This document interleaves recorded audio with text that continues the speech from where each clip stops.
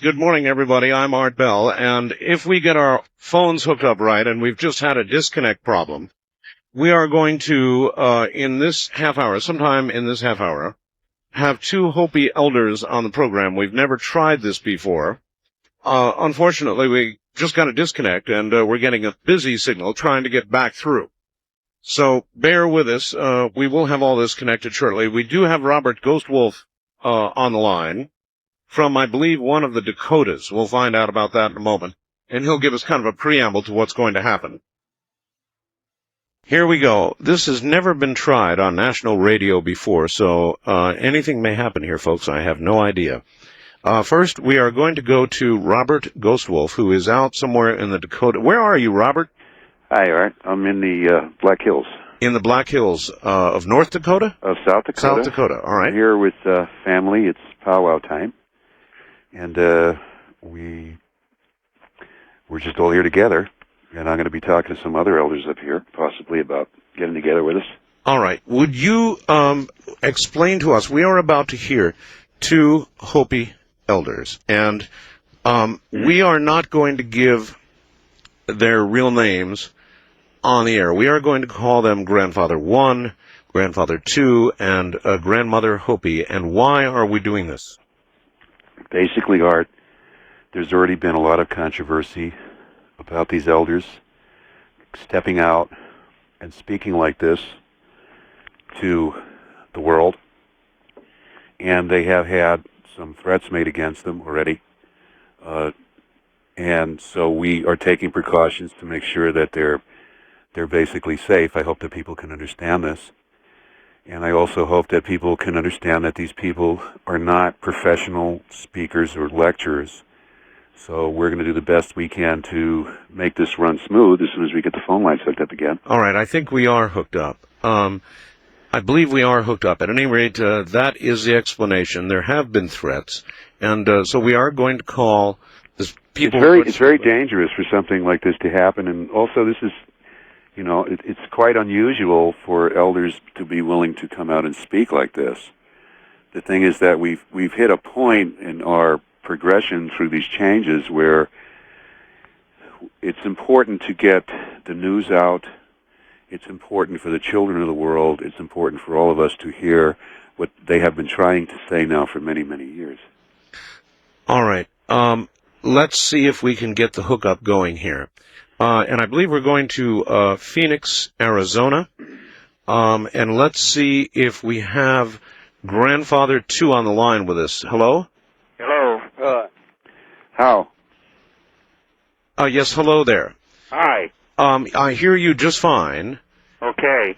Thank you for coming on the air tonight. And you are going to give us information, Grandfather 2, and also translate for us. Is that correct? Yes. Okay. I think that my first question, if I can ask the first question, and Robert, you're welcome to ask one anytime you would like. Sure. But I would like to ask Grandfather 1 why he has decided to come forward public at this time.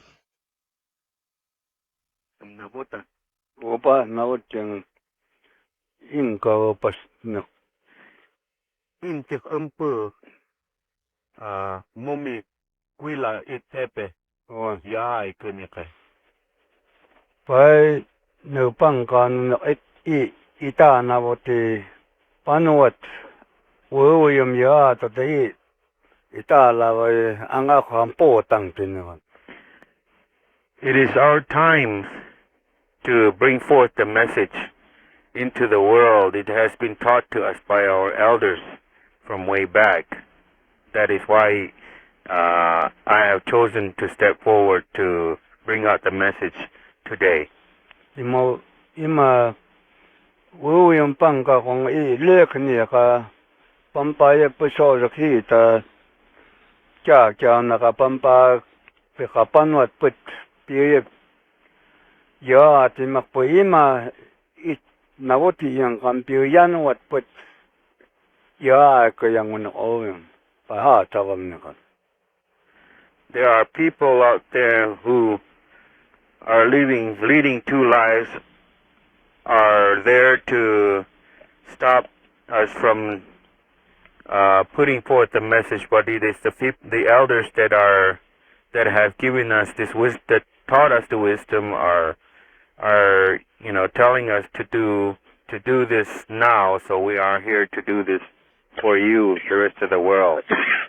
With regard to what may be changing, Earth changes, is the time now very short?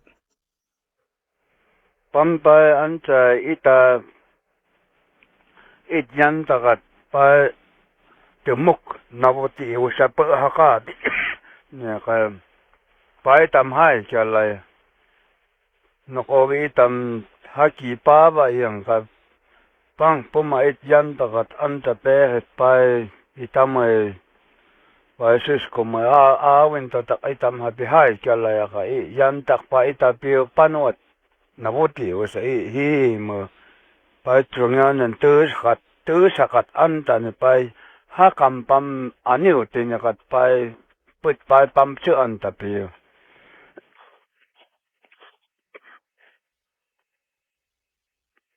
It is time for the end times here. That was prophesied, and through the dreams that were given to us also. And through those dreams, we are learning that we are getting very close to the end times. Might we ask how old Grandfather One is, his age? He's 75. 75 years old. 75 years old. And how old are the prophecies that we are talking about now? Kita pi put pa kanavoti yung pam pa yu pa hakak yan tak ovi sungyan and before the Christ pam yup pa ovi. He doesn't know just exactly what the age of these teachings are, and the prophecies, and he says that they've been given to them before Christ. So they've been handed mainly by word of mouth, that it has been handed down. How does Grandfather feel about the accuracy of the word that has been handed down? Many people dispute the Bible and whether or not it is accurate. With regard to Hopi prophecy, how does he feel about the accuracy of the prophecy? Pan nanat pa chanak anta itata yakioma ya tang itang pumay anak pampipawi sungyan and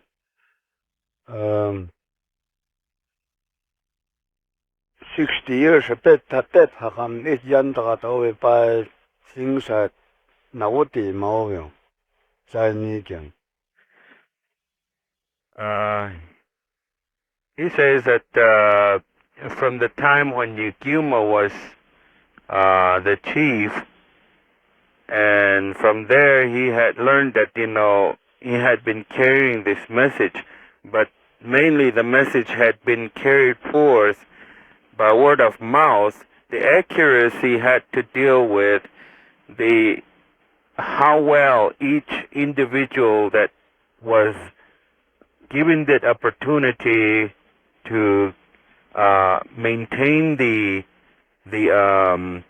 exactness of the prophecies. They were all given this prophecies, so they all had to meet at least once or twice a year or something like that in the kivas, where they would actually sit down and go back through that, and one person would talk about the prophecies, and if he ever so much as added something to it or left something out, then the rest of the group would know that part of the prophecies is missing. So they would tell him that you didn't say this one here, or you added this to it. So that's how this was kept alive through word of mouth, and that everyone had to remember just what that prophecies were about.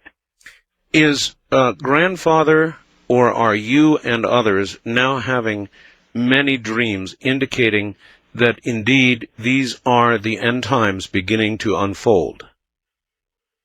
Mama tia. Ka klingo.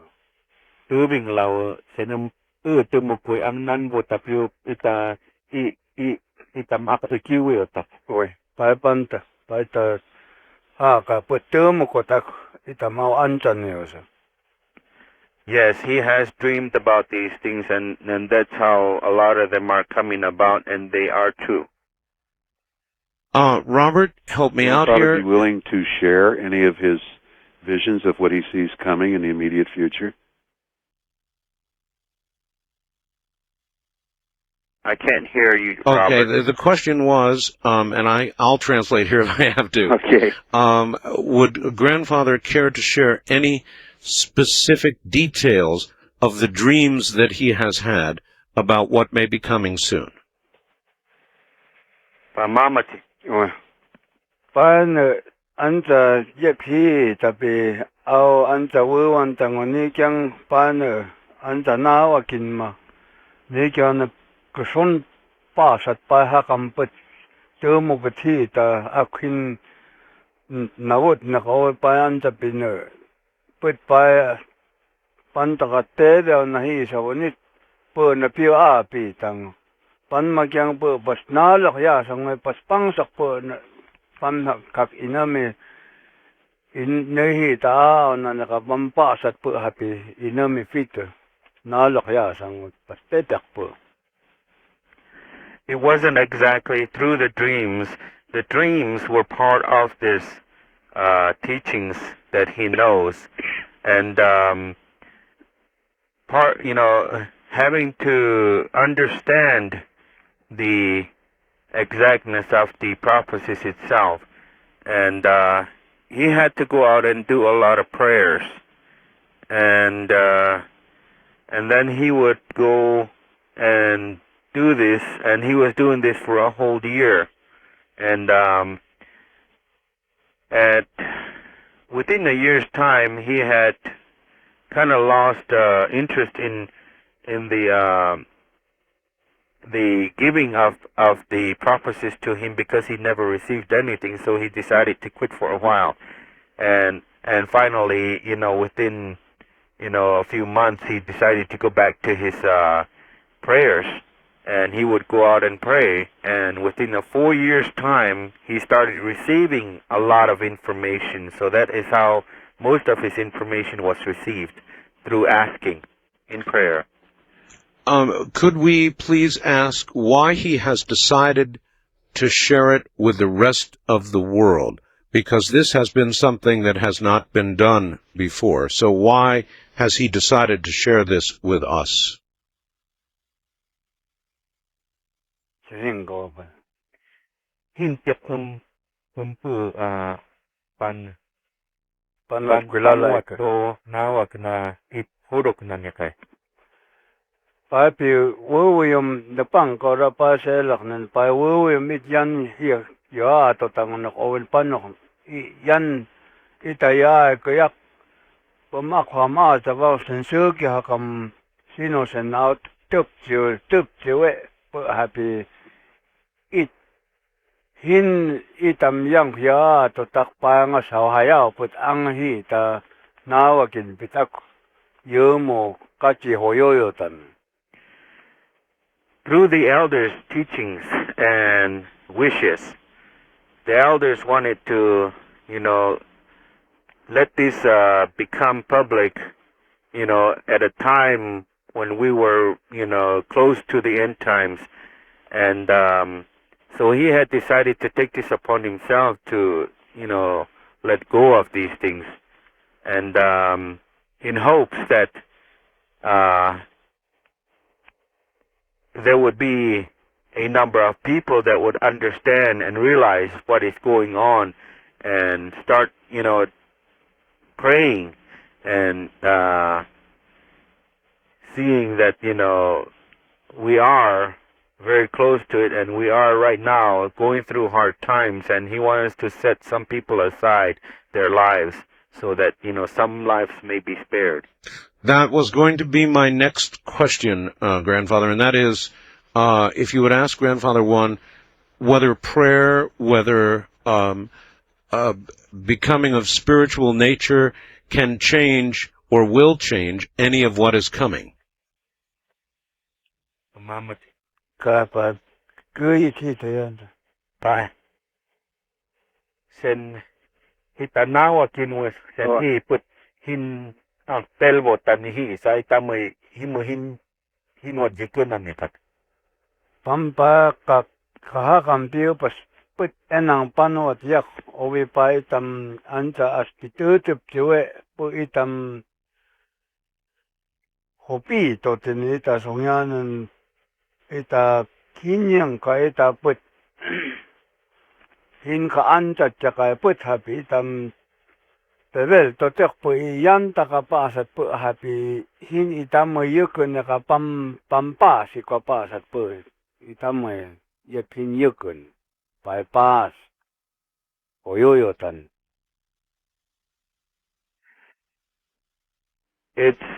It's not, a matter of quick change. If you wanted to change now and to go and change your life around and do your prayers, but it will, help a little in the alleviation of much terrible outcome from the cataclysm, and this is it. There is a lot in store for all of us, and the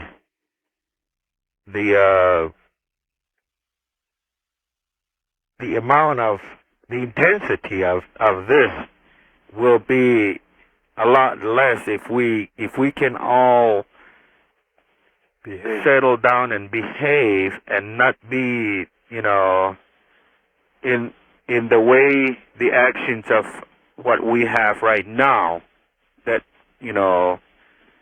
like we are all being corrupt, and that has to be taken care of. We have to, try to keep ourselves from being corrupted by anything else from the outside. All right. We are going to stop for a moment now, for a few minutes, so everybody relax. Thank you very much. It is a great honor indeed. We have Grandfather 1 and 2 with us, Robert Ghostwolf, in the Black Hills, and we're talking about Hopi prophecy. And when we come back, we'll try and press for some details as best we can. I'm Art Bell. This is Coast to Coast AM. So once again, here I am. Good morning, everybody. We have with us in South Dakota, the Black Hills, Robert Ghostwolf. And from Phoenix, Arizona, we have two Hopi Elders from the Hopi Sino, Grandfather 1 and Grandfather 2. And we're discussing Hopi prophecy. And we'll get back to it in a moment. What you're hearing now, as far as I know, has never been done on national radio before. So listen very carefully. Let's go back to the Black Hills and see if Robert Ghostwolf is still here. Are you there, Robert? We're still here. Okay, good. And back to Phoenix, Arizona, and Grandfather 1 and 2. Grandfather 1, are you there? Grandfather 2. Let me try. Yes. Grandfather 2. Yes. Okay, good. What we would like to do, if it's possible, is to ask Grandfather 1 if he can give us any details of what is going to happen here on Earth with this prophecy. What is coming? Any specific details at all?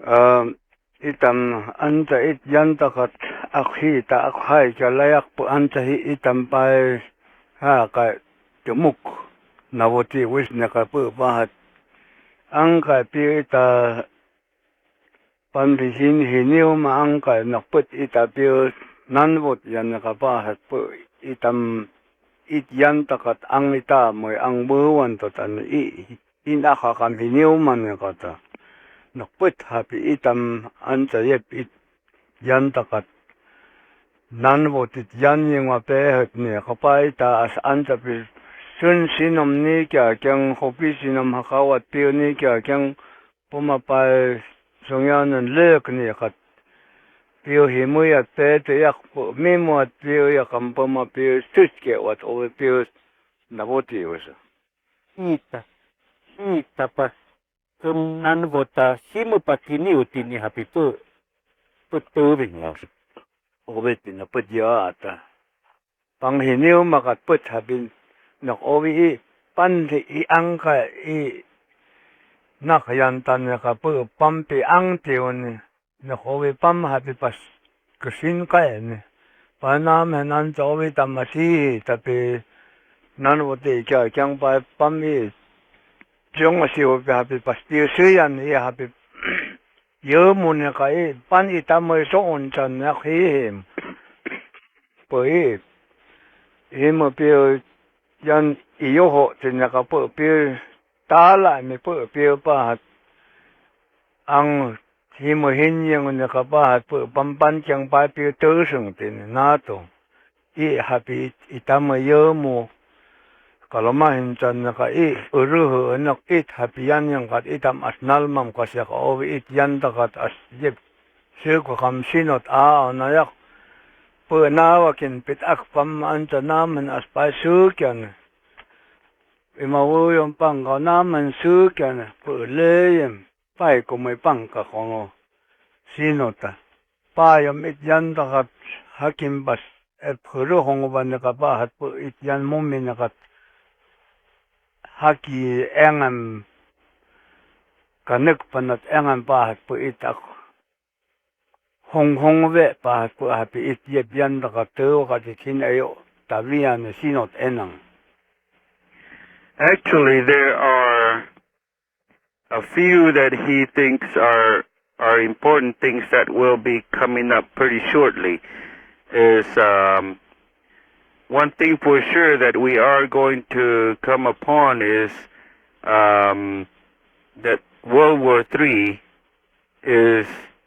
it will take place, and starvation is also a definite a part of this thing where we will hit starvation, and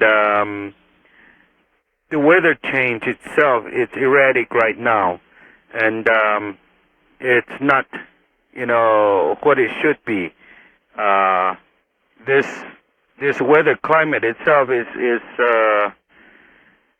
it's actually taking care of the crops already in a way that we're losing it, and that's part of leading us into starvation because the crops will not produce.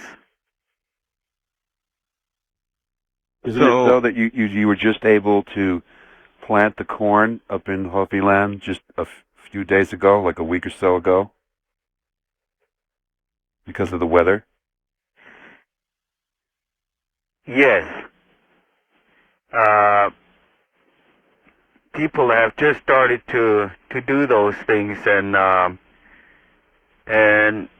it comes up, but the winds are drying them up, and then the weather has been erratic, like I said, and it's been very cold, and it's been actually they get frostbitten.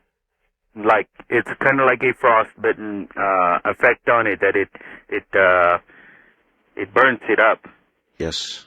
We are having the same thing here in Nevada, a kind of a frostbite. You are exactly right. We're having the same thing here with things that we have planted in the ground in Nevada, as though they were frostbitten, but I think affected by the winds as well. Yes. Now, these are three things: weather change, mass starvation, and the Third World War. Would you please ask Grandfather if the weather changes are the beginning of these changes, if what we see now with the weather is the beginning, and of course we're going to want to ask how soon these other changes he thinks will happen.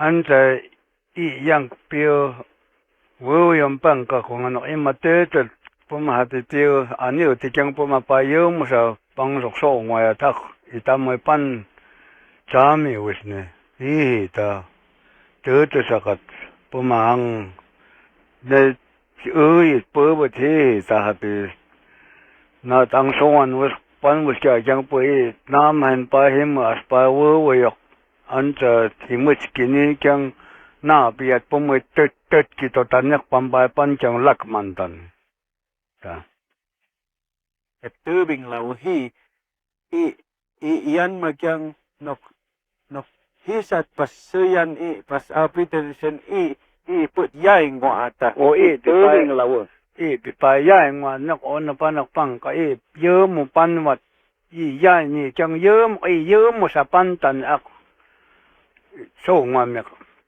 put happen ya ata.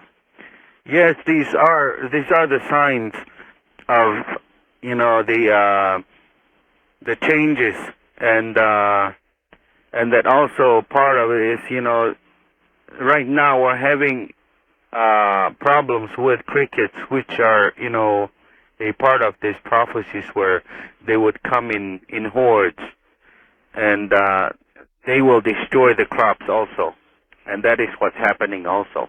You're having that in Nevada, aren't you? Yes, we are. In southern Nevada, we are having that, and apparently throughout large portions of the Southwest, we're having that. Yes, indeed. And so then these weather changes are the beginning. Yes. When does Grandfather think the very serious part of the prophecies, another world war and mass starvation, when will these begin to manifest themselves? How far away from these are we?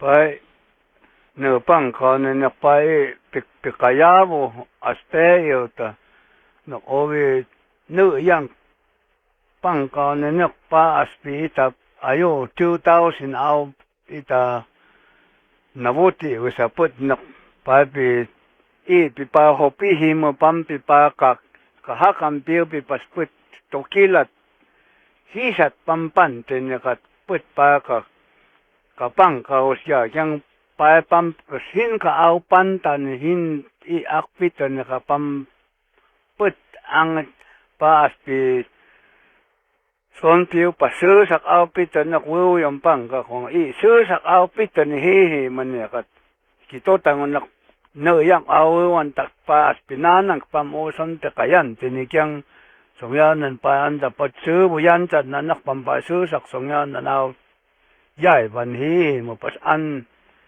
hin niu tinakapam subok itamoy chami ma. Well, it's been said that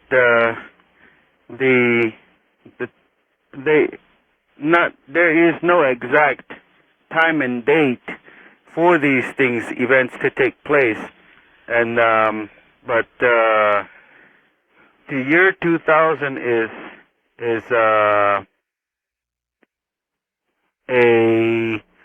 I would say that is a close, approximation of the time where, all of these will start to take place. But the teachings from the elders was that they talked about that everything will happen at once. But when they say these things, they put it in a form that, they say it's going to all happen at once, but it's not exactness of happening at once.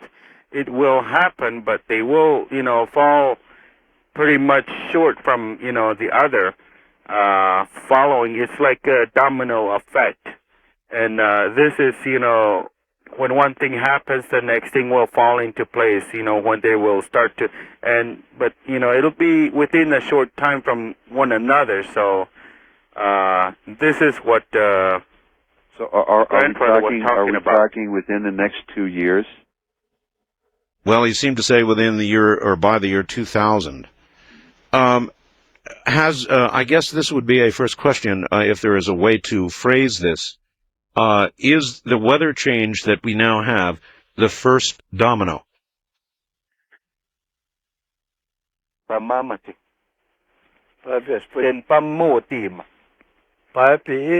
paipi na pimua pimo tem put pipa ka pangkau sai mau pipa ka kai lava nak pa put pipa si mu pan ma kyang pa na pimu pi ya ni tan pa pi pam pa na nak songyan na we mit an tan mu ya we ang we mi pi yan was ka pam hi ta mu ya put puma hin to tengon pam pa songyan pi pan tan kat pang ka kong nak opa saan sa pisu pansu sak outfit tan pa pian wa ja kya kyang payan ta som pam pas kya su ne yang pa kapan wat over wan ta ni kyang pam pas kesin kapaniu tin ka pam pa hi sa tinga view ta ka pam pa kesin ka au an ta na ka kitotang pa hakam itam yaniu tap na ka kitotang. It's been known that this had happened a long time ago, so but in our prior worlds, it happened before. Same things that they had gone through, and the teachings were that we were not supposed to follow in the same pattern, and try to keep ourselves from going astray from our teachings, and but these weather patterns that we talked about and the cataclysms that will take place are not really set in order in a fashion that any person could say that okay, the winds are going to do it this year, and then next year will be fires, and the following year will be earthquakes, but and also he's saying that it's not exactly his words that that's the way it will take place, but he knows that these are signs and they're readily available. All the signs are out there. Anyone can see that it is taking place, and it's only going to get bigger. Does grandfather said other worlds or other civilizations, and that this has happened before. Now, did grandfather mean by that men have walked on the earth before, and that great catastrophes like the one we are now talking about came and wiped them out, and man started again? Is that what grandfather meant? Yes. Oh. And I have a question, if I may. You may.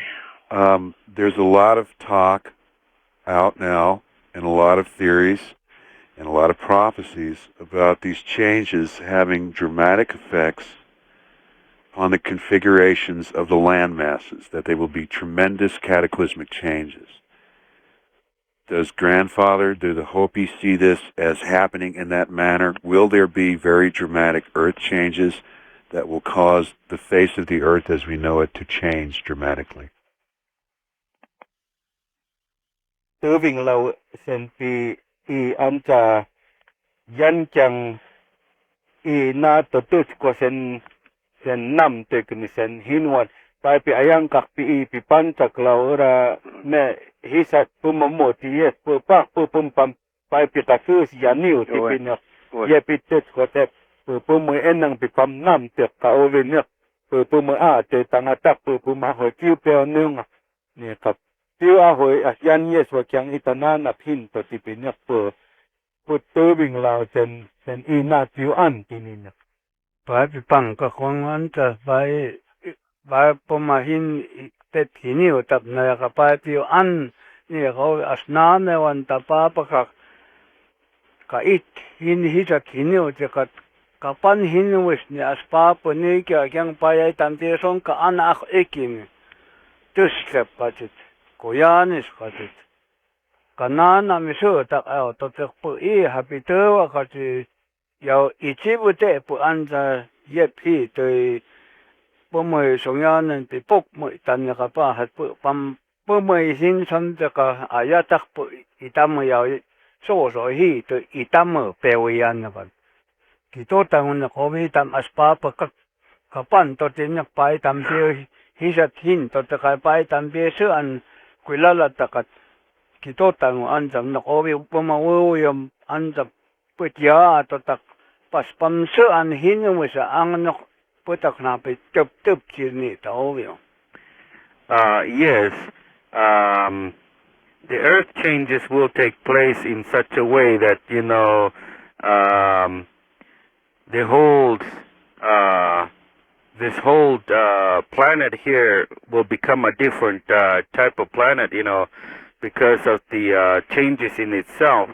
It happened before, like, we mentioned earlier that it did happen before that they went through these changes, and it was taught that that we weren't supposed to go back to the same routine that we had gone through in the past life, and it's and that was the corruption that we were going through. What we're going through today. There's so much corruption out there, and these were the things that led us to these things, and even animals, insects, all of these things will all turn around on us, and they're going to just lead us to the same things again. So we're repeating history. Yes. Pampay ovi naman haki timo puk at ni kyang hinwa son ka peo timantan kitotang. Even though it can be your own pet, it can go against you. The animals will turn against us. Yes. Already I have spoken to many experts, animal experts, who are saying that animal attacks all across North America are increasing many, many fold. So this could be the beginning of that. Yes. All right. We are close to another break, but I would like to ask Grandfather if there will be any difference in the way the people in the cities, the great cities of America and the world, Los Angeles, New York, Chicago, will feel these changes, and people in remote areas like Arizona, New Mexico, Nevada, and the Dakotas, where Robert is now. Will there be a big difference? In the changes? Yes. Mama siya. Kupang pamayas kam anjapi wako sidit ang anjapi yes kam anjapi pama ha kay krit yantakat nanap tanap panok itam it yantakat itam yan yaay kaya na sinot awnik o pumapang as nanap te pa hapi sinuwat along totin yanuwat hapi itam nabuti o pumapi pa kota sinomne kaya pamhinto at pitch ko na myo to kiodak pumapi put epiyak nok I hopi imusino pio nap sekwat pio angane kapamas anta put ovi puma nami yanta kyang san kaspama nami hurstin nok ovi pitch ko na am hin tan ka pa kota sino it imusino ang habi put na nasimu kya takat kitotang wowe movio. All right. I must break in here, Grandfather. We must take a break now. When we come back, we will look for the answer to that question, all right? Okay. All right. Everybody stay right there. Thank you very much. You are listening to what I believe to be a first on radio. You're listening to two Hopi elders, and we are discussing Hopi prophecy, something that has not been done in public until now. I hope you're listening carefully. From the high desert, I'm Art Bell, and this is Coast to Coast AM.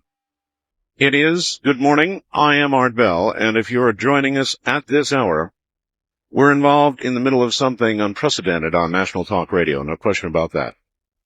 In the Black Hills of South Dakota, we have Robert Ghostwolf.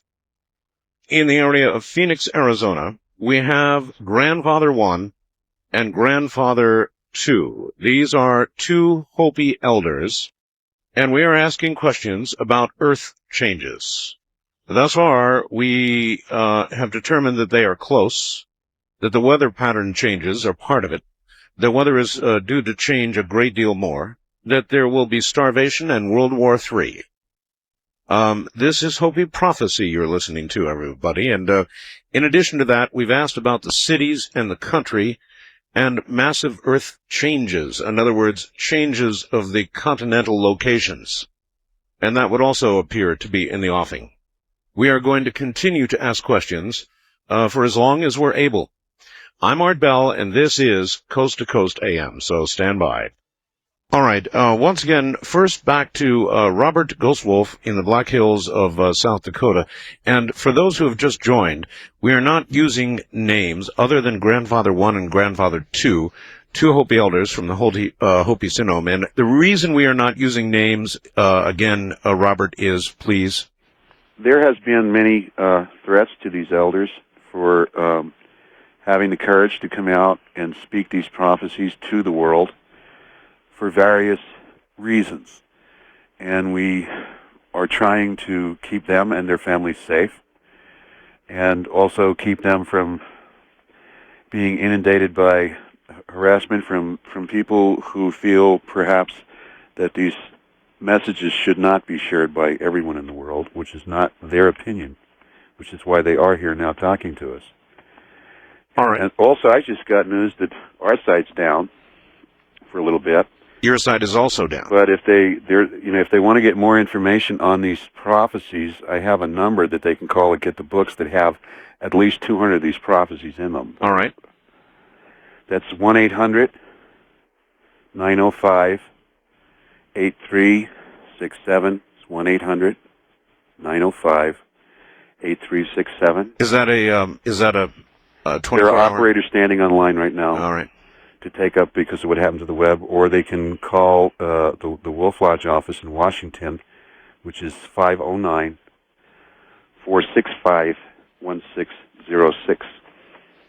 All right, that's 509-465-1606. Yeah. It's odd that your site and my site are both down. I think it's traffic related. All right, now back to Phoenix, Arizona, and Grandfather 1. The question was all of these changes that are going to occur, including a world war, will there be a different effect in the cities than there is in the country? Are they there? A different effect in the cities? Yeah, in other words, will there be more trouble in the cities, in America's large cities, or the world's large cities, with these changes? Anta itam ityan tagat pingoy takpo pangpuma sinom anta ukoki chokit ang yes kam anta jen ithin tagat nanwot ye po anta it au hinwewe yan jang hati kitam yang I hopi pa ka tengay minta pa asam it haksuk wona kat et hinwewan te Purkus autuptionik autuptio. Purpioka autuptio pamti pa haki epnu happy yup hakam yanioti. Pete happy shu ang yaka it yan navoti was kapu pumatunga mintota. Nok it yan so ngwe tak ekika kyang pumakus kasu an hinu was kya kyang yak tep happy pamit yan takat aknene pero tote kovi papa kapan tanak ovino kapan yang wat ya ta sinot awil pa hakna pe mantan hin it awewe pa sat pu happy puma aw hin wewe kya kyang pu pang na kustan ya hakame it hopit anta ne tu te ko ha ka sen ki to tanik pan to tin puang pas to te ha ka pa sat Yukuye pang nap uilalwan ta nat it yan takat ak pito ni nakpahat po happy puma unangway yan hin pumaput aniw na yan ka happy hopi panta ka owe pampa kahakam bas tumalat tasivat owe pampan ni ka owe pampay pas na timay ayalaw. Yes, in the big cities, it will affect, a lot. The how much corruption there will be within the cities, and also, the people themselves, have to be aware of all of these things that will take place, so they have to start changing too also. But he's not asking anyone to follow him in the way he put himself on the path that he is on. And he's not asking anyone to follow him in that. It is up to the individual to make that decision for his or herself as to which direction they want to go. And because the when you make that decision for a choice for yourself, what you want to do with your life, you don't blame anybody else for the actions, for your own actions, what you do. And if something happens to you along the way, then you're not going to say that, you were forced into it. These are the things that he had looked into also. That's why he's saying that he's not asking anyone to follow him in that the way he is leading himself. He's only giving out advice that, this is what they should do, but they should start changing themselves and having to go back to the old ways of living a simple life, of having to take care of themselves from the land that it is available to them and from the food that they grow, because these are the things that will help you along the way when you come to your hard times. And so the people must, make these decisions for themselves. All right. There are many that I have interviewed, many others, who see the future, who say that our sun, the sun, is beginning to change, and that it is causing some of these changes here on Earth. Does Grandfather know anything about that? Himu pantin. Tawa. Na sinwa tin kata. Sen kahanum til na nikat. Pampipa anta itam it yantakat akhay kalayak paso soy himu hintan ka kahakan himu suantan pai pamubi pio pangka kongonok pam hoyoyo tan pas etuh at akwat hoyoyo tan paya hisat paniu tek obi pumanaos it yantakat as obi yepsinot yan awin to tak pa itason kus nanap tan ka po itam iput pantakat obi akhoyoyo ta utuh tininato pa pan na pamhi manat piu tak to tik itam chong se we put akput itawi ki usnika I yan yang obi tam nalmam kasya it yan takat ak eki ka hin itam ayo nangak nika hin itam put panyang kat ang itam ang kuiba ne uska kyang it powatyo ne katak ekini. From his teachings that were given to him, and he has understood that yes, that the solar axis itself, the sun, is going to change. The places that normally have cold weather will have hot weather. And the weather itself is going to get even worse, where this temperatures are going to even rise higher, and that will burn up the crops and dry up the earth, that nothing will be able to grow. But it is true that the sun itself is being affected by this also. Mm-hmm. In farmers' fields around the world, in many, many places in the world, As a matter of fact, even tonight, for the first time ever in the state of Virginia, there is a very complex, what we call crop circle. These are strange formations in farmers' crops. Does grandfather know anything about what these may be and why they happen?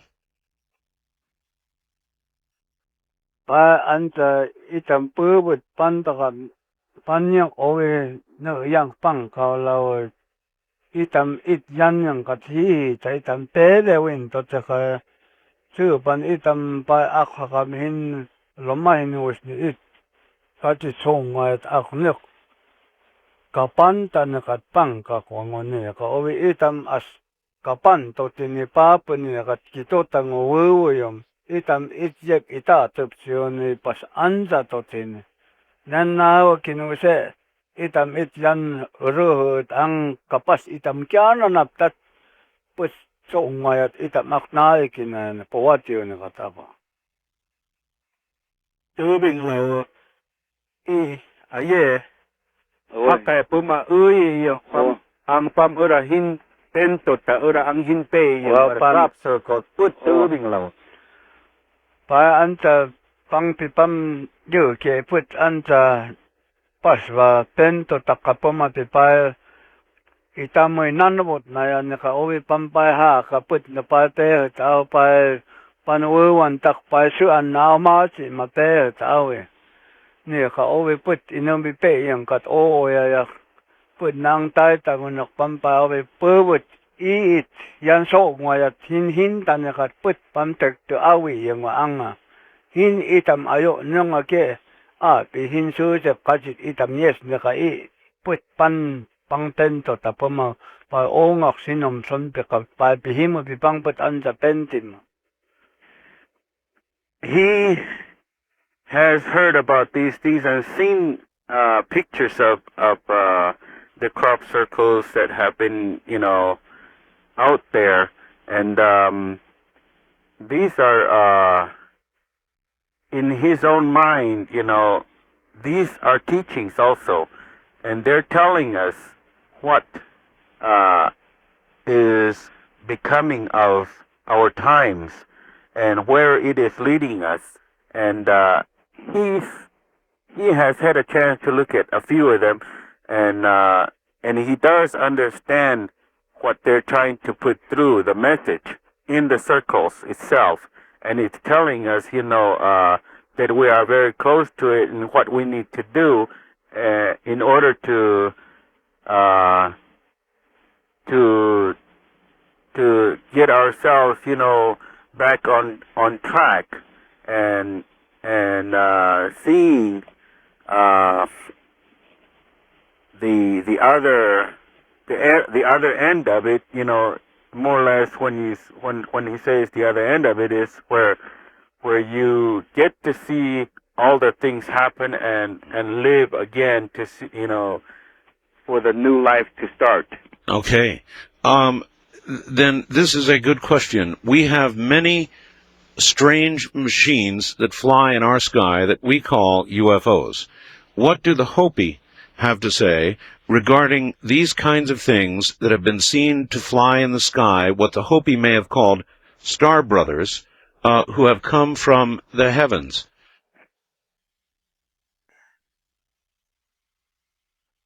Well, and puma yung pangka kung ano pa anta pi put as pipunak na yung unikang pa panis pangka kung puma onga hit anta itamay sen paangwayan pusen itamay pa ka paangwayan kat payanwa sa put pa kahak pas in pas ya ato ta owe yomo ne kat hin puma hin to tinakat Paano yan wa sa owe ito si taan sa pumawo mayang pas anta itamo sa niya paangwayan sa itamo ka paangwayan nok owe ita put pantakat anta nat no tayo mo put ita pa kayos to tak pu happy ita ha kaya put anta tutuben ang yos to tak kaya pu pa nap itam ita tim pa put yos to tayo pumayang puyaw na miya hito flying saucers no put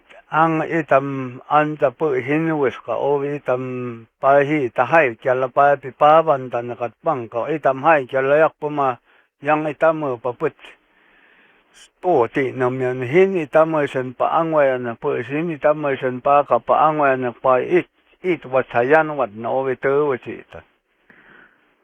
I'd like to add a little bit to this from what he just said, and this is, referring to the question prior to this one. I didn't finish it out. That he said that the crop circles were put there either by outside, like the UFO people there, but and he's not sure just who put those crop circles there. But to get back to the question that is the last one here, the teaching from the elders is that that they say that that yes, they know about the possibilities of other life forms on other planets, because the old ones, the old people, the old ones way back had the knowledge of and the know-how of getting around, and they have traveled to other planets before, and they know just how it is out there, if there is life on other planets, and they do know that there is life on other planets, and what planets are are not livable, and but they don't know the exactness of how they will be helping us out, or they will be going against us. They just know that when we are getting close to the end times, that we will be visited by people from outside there, and we're not aware of whether they're going to help us or go against us. But we do know that they have high technology to see what is going on. We have exactly the same problem with trying to understand the nature of who these beings are. All right, we are at the bottom of the hour, so everybody can relax for a few moments. We are being honored with the presence of two Hopi elders, Grandfather One, who is speaking Hopi, and Grandfather Two, who is translating for us. They're in the Phoenix, Arizona area. In the Black Hills of South Dakota, we've got Robert Ghostwolf, and we are discussing the details, the specific details of Hopi prophecy, something many did not want done on national radio or national anything. I'm Art Bell, and this is Coast to Coast AM. We are honored this morning, as I interrupt my own announcer, with two Hopi elders, the Hopi Synod, in the Black Hills of South Dakota, Robert Ghostwolf, and we'll get back to them in just a moment. Back now to my guests, Robert Ghostwolf in the Black Hills. Robert. Hello. Hi, and Grandfather 1 and 2 in Phoenix, Arizona. And here is going to be, I guess, a hard question, but one that I should ask. I understand that Native elders speak about prophecy through the tradition of storytelling. And I guess there are stories that relate to something called the purifier. Is there some way that Grandfather could explain to us a story about what the purifier is, and perhaps a little bit of the story? Is that an okay question? Mama. Pai anja itam Hopi navuti takapamanta haki piu pavaita. No, yup kweda hakam ang ayang matis kwat hakan ep itam nyeska kyang anja epep kahimu pumoy pasiyan powata nok itayang ka lawas ka kitotang nok obi pel eki ka itus kwat au eki ka pahat pu it yantakat himusu ko alai taka kwani taka puma mumwit pahat pu it yantakat yan yekuya puta puma pabai amam puma put pantakat anza tinga ba pai pa pu yep hak itam puatak itam yep itanak pana ayo kanito tan yan takat ak anza yan anza put ita nawuti usa pak i hopi pampai chine ka pampai panis yang pampai tipalang awla ni lavai a davalintan pui pava at pasat pu kusak yep hopit pan amam naya wa nakabahat pu pambasat pava at nakabahat pu pamya wuyok nakapamputaki asa naka pepu asan paman nami naya wa nan kat kitotang nakowita yanwat put nawuti usa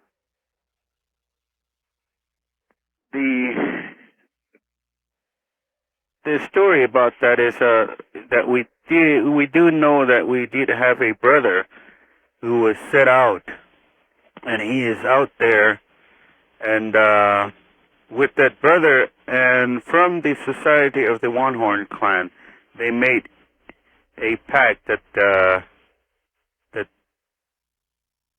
pumanama kwani takatamanhin nan namiya kaput pasyon na tima ba otut al puwatyo na katpaman yuk pa that the from the One Horn clan and the society and the brother had made that like it's a law that of the purifying time would come, and this was already done. It was like it had been already been done, organized, and it was established like a contract. And that the story is that there will come a time that that whoever is going to come and to what to purify the people and the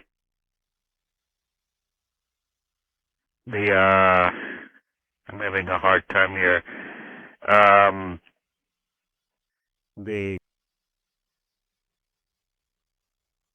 I understand it is hard to translate this. Yeah, this is Sometimes there are not words that translate to English. I understand.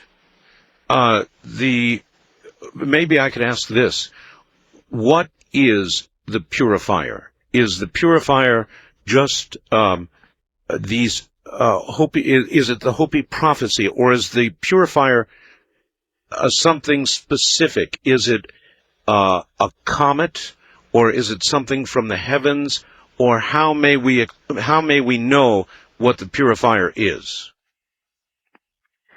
pamhimhak kita may puwatan nita pap ita pavan ka pom ita pinat na pom na pam ita pavahapi pam tanipi taka pam ita may put akhapi puwatan po itam hopi tep kumat niya ka ita ba kakam tanipi hinyang ko itam kusin haki amam basinana iwan no pampa sa ita pavan niya kaya pam haki wukok nasa amam naya wan ka yantak owi pan itam may hapi puwatan niya hapi pampapon niya owi itam puwat yun kat ngay tayo habi pastinga bil taka ita habi kasim kawi kaya nak owi pahanan nak 3 World War pet put pamyay ni tapasa the purifier is, as mentioned, is the other brother that was sent forth out to the east. And this was the teaching that he had. He was sent out to the east, and that he would reach the point of origin where the sun would come up from. And when he reached that place, then he would touch his head to the earth, and then return back to us. And when this, time comes, that's the end, at the end of, these end times, and, time for purification time, when he will return back.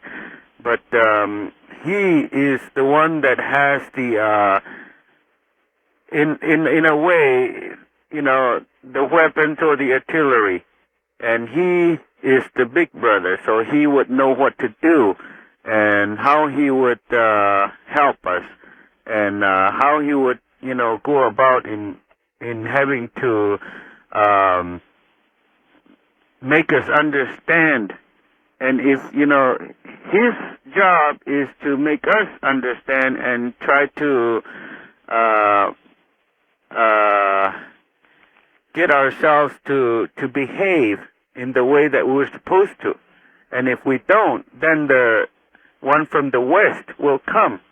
And they are the ones that are going to come with much force. And but he, the purifier, the one that went to the east, is supposed to be big enough to take on the ones that are coming from the west. But that is going to become like the Third World War. Third World War is the purifier. All right. He has talked much, Grandfather has talked much about corruption in our cities and in our small towns. And I do not know about your reservations, but in our cities and small towns, we have now many, many stories of children going to school and shooting other children and teachers and their parents, things that we cannot seem to understand at all. Does Grandfather have any idea why these things seem to be happening in our society? We also might want to see if Grandmother would like to speak on this subject. Navoti yang pai pami song at pam pai pan enang hitam yan to hita so hit aknene pe to tin ka ba hat pai matis pai charge pa kahita pasian tip unit epian ka ma pa kusin ka pan to tin pe hikis itam te pa as wuni kya kyang it yan ta navoti kya kyang ansa itam pai put pan ta ka thong ka hau ekin ka Kito tang na pa itam yep yanja kyang pa itam put po kwak na yan. Tut na to kata. Na kowi itam it enang yan yang kowi hihi mo pan ang itam yo mo it puwat yun na kat aktani man kowi itam uruhu ut ep yan na kat kito tang katubos din. In the cities itself, what's going on, what you mentioned, yes, these are part of the teachings that and the prophecies that when we get to these end times, we're all going to start going corrupt, and even the children, because they don't really believe in anything, and even what we're trying to teach them and what we try to talk to them about, and they look at you, but they have a different opinion about these things, and they don't believe that. It's hard to try to teach the young ones, and even grown-ups, even adults are in the same situation. It's not just the children who are are in this kind of situation right now. It's even the adults who are in that kind of a situation, and there's a lot of corruption in this way, and but we do know that these things would start to take place in the schools systems and all over, where even young children will start to take lives like that, because it's just the corruption of the mind from the way things are going right now. Itam nene pewian itam sun yep imacha chayam kus put it yanda thin nanapte pu yemay amu pewian no over Even the children will go against their own parents. These are the things that has been taught, that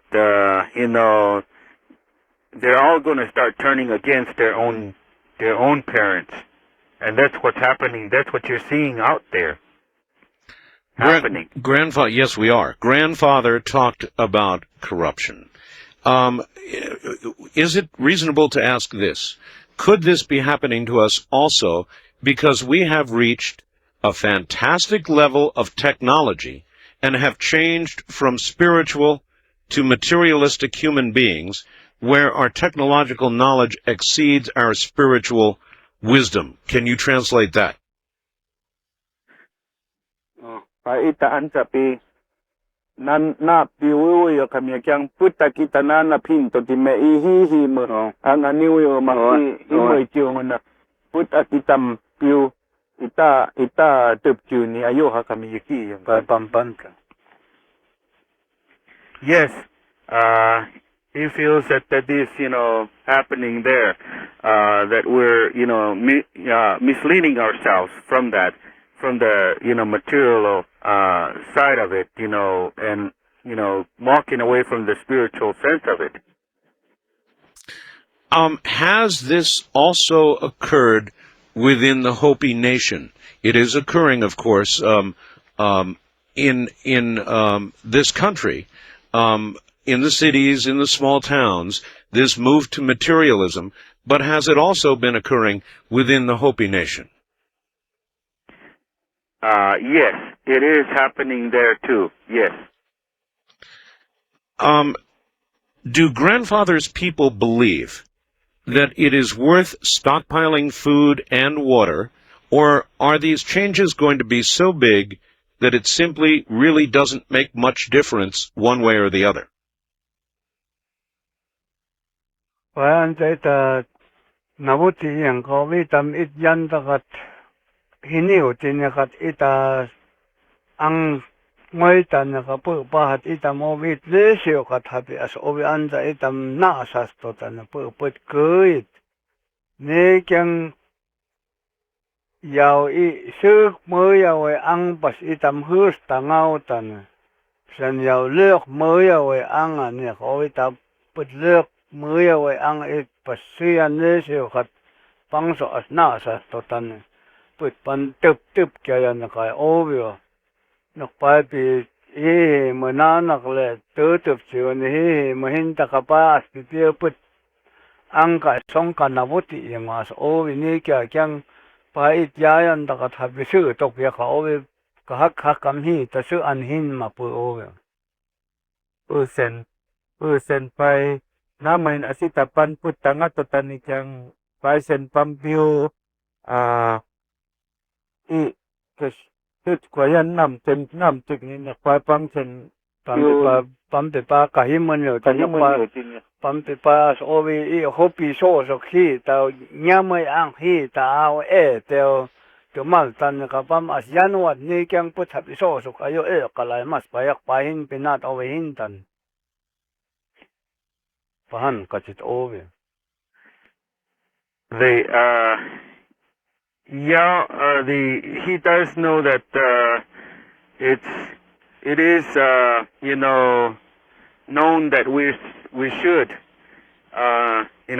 stockpile our goods, our dry goods, and it's been taught from long time way back that that's why we should never forget about farming and how to take care of ourselves, because you never know when it will hit, and that's why they teach us these things as young. And also, to answer the end part of your question, if it is worth doing that. Yeah. When that time comes, it may not be, such a good idea, to do that, but it's worth trying to do something like that, because they say that, the time in their limitation is like at least a month to 2 months that we will be without food and water, so we need to store away as much as we can for that amount of time. And we have different clans who are supposed to take care of these situations that about the food items and things like that. There are certain clans that do have that power and authority over that, but majority of the people out home they have walked away from their teachings, and they've walked away from their spiritual side of it, and they've forgotten that, and I guess I could say that they really haven't forgotten it, but they just ignored it, and now they'll have to suffer the consequences. All right. I think that we probably don't have time for another translated question before the top of the hour. So hold on in Phoenix. We're very honored to have you with us. Robert, is there anything that you can think of that we should be asking when we come back? I would suggest that we ask Grandmother if she'd like to speak on some of these matters. All right. I think that would be a good thing, and perhaps we could ask her again about the children, or what we can do for our children, and then possibly go into what is meant by the emergence of the fifth world and what we're going to. And also, I guess we might endeavor to ask whether Hopi prophecy tells us anything about what is going to occur after the purification, after the changes. What will life be like then? That's right. So that is exactly what we'll do.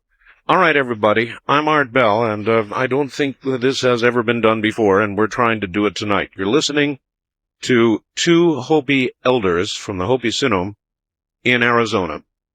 You're listening to Robert Ghostwolf, who is in the Black Hills of South Dakota.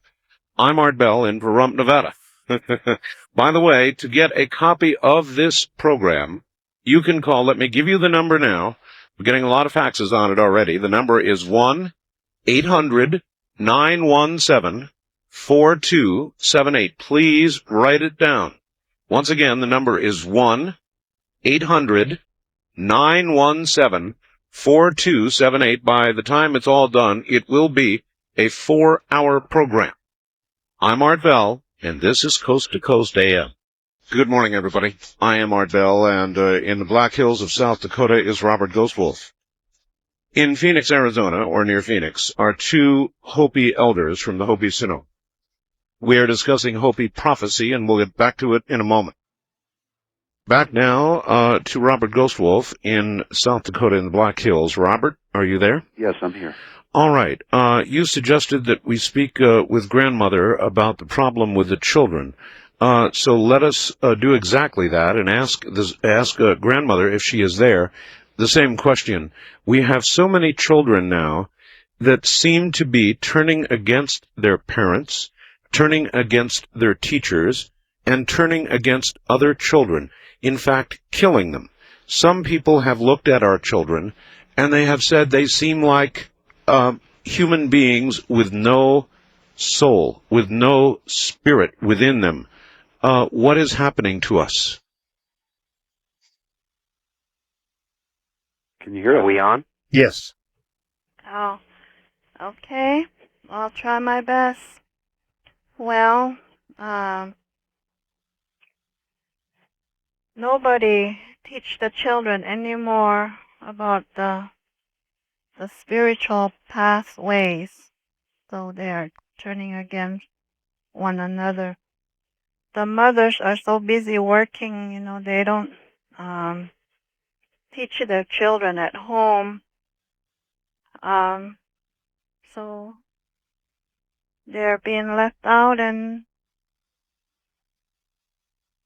they no longer, get that love from a mother like they're supposed to.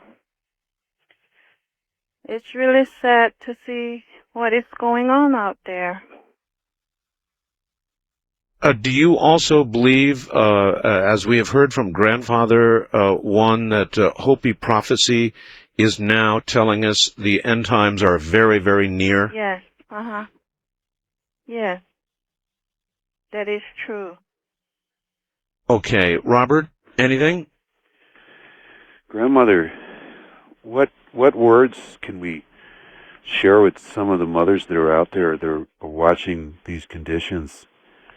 There's so many mothers that seem to wonder what they can do and how they can help their children to see. Would you have any words that you can share with these mothers? Well, praying. First is praying. And, to go through that path with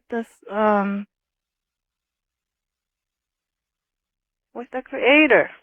We have forgotten how to walk that path, so they need to get on that path to survive. Okay, that seems quite clear to me.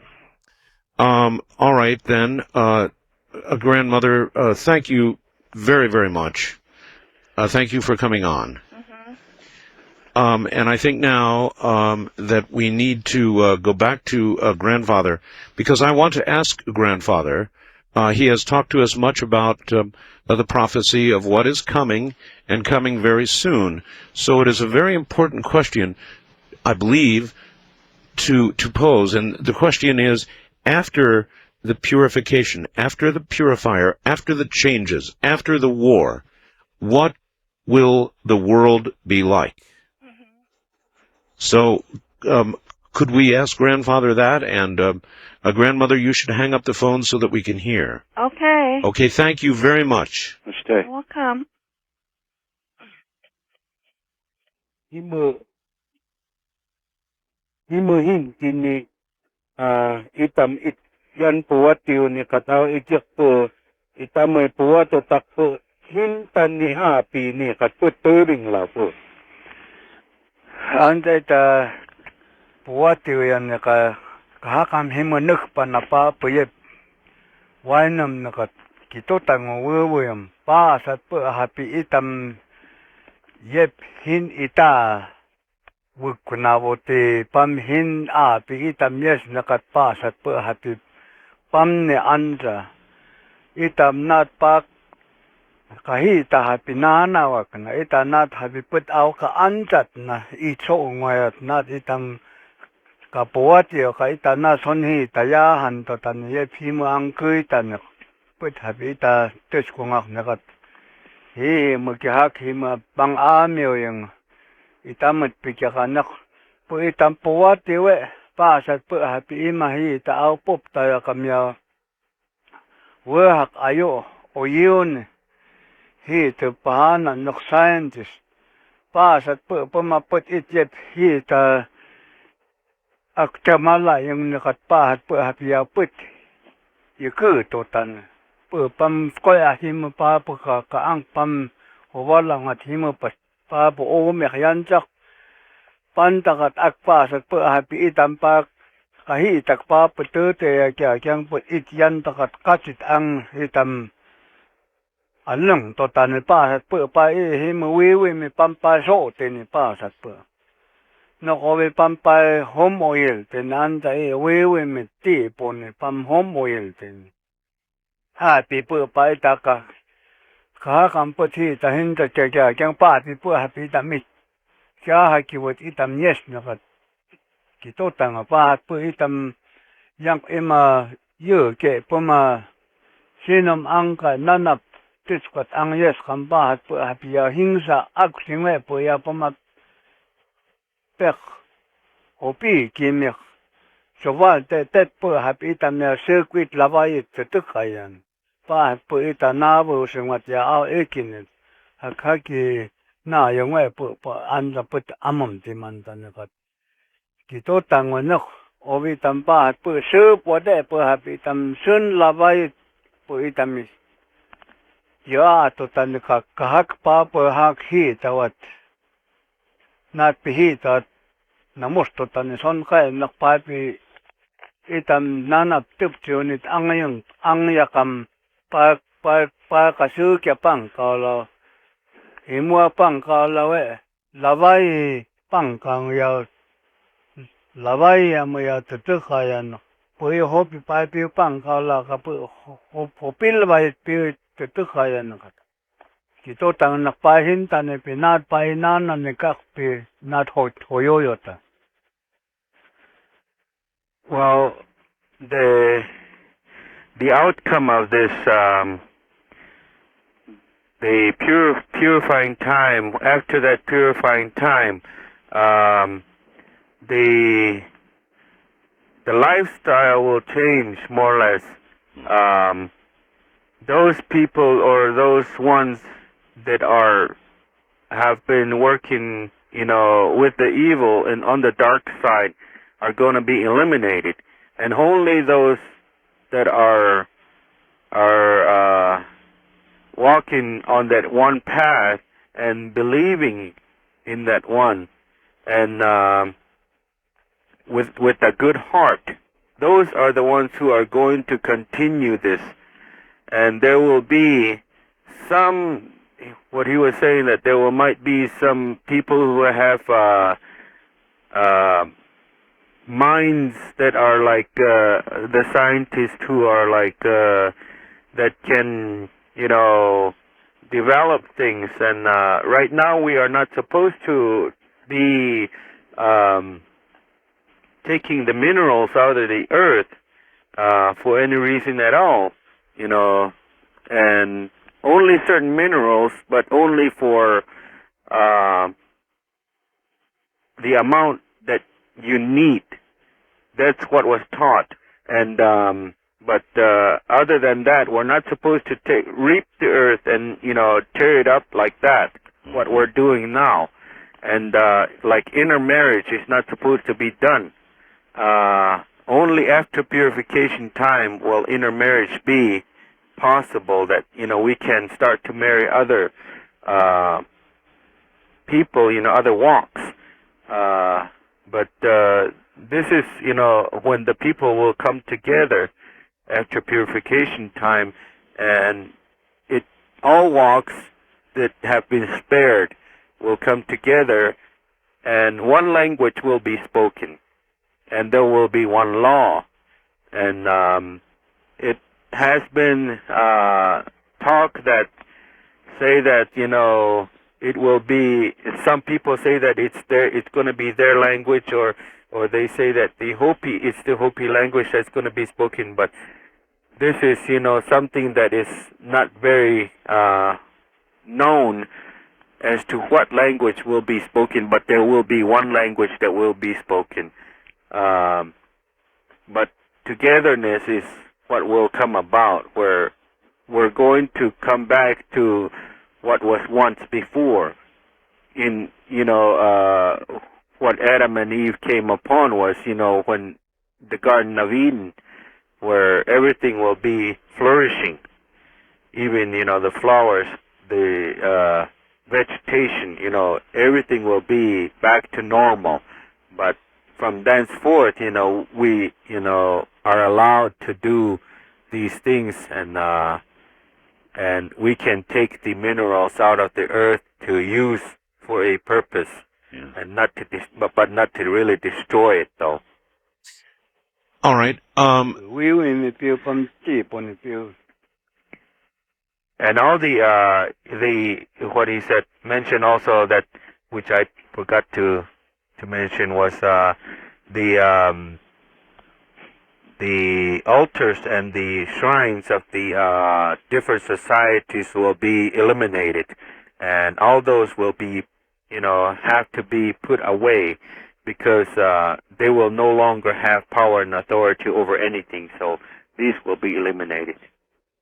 Will there be a single power, a single authority, a single law, or will everybody simply understand inside themselves that we are now one? Will there be? There are many who talk in our world about a single world government, a single world ruler. Is that what Grandfather is speaking of? Yes, but not in the fashion that we understand it now. What they're talking about, the New World Order, but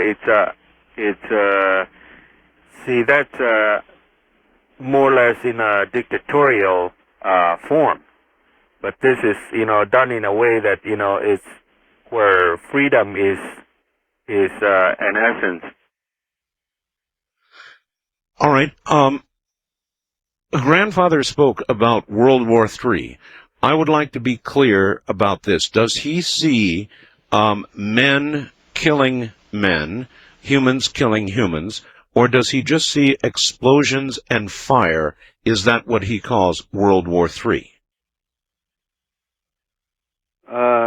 Itaman sa nabuti usa pampay puat pasian paniu tinis na koyo so sabik pam kauna kene nakpura hati pio I no tung ne ka put panwat turkey kyang ni ne always I no tung ta ton ne pa ta poi na koyo nak always an tai ka te bostin pa an tai yup nan haki Hitler me pangka kwa put hap ima wo yom nanapta ne ka pangka kwa ha lai tote paniu tini happy na nek always nap sin mai happy kanito tani na nek imanene panta hi te pa ka an hin yang kamai po mai happy kanito tani nek always pa bam hi mahin yang ka ak itam so ngam katebos tini nek always itam it yan takat nalmam kasi anza itam pu happy tai pa nekus kati yang kai ta hi hin yang nok hak pinat ayo yama kene put panyang kat ang nok it happy ita ngoi ta yan takat nok always ita naman itam as put ayo yan tat kya kyang noi to ta kyang ya ita song kawi kian ki to tang an to wo yum the what you had mentioned about the which one is the one that's going to be is the he said that the taking up life this is what will take place because it'll be like an elimination of good from the bad and what he mentioned about Hitler, that Hitler had done a lot, done away with a lot of people too. And when that took place, and he said that many of the people were many of the Hopi had realized this, and they were glad that this took place because it was a teaching that had took place, and he was trying to teach the people that this is what's going to happen, see, and this is, so look at it as more or less as a warning that this will take place again. A warning of a Holocaust. Yes. So there will be lives lost, and a lot of lives will be lost. Does Grandfather understand how some lives will be saved while other lives will be spared with so much fire and war? Will it be, well, I guess the question is, will it be like what we call an antichrist, which some people think will arise soon in our world, an antichrist? I don't know if the Hopi have any similar a prophecy regarding one who will come, like Hitler, again? ไปอันใจตำอิดยันตะกัดอันจะหาใครไปอันจะจะใครจะยังเอาวันต่อตาเนี่ยเขาไปอันใจตำอิดยันตะกัดให้จะระยักไปอันจะปั๊มอิตำกุศอิดยันตะกัดปัสกหักเอาแต่มาลายตันป้าสัตว์ไปเย็บหักอิเตัวก็จะทิ้งตะกับป้าหัดไปน้ำมาตักตันอิเตียวยานวัดป้าสัตว์ pasat put habi pampai hisat put pan hin tui kau waka tu waka ayo tavi waka put pampai pan put out the malaitan. Pai pami unto Jesus Christ pan pai piu pan songyan and pam ako piton. Pai it pai as ovi su kya ovi. Nok ovi tam put pan ta ngoy takhin tan ne pinato pai as pi pan hin kau kya kyang pai ta na me ka kapasiyan tutup siwa hintan nakat ne ko itam it sisat nga hakak ngoy tahan tayan yang ka ne ko itam pebewin tot ka itam pa ka tup siwa ni yung wahi tan ne ko itam hak ton sa ityan takat ya tatak hak naman su kalim hakam kus it pasyan takat ka pebew na nakapahat pa ma ityan takat Hopit amam pasat po ityan takat au timalay yang ne po ak hakam hakim sinam ker ityan wat tiyo yan nakam pahat po pamahapi pasun pas I nanaboti yaw sukya nok pai itam nanap labay timu yang kam pampay alung ansa ayam memang hinwa terkayang pu ayam memang pi pak yan wat ni kang pu I tup sione pampa sukan Grandfather, I'm sorry, I must interrupt. Please apologize for me. We are on a break now. If he could finish the answer, and we will get the answer when we come back. Would that be all right? Okay. Okay, thank you. Breaking right here. This is Coast to Coast AM from the High Desert. I'm Art Bell. Once again, here I am. Good morning. You're hearing a first in U.S. broadcasting history, as far as I know. We have two Hopi elders in the Phoenix, Arizona area from the Hopi Sinom. We have Robert Ghostwolf in the Black Hills of South Dakota. We'll resume in a moment. We are back now with our guests, and we had asked a question about the purifier, about what we call the Antichrist, and whether the Hopi have or understand there to be such a being coming. Do you have that answer now, Grandfather, too? Yes, that he mentioned that, yes, that the Antichrist, that there is, that he is coming again, but, there have been a lot of people that have, walked away from that, the teachings and the walked away from their spiritual paths, and they've went and decided to do something else besides having to walk that, and he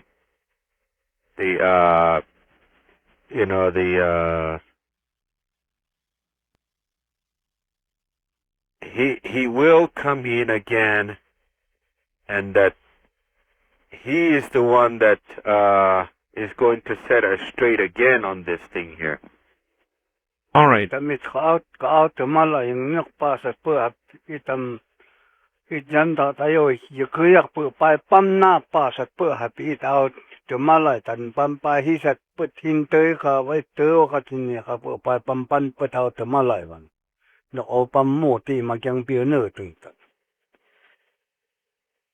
The teachings are that the Creator itself, what we talk about, the Christ, or is the same thing. That what life that we were supposed to lead we've strayed away from it. What he, we told him that we would follow him in that same way, and if we walk away from these teachings, and then see, he was the one that was living that and walking that, and then he gave us a choice to do that also. And if we disregard everything that was taught to us, and we walked away from it, he will come back in and step in and take it over again back for himself, because he had mentioned that he was the first and he will be the last. So this is what will happen. All right, I have a question. People are sending me faxes, and this is a fax I have received. Okay. Given that we are in the end times, and that there will be much turmoil, violence, death, and destruction, is there anything that we, the living, can do to prepare our souls for the long, long path that we will all walk down after our physical lives end?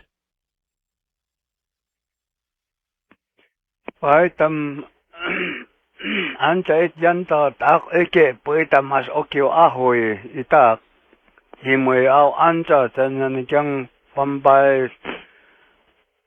อาสมตินี่ปัมไปปะหานันนักทิวเล็กตินี่ไปตำฮักตันสะพุทธยาปันจัดจักจ่ายจังยาอีตาสนฮักกันที่ตาเอาอันจัดนั่นเนี่ยเขาอีตำไปอีตาเขาลายมาสไปเขาอีตำไปไปสนพุทธอาหอยมาตัวตันนะครับกี่ตัวแต่งวันจะเว้ยมันก็เอาไปทำขับปั้นตัวติดอียันตักเผือรู้ของวันก็อีอาศัยยันตักไปทำเป๊ะแบบนั้นให้ตอนนี้เขาเอายันตาตึกเชื่อในอังวัดเนี่ยครับตาตึกตาวัอังวัดเนี่ยครับทำเป๊ะแบบวิ่งตัวเตอันตัวตากระอันตัวตาสงขยันตัวเต็มตาเสื้ออันอินวิส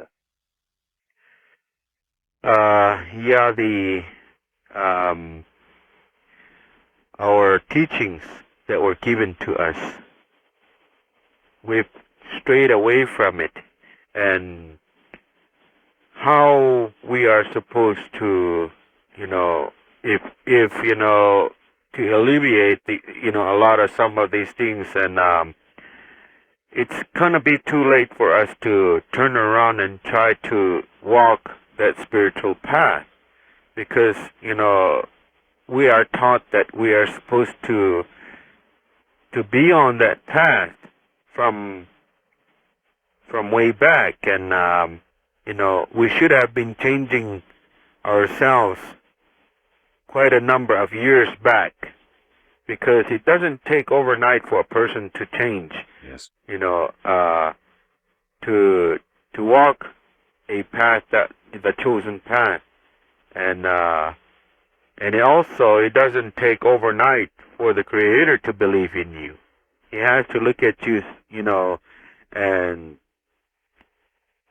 your heart is the thing that has to change, and it's not going to change overnight. And these are the things that are very hard to change on a person. And so right now, we look at it that it is already too late to start changing.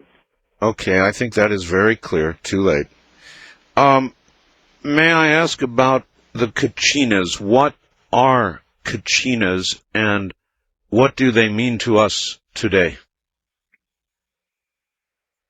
And isam put pump by hope it on near a pump by swim cannon put by Nawuti among poor Anka Emma to the park of a wim can a Kapuma person as put panwat to pass. Tanap tan in a hovita young pie put panwat park of Kaenang bus under ya to tapam hin duck. By anti puma yep it catch it wiki with a pew. I'll puma itam out turbing lal put panwat. Yeah, go nana near witam ima wimit. Chui yang kamamang paho to te put nana near oh yak anta yan talang wak. If Hambayuk wang no opan what have e hopi quilala taka opan pakak kahakamzi ta pai takat anza kate kapamba son putak mun la lai hi ta pa ta ko ne ko pang so pam teng lai ta o mau te awe ne ko puma yok na yak anza hi mu aniu te ngono put happy itamita kala ayo mas pi to tak o itam kapanot purpose nana me tayong o put ita pa katup ni. These spirits that we talk about are in a sense the teachings, but we can't go into detail of who they are, what they are. I mean, because only an initiated person should know about the knowledge of these. But the only thing we can say that they are spirits and that they are out there and they have their own home. And throughout the years, our elders of the different villages have been working with the spirits and in making the prayer feathers for them and asking for their power to come in and bring in the rains and for the crops, because we don't have any way of irrigating our fields, and we live in a desert area. This is a chosen area because the Hopi had been known to survive in an arid place, and Hopi has been known that they would strive and survive even in an arid desert place where there is no water really available for those kinds of things. So they ask through prayer to get their crops to survive, and this is a strong sense of spirituality of the Hopi. And it is to these kachinas that you pray. Yes. Okay. They come in the form of clouds. Would you ask Grandfather this? Earlier we asked him about the sun, and he said the sun would shift on its axis. There are many who think these earth changes that are so imminent now, so soon, will mean that the earth will also change on its axis in response to what the sun does. Now the question is there anything in Hopi prophecy about changes in the pattern of the stars? Because that is what we would see after an axis change here on Earth. Would the stars look different? By under the ita bumay piyo anta sotem anta hita spirit tuawi yung paha ka itam di pa put pa kapas enang piyo tutukhay pa ita pa spi pa piyo tuwa ti pang ni kyang anta pi pamba hisat hiniw ti kapamba panwa tuwa tutuk pa asompyo pika anta o pa no nabuta anta hihi mo panyang pa hihi mo tuwa ti asni kyang kaspambas anta no na ang hati au hi tape au mamas ka o kaspampai we mit ang pampe put tu awi yang ko anta pampanning na ko pamwewe me pamye propit tetekay piat asnok itampo but ayo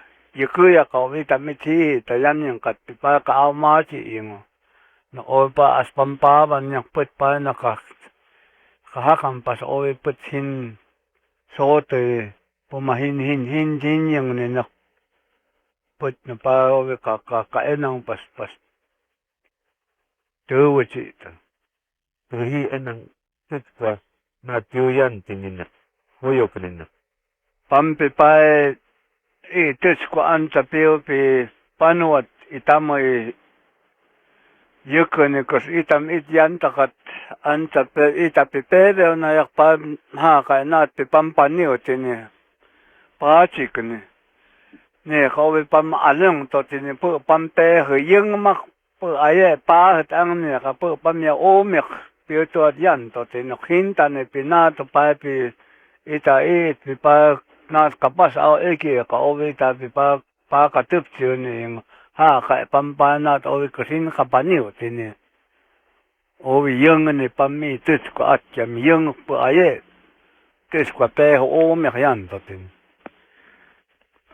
Yes, he believes that the axis of the earth itself will change, also shift, and that will cause a great deal of earth changes itself also.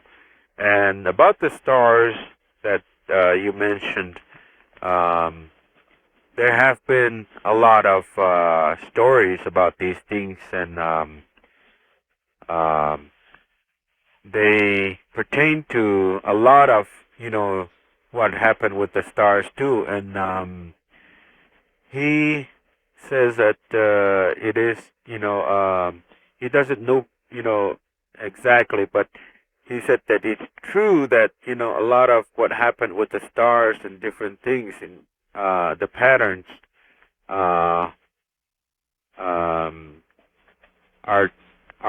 are true, and now they talk about these things as like just stories and like fairy tale stories, but most of them are true, and but he doesn't know exactly what will take place out there again if that should ever happen. All right. Would you ask Grandfather to give us some few things that we should all watch and look for to happen in the next, say, 18 months or a year and a half? By nanta awuwanta ngonok by itamay hangkak hinitamay by awin manakapampay ang yota nakovinat yan kyang pampay awpitan he mahinyang kap hinitam hin totin aw hakamin nok pampan napang ka pampay kahakam pas piu pahanan nok tate ni yung panat pampaniw tinaka ihihi mo pahanan nok disaster pabam hapis ang tini pamnat nok ovi panat itamput pantakat no tayo nga hisat pampan tinak put pa kapang ka et pamiyan to tinak pa itanat put pantakat ngay ta ovi hisat ti pamnat pan pa pamya kusinpeo kapan to tinak pu kus itam nawa kinuskya kyang put hi tahaki au panto te kabanok pampio kapan tin pa yanyo ma itam hapi no navuti ma California ebak pam hapi teo pa pas pan tin earthquake tin kapan pa ang yanjak makpo ima chupet ang sinam pasat po hati pang suksas kaya kyang po matadak nawa kinusa ne ovi po mo akpai himaya mo akala mo aknat pampatak pa kapas panwat ovi pas ani tanat panat pam kahakput tetak pas panwat tiaw tumala tatun pampagkasin kapan sini tetak pakin Tapas itam ipapakitam no tayong ni kasutering hi mo pasin tini. vi put pinapang kala paniw tini hapinato ni kyang hit put pinapang ka me hisat ti pampan tini pa pi ita pi ngoita ni kyang akha kami ti pa mo ita nat ngoita put paban tanak put pinapaka kanabuti ta akha kami tin man ta akha kampam hisat himo hiniw tini ko nakpaita ti yang aupi pa panwawan tota hintane pinanak ovi put pa hopi pi pa kapang ka hapi pamyaniw tini I pa ka enang no. Okay. He says that these earthquakes are imminent, but there is no real date as to when these will take place. But that big earthquake that was supposed to hit California had been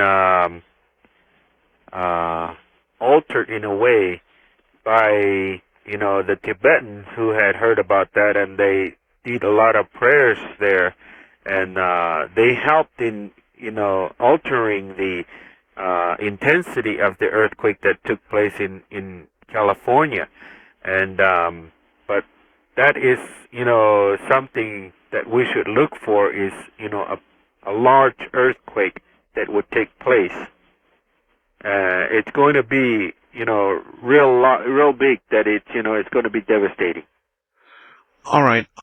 We are running out of time, and I would like to say it has been a very, very great honor, and you will need to translate once we are off for me, to have you and to have Grandfather One and Grandmother on the program this morning.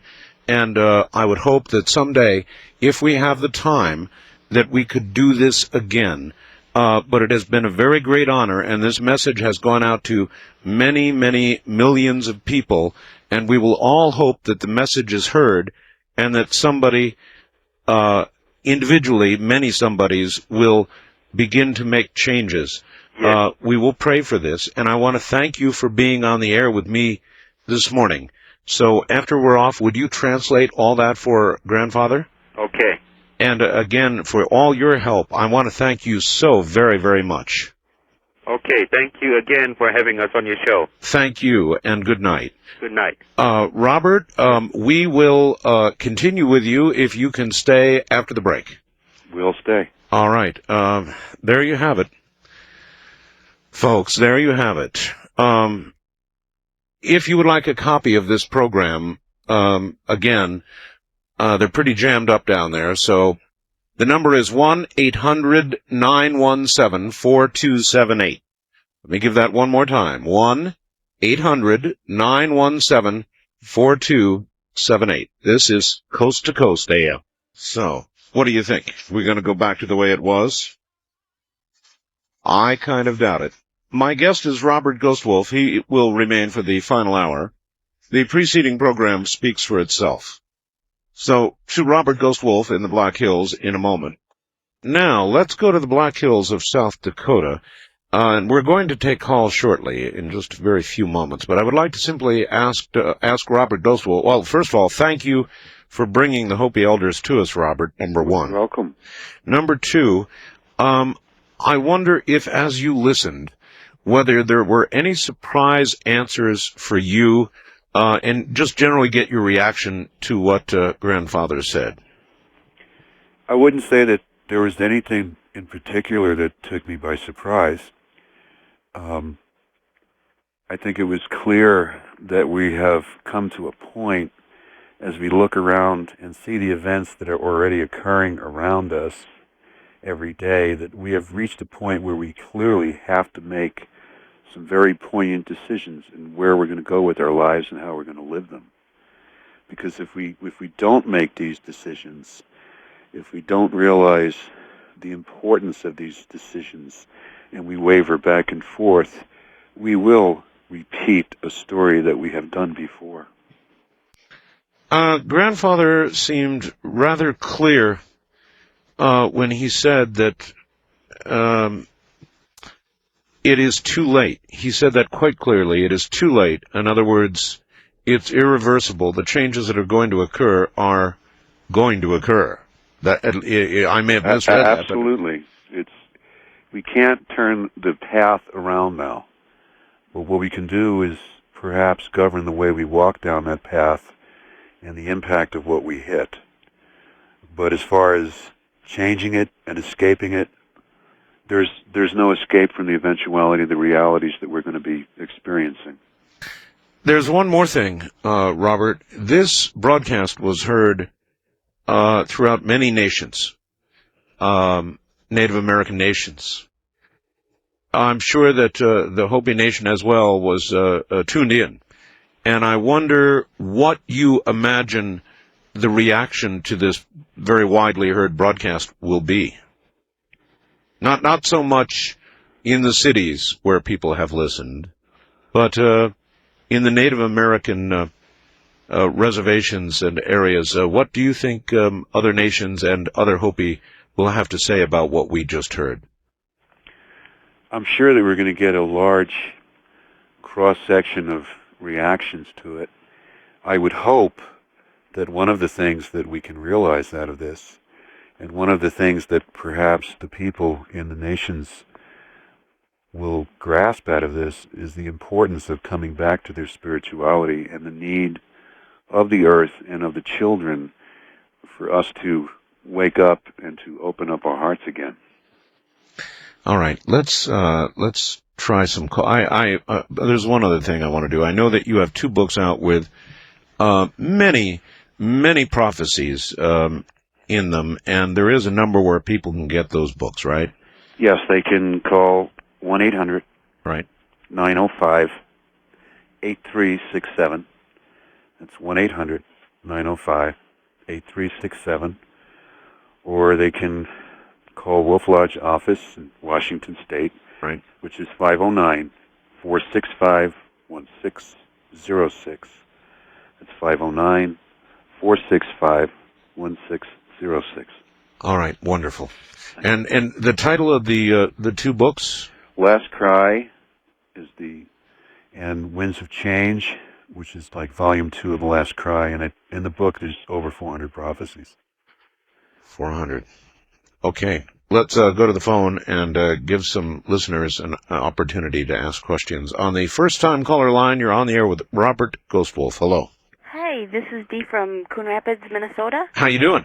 Good, thanks. Thank you for your show. It's very informative. Sure. This is for Robert. I just recently got the Hopi Survival Kit book. I've been reading through that.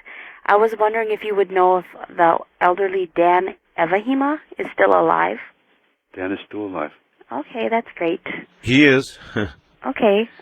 What was young lady? What was your reaction in hearing all of this tonight? Well, I guess it wasn't as much of a surprise because I've just gone through most of the book of the Hopi Survival Kit, and I recommend that to everybody in the audience to read that. It's really kind of sad. It really explains the Hopi tribe, and it really gives a good background of it. And I don't know. It's really informative, even more so. It's amazing how the creator and who they say Masa, it just really goes along with Christian beliefs.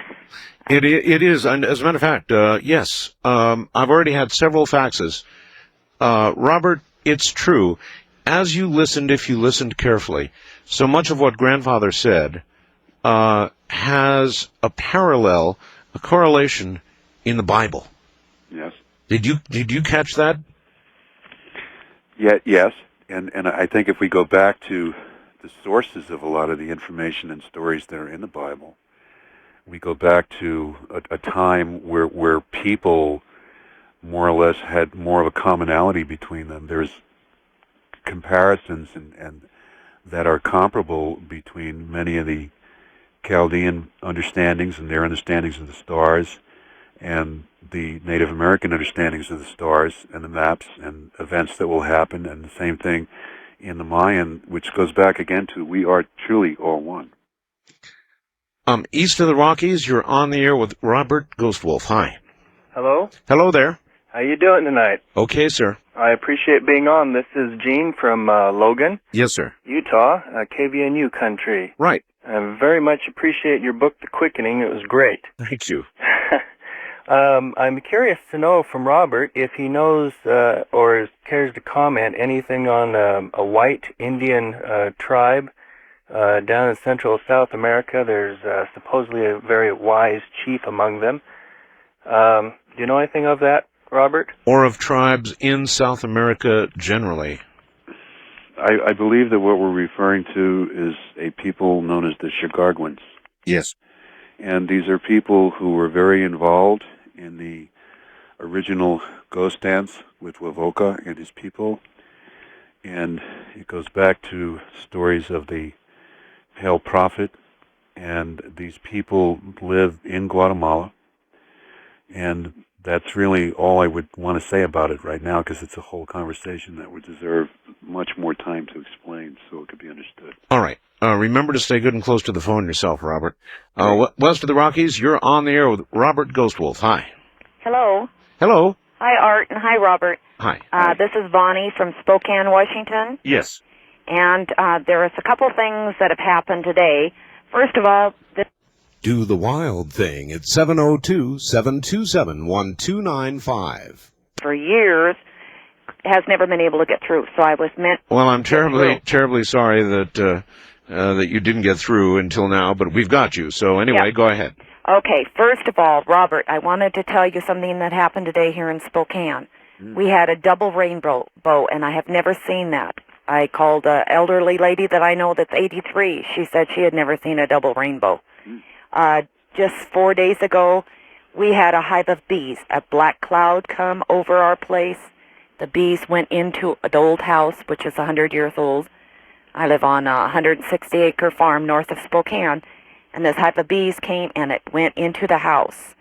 Now, several things have happened on this farm. My granddaughters are 6 generations. We have seen the circles in the crops. My fish have been going crazy, bouncing off the side of their tank. Our alfalfa's been dry. The temperature here is 15 degrees lower than normal. Right.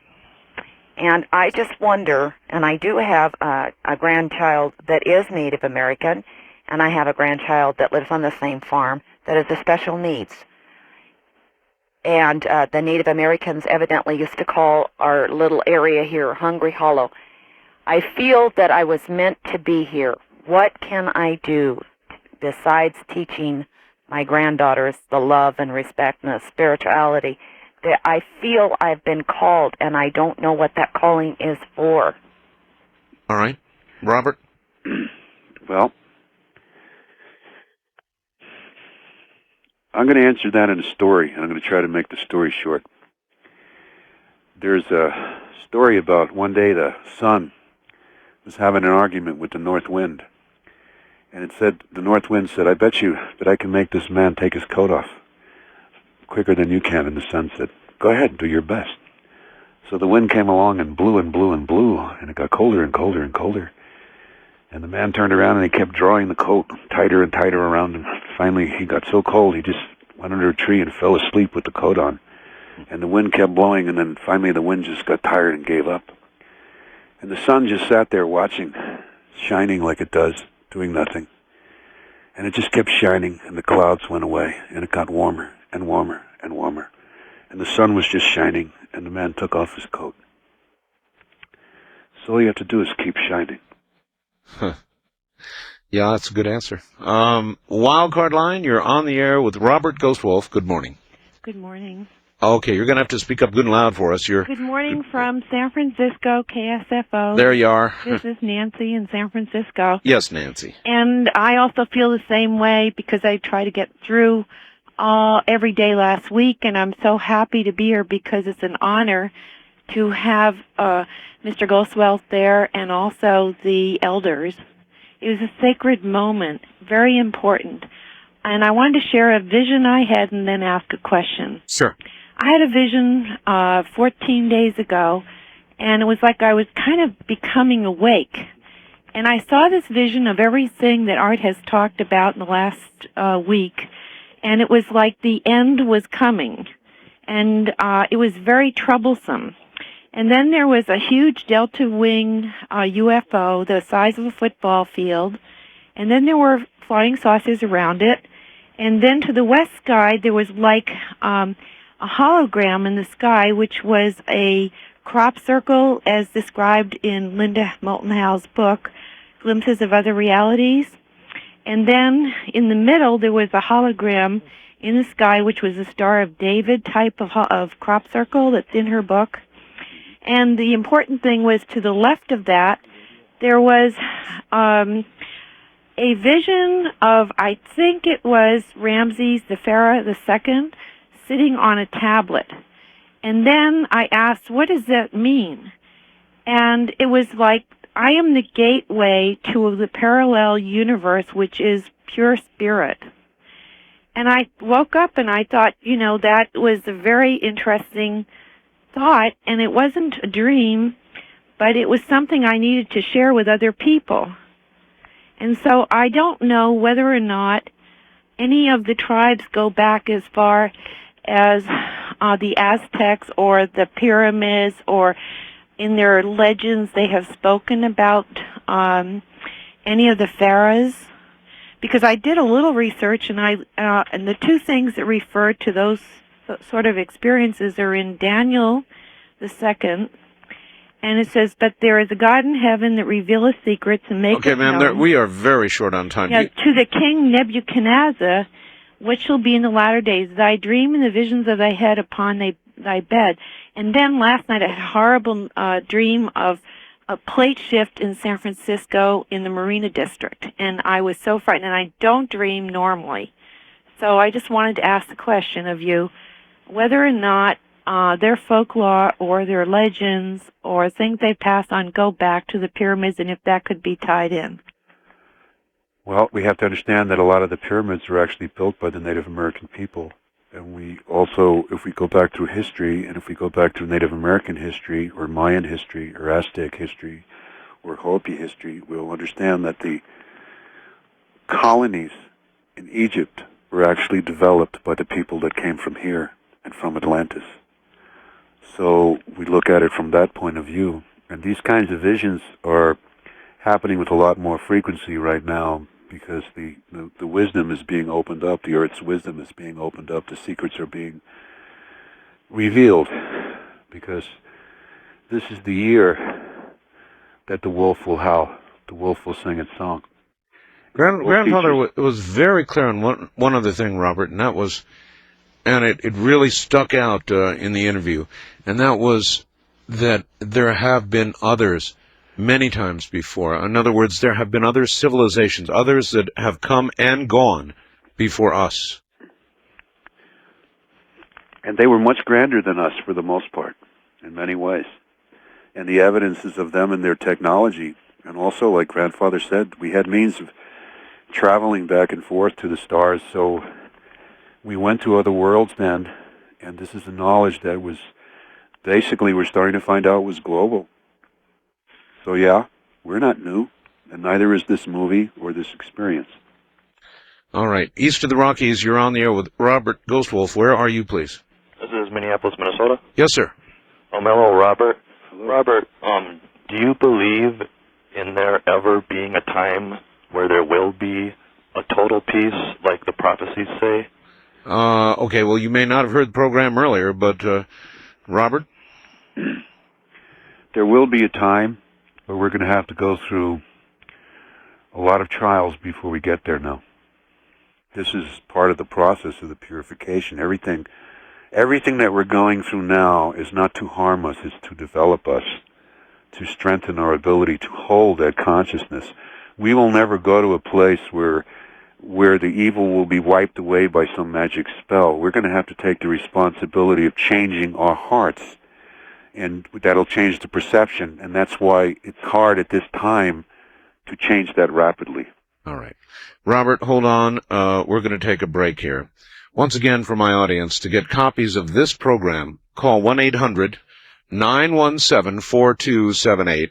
We'll take a break and be right back. This was just filed with the Associated Press today from India. There were no salt workers left today in the Western Port, which produces tons of tabletop staple. Hundreds of laborers were killed by a cyclone, others fled to nearby villages, and thousands remain missing a week after the storm. One worker said the numbers are mind-boggling. At least 10,000 and up to 14,000 people have disappeared without a trace.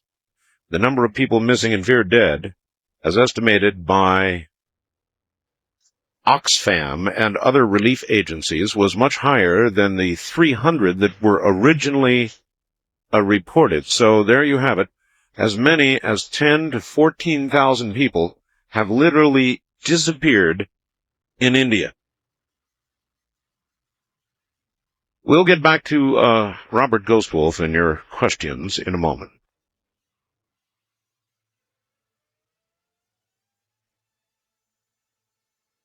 Once again, back to Robert Ghostwolf. Robert, welcome back. Here we go. By the way, how are conditions there in the Black Hills of South Dakota? Summer's slow.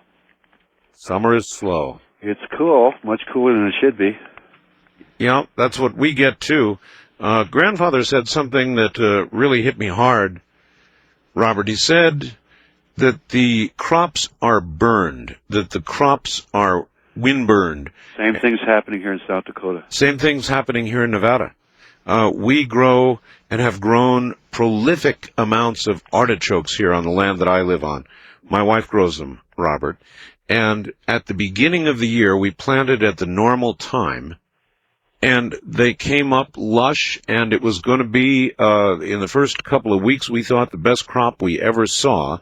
Then we had cold weather, and we had tremendous winds here, and they all died back. They got dry, and they died back.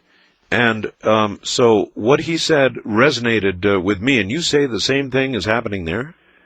Yes, and they even, I know for a fact that in Washington State they had to plant some crops 2 and 3 times because the same kind of phenomenon happened, where all of a sudden they would just come in and they would just burn and wither up. East of the Rockies, you're on the air with Robert Ghostwolf. Hello. Hello. I'm Dan from Omaha, Nebraska. Hi, Dan. And right now I'm listening to you through the internet, or was. Yes, sir. And, well, about 3-4 months ago, I had a dream where in the dream, everybody was running around and panicky and everything else, and towns and whole cities were disappearing and then reappearing. And in the dream, I went to one of the areas where one of the towns had disappeared, and it was like the area was going through a dimensional shift.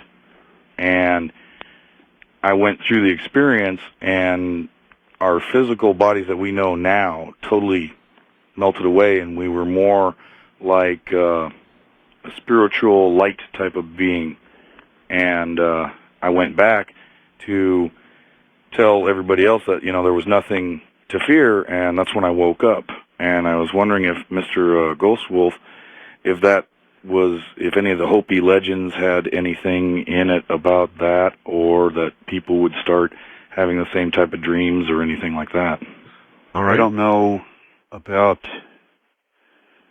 having the same type of dreams. I'm sure that there are the same type of dreams. There are stories about people disappearing, becoming like smoke, the dimensional shifting, which I made a comment a little earlier about that this is the year that the wolf will sing. And that's got to do with the crop circles in a way, and part of the message of the crop circles is that in getting back to the original teachings and getting back to our original roots, one of the things that we're going to have to do is work with the teachings of the sacred circles, which has to do with us returning to the harmonics of life here. And maybe someday we could even do a show on that. Maybe someday indeed we will. West of the Rockies, you're on the air with Robert Ghostwolf. Hi. Hi, how you doing? I'm Pat in Fairbanks, Alaska. Fairbanks, yes, sir. Yes. Are you coming up soon? I really, really, really want to get back. Okay, because there's someone up here I think you got to talk to pertaining to this issue. I was just wondering what the position of grandfather was with the Hopi people. Then I'd like to comment after that if I could. I don't understand the question. Yeah, the position. He probably had a role, or what did he do? Was he a shaman or just a craftsman, a farmer? It's very important to like most Hopis. Okay, sir, pause and get your answer, okay? Okay, I'm sorry. Most Hopis, he's a farmer. Okay. And he's what you would refer to as a high Hopi elder. Okay. Because there's a guy up here named Peter John who's an Athabascan elder, and he was once a shaman, and he kind of speaks with the same message about... Well, I'll be up there in July. Maybe we'll meet. right, caller. Anything else? Oh, okay, I'm sorry. No, well, I just wanted to throw that name because if you're up here, it might be someone you want to talk to. Well, maybe he will. He mentioned he's going to be up there, so maybe that will occur. First-time caller line, you're on the air with Robert Ghostwolf. Hi. Hi, I'm calling from San Diego. I did want to say that I definitely get a sense that we're in effect fixing a broken leg. It hurts to reset it, but we're going to be healed afterward. And I don't think we should approach this consciousness with fear. But I do have a two-part question. I was wondering, Robert, if you're noticing that the veil is thinner between the worlds. I'm sensing entities that don't want us to succeed. And also you spoke about people being awake. I've noticed a vast difference between those who are awake and those who are asleep. And I sense that only certain people are called or compelled to pay attention to the earth changes. And I was wondering if you were sensing this as well. Again, I think we can go back to something that Grandfather spoke of, which is it's a matter of personal decision. And where we're headed for is the purification is not so much a judgment as it is a clarification. It's a birthing. It's a changing and a moving forth into a new energy. And the choice to do that, the choice to open up to visions or to messages or to open up to the new frequencies and harmonics is a matter of personal choice. There are those who would rather just turn their heads away and not look, and those who would just rather keep repeating the same patterns. And obviously from what we discussed tonight, their outcome is pretty clear. Mm-hmm. That's why I was wondering about the other entities perhaps influencing those who are not awake. Goodbye. Entities or energies? Entities. We have created a lot of our own negativity in this reality, and we tend to gravitate toward that much more easily than we do toward the positive outlooks and the positive outcomes. So in order for us to turn around and to utilize the lessons that are coming now is going to take a great deal of personal effort. Mm-hmm. We have to relearn how to think good. Is there any information in Hopi legends regarding entities who do not want us to succeed on spiritual paths? Yeah, well, I write a lot about that in my books. A lot about that kind of thing. Well, then I'll have to pick that up. Thank you. All right. Thank you very much, and take care. Wildcard line, you're on the air with Robert Ghostwolf. Hello. Hello? Yes, sir. Where are you? San Diego. Okay, you're on the air. I'd like to ask the question whether the Creator created everything and whether the Creator makes errors. And I noticed that Ghostwolf just said we have to relearn to think good. That suggests that we were in a good state and knew how to abide in a good state. Well, apparently we didn't if we fell out of it. But what I'm wondering is, if we were in the good state, on the good path, on the spiritual path, and the Creator is good, and His path is good, seems to me that would be the most desirable state of all. So how is it possible for us to desire, as you say, and be more comfortable in the negative, if we were originally in the positive? In other words, why is there a need for purification? In other words, how does defilement enter into the creation in the first place if the Creator is good and has complete power and freedom and knows what He's doing, loves His beings, He doesn't want them to suffer? Why all this misery and complication? Well, I don't know. Do you have a mirror? We're walking through a self-created dilemma. Pardon? We're walking through a self-created dilemma. It's not a matter of casting blame. It's a matter of looking around and realizing what we have created for ourselves. Precisely. That is exactly what we have done. We have created all of this ourselves, haven't we? And what is coming is a result of, if I listened to the interview carefully, and I think I did, the behavior, the corruption, and all the rest of it. Is that not what Grandfather said? We have created a self-imposed reality consequence. And now Creator's saying, as Creator always said, choice is yours. East of the Rockies, you're on the air with Robert Ghostwolf. Hello. Hi, my name is Stephanie. I'm in Elgin on 89 WLS. Thank you very much. Gentlemen, it's such an honor. Robert Ghostwolf, I've heard you before, and I also got on the net and I saw the things that you found in the mountains, which were fascinating and wonderful and what I thought was totally true. It was really an honor to hear that you brought these people to give their information to the world.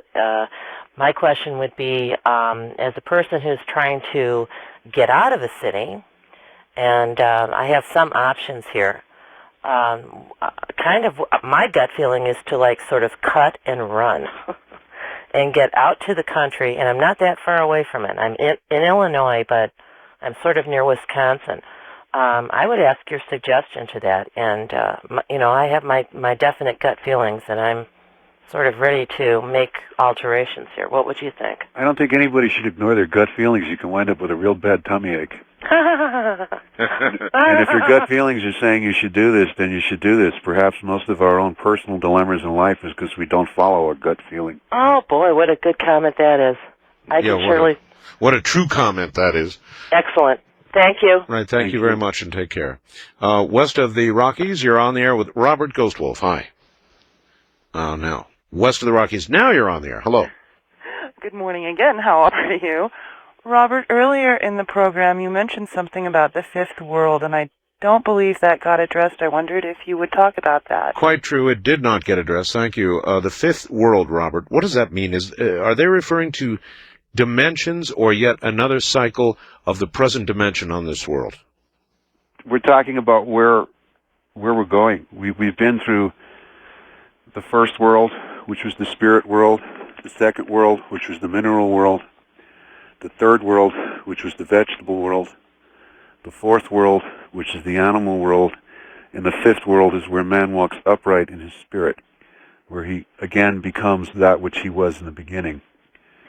So the fifth world is the world that we will create. The consequence of what that world will be and how many of us will make it through to that other world totally, again, depends upon our own actions.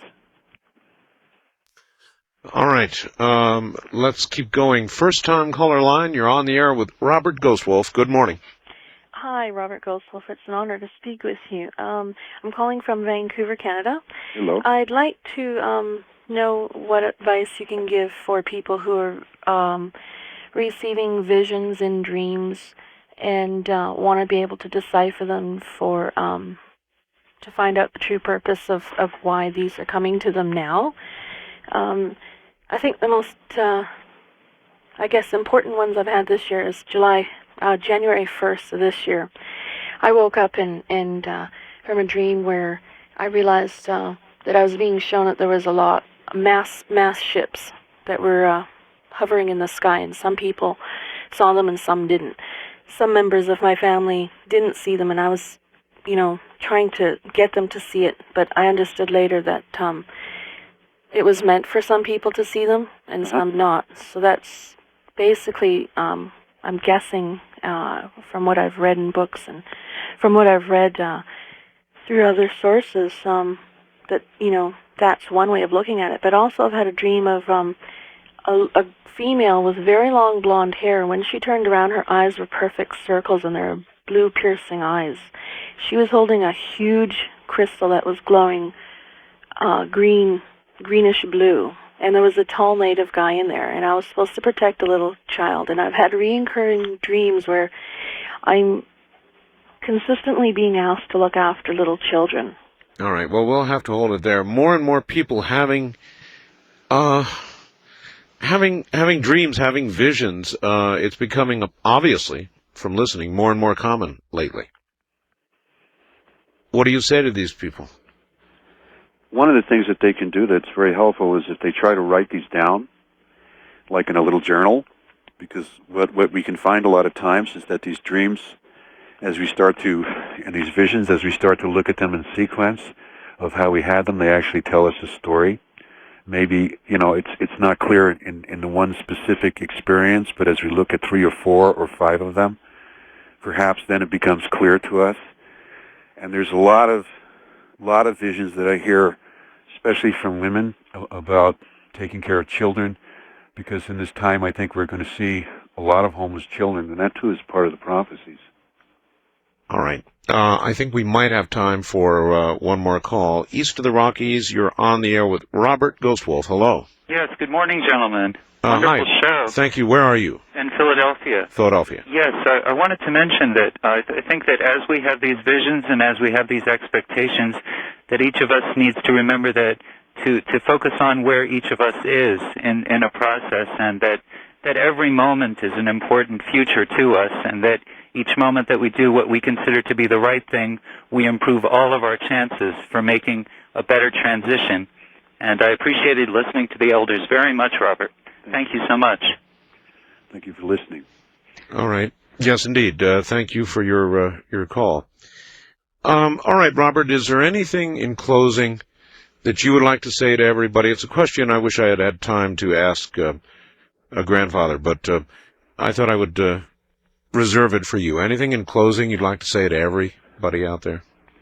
I think the most important thing that we can do now is to realize that we are going to experience things that we have not experienced before. We're going to see things that we never even conceived that we could see. We're going to go through changes. We're going to go through trials. And the most important thing that we can do is to turn inward. Because if we turn inward and we open up the inward, then that which happens outside will be a result of what we've opened up inside. If we keep looking outward and forget the inside, then we'll be lost in the illusion. Where do you go from where you are now? You're in the Black Hills. How long are you going to be there, and where do you head next? I'm up here with my family and with elders, talking about what we might do with you if we have another opportunity to hear some people. And then after here, I go down to back to Washington, and I prepare for the Ghost Dance in August. All right. Well, it has been an absolute pleasure, as always, having you on.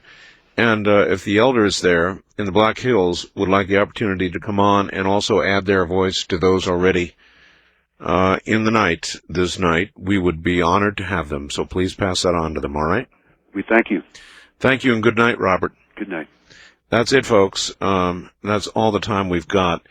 I will, however, tell you that we've got some very interesting things coming up.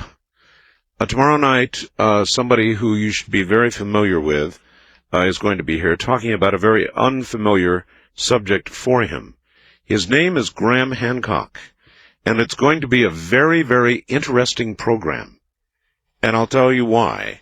Because Graham just got back from Okinawa. That's the Ryukyu Islands, south of Japan, south and a little east of Japan.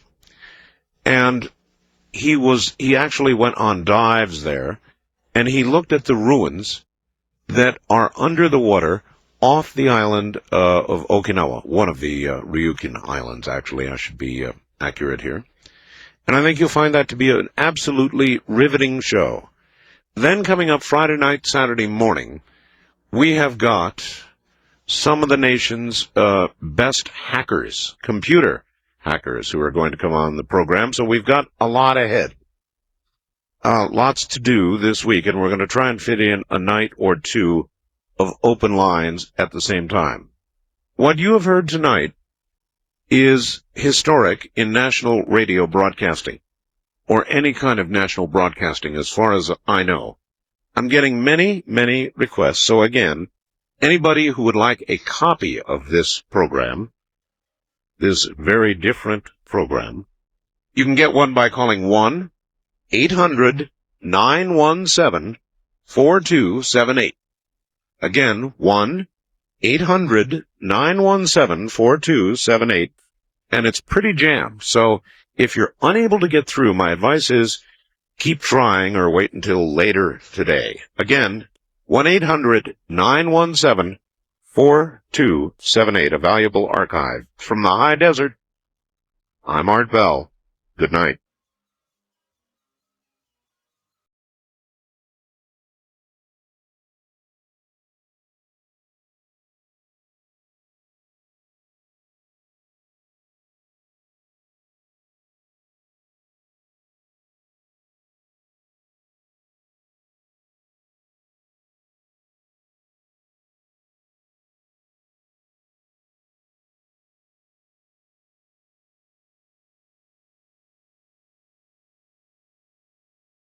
From the high desert and the great American Southwest, I bid you all good evening, good morning, as the case may be, across all these many time zones, stretching from the Hawaiian and Tahitian island chains out west eastward to the Caribbean and the U.S. Virgin Islands, south into South America, north all the way to the pole, and worldwide on the Internet. This is Coast to Coast AM.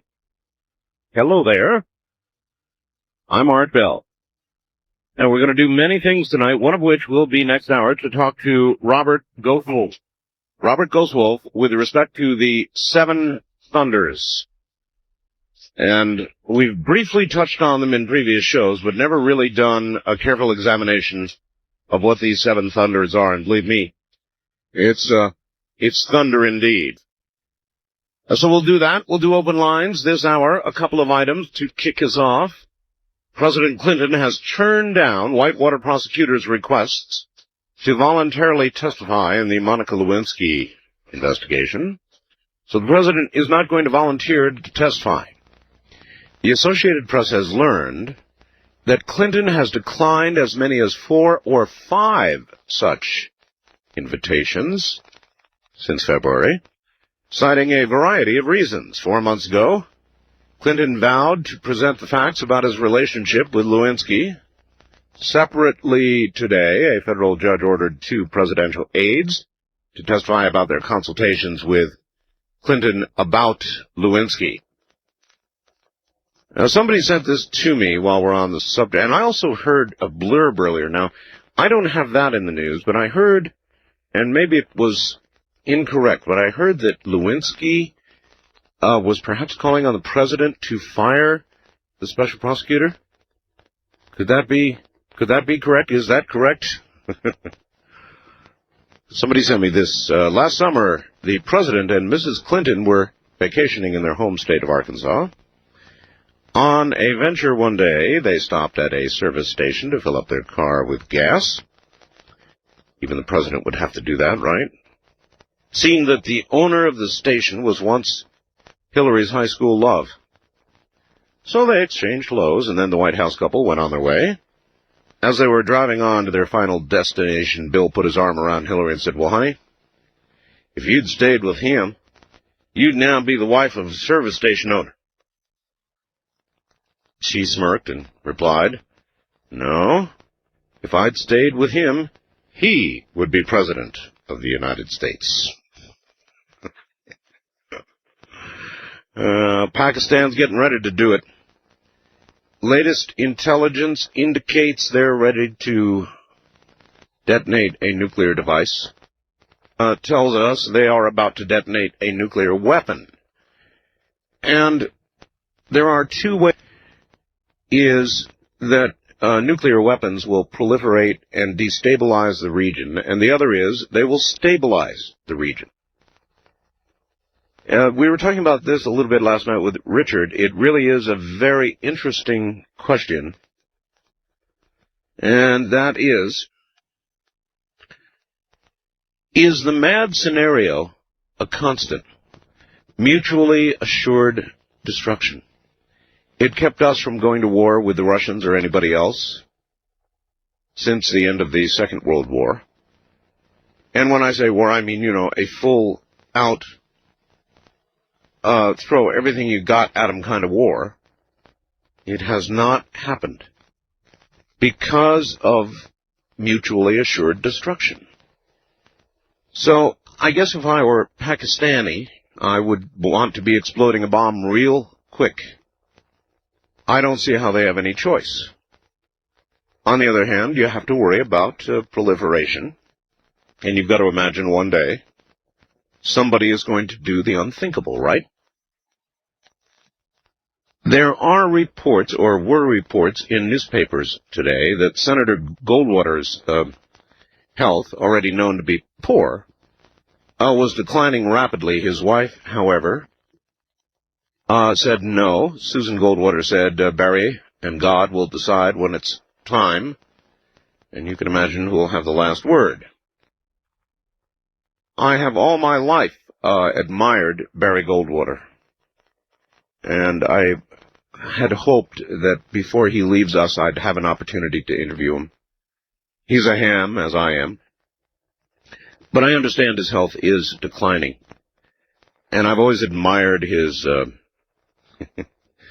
steadfast willingness to say any damn thing he wants to say, you know. I really enjoy that in a person. And I try to do a bit of it myself when I can. Scientists have shown, check this out, folks, for the first time, solar flares produce seismic waves in the sun's interior that resemble those created by earthquakes here on Earth. They observed a flare-generated solar quake that contained about 40,000 times the energy released in the 1906 earthquake that devastated San Francisco. As a matter of fact, the size of the quake, if here on Earth, Richter scale-wise, would be 11.3 on the Richter scale. Now that's a quake. That's a real quake. So they're now talking about earthquakes on the sun. Surprised am I? No. Japan is about to send a small unmanned spacecraft to Mars. That's right. Japan will send a small unmanned spacecraft to Mars in July for a 2-year exploratory mission. Now, this is from Kyoto News Service. The spacecraft, to be launched July 4th, is going to be one of the smallest ever flown to Mars. They gave no dimensions. The craft will be launched some 616 miles southwest of Tokyo. The Planet B spacecraft, developed by the Institute of Space and Aeronautical Science Division of Education Ministry, will be launched by an M5 rocket. Isn't that interesting?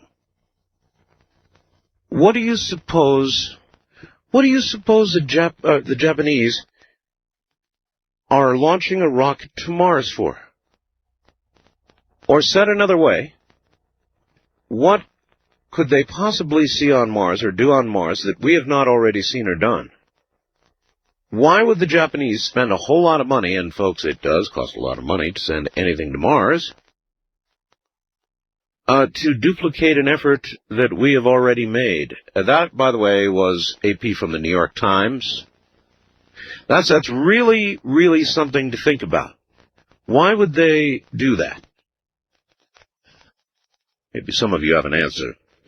Here's a note from somebody who's 20 miles from the Coupeville crop patterns in Washington State. And he says, I went out there today to check them out. I knew they would after I aired this last night. As stated by your guest last night, they're not circles at all, but about 40 acres of patterns and shapes with an overall rectangle shape or outline. I hope someone gets an aerial shot to see if they really fit together. There's a large hill above them, but it's still hard to see explicit shapes. This is a winter wheat field, and the stalks are about 3 feet high. There was an access road that enters the field, and the patterns take off and are scattered over that acreage. If they are man-made, it would take an awful lot of people, or very few, a very long time to produce this. On inspection of the wheat, it does appear strange the way it lays down. Most curious was the way it laid down in 2 or more directions. For instance, this one small patch at the north end of the field was about 12 feet across. All the stalks on the left side of the pattern were bent or flattened west to east. The other half bent nearly exactly 45 degrees in a northeast to southwest direction. All straight, and the 2 directions gave the wheat a braided appearance. This is a rural area by no means. The field borders a major highway, and there would have been several residences that overlook the fields. I'd be curious to know if the occupants of the houses noticed the changes, seen or heard anything at all, or have these patterns appeared in other years. There was an official-looking white Suburban above the site. It was unmarked, but it had several antennae on the roof. I assume some sort of government, local, or whatever. According to a couple I met, there is supposed to be another site nearby. They visited there, said it was smaller, but similar. About 5 miles away, I found another field with flattened patterns. This is yet a different field, as it is grass or hay. The patterns were well laid within the field, not near the perimeters as with the wheat fields. Walked the field, and there was no sign of any other entry. I made the only track in and out of the field. If these patterns were man-made, they came and left from above. That's from Patrick. Thank you, Patrick. And there are several people who have gone out to see the fields that we talked about yesterday. Very, very interesting. Hey, listen, if you're down in San Antonio, Texas, a guest I'm going to have on next Friday, I've had him on before, I know you really enjoy him, Lloyd Pye. Lloyd Pye is going to be speaking at the Art Bell Chat Club in San Antone at the Unlimited Thought Bookstore. It's a good name, isn't it? Unlimited Thought. I like the concept. And he'll also be my guest on the 5th, as I said. That's next Friday night, Saturday morning. So if you want to see Lloyd Pye, he is a fascinating guy. You're going to want to make your way over to the Unlimited Thought Bookstore in San Antonio. All right, I'm going to break here, and then we'll come back, and we will begin to take calls. Anything you want to talk about, of course, is fair game. I operate by the clock here. I've got to. I mean, when the clock says I break, either I break or they break me. It doesn't matter.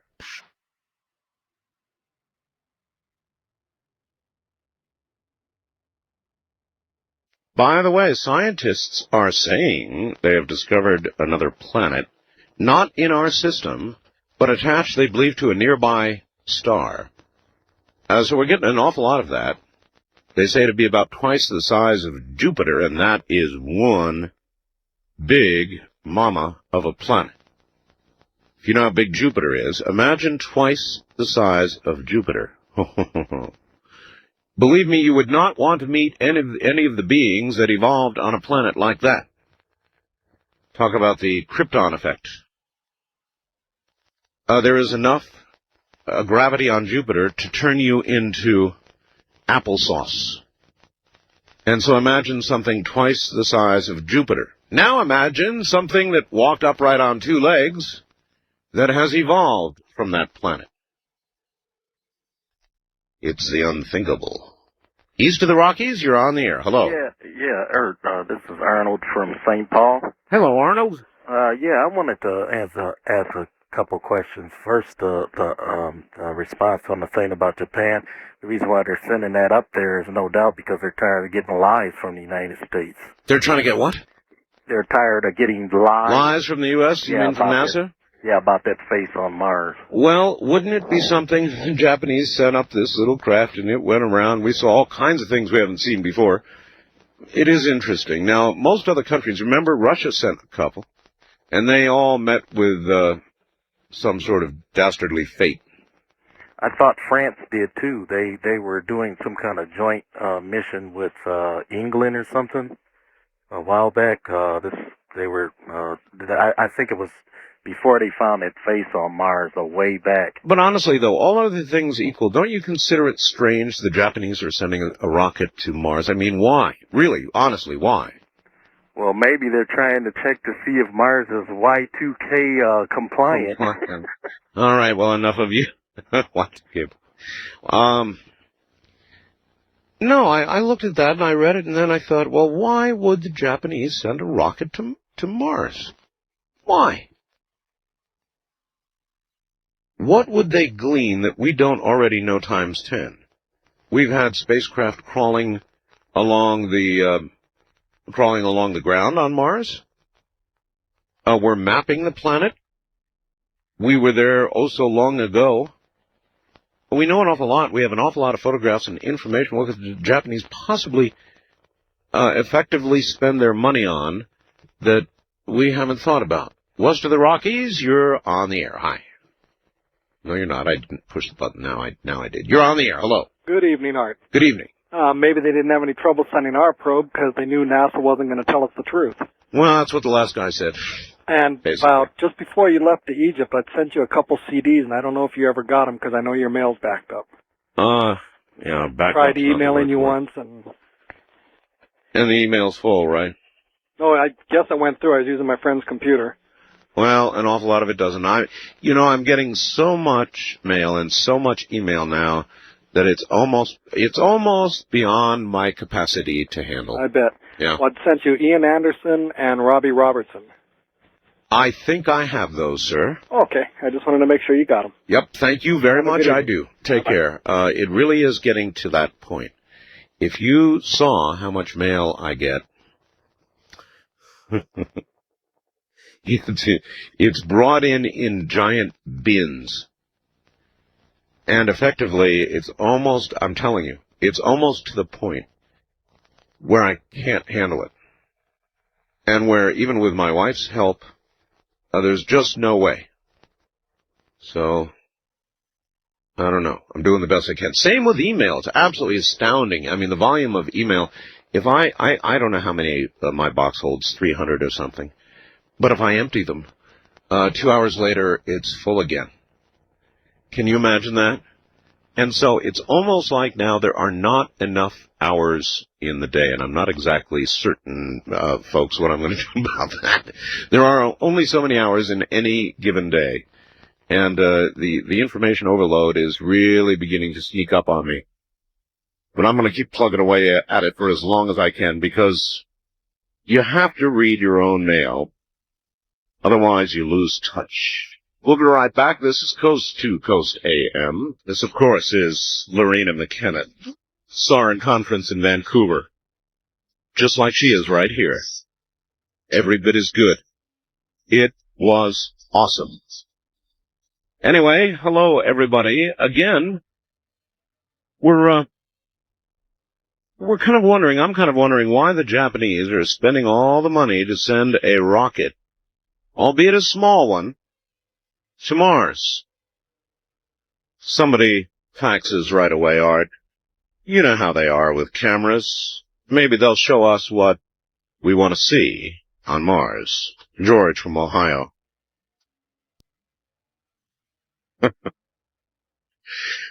Seriously, though, if you think about this seriously, it is odd. It really is odd. All they could possibly do is duplicate what we have done. So, if you're interested in conjecture, and you know me, I'm interested in conjecture, I do it all the time, you've got to imagine that, hey, we're mapping every part of the planet, so you've got to imagine that the Japanese, what? Don't believe us? I don't know, it's odd.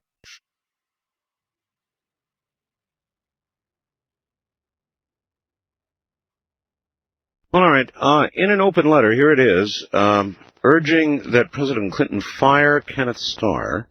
Monica Lewinsky's attorneys charged that the Whitewater prosecutor, at most, quote, may have succeeded in unmasking a sexual relationship between two consenting adults, end quote.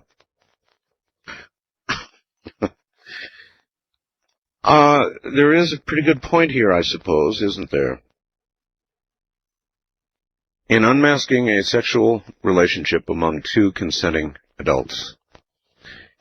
It better be more than that, or Starr has got a problem. I mean, there's got to be a law, perjury, something somewhere here,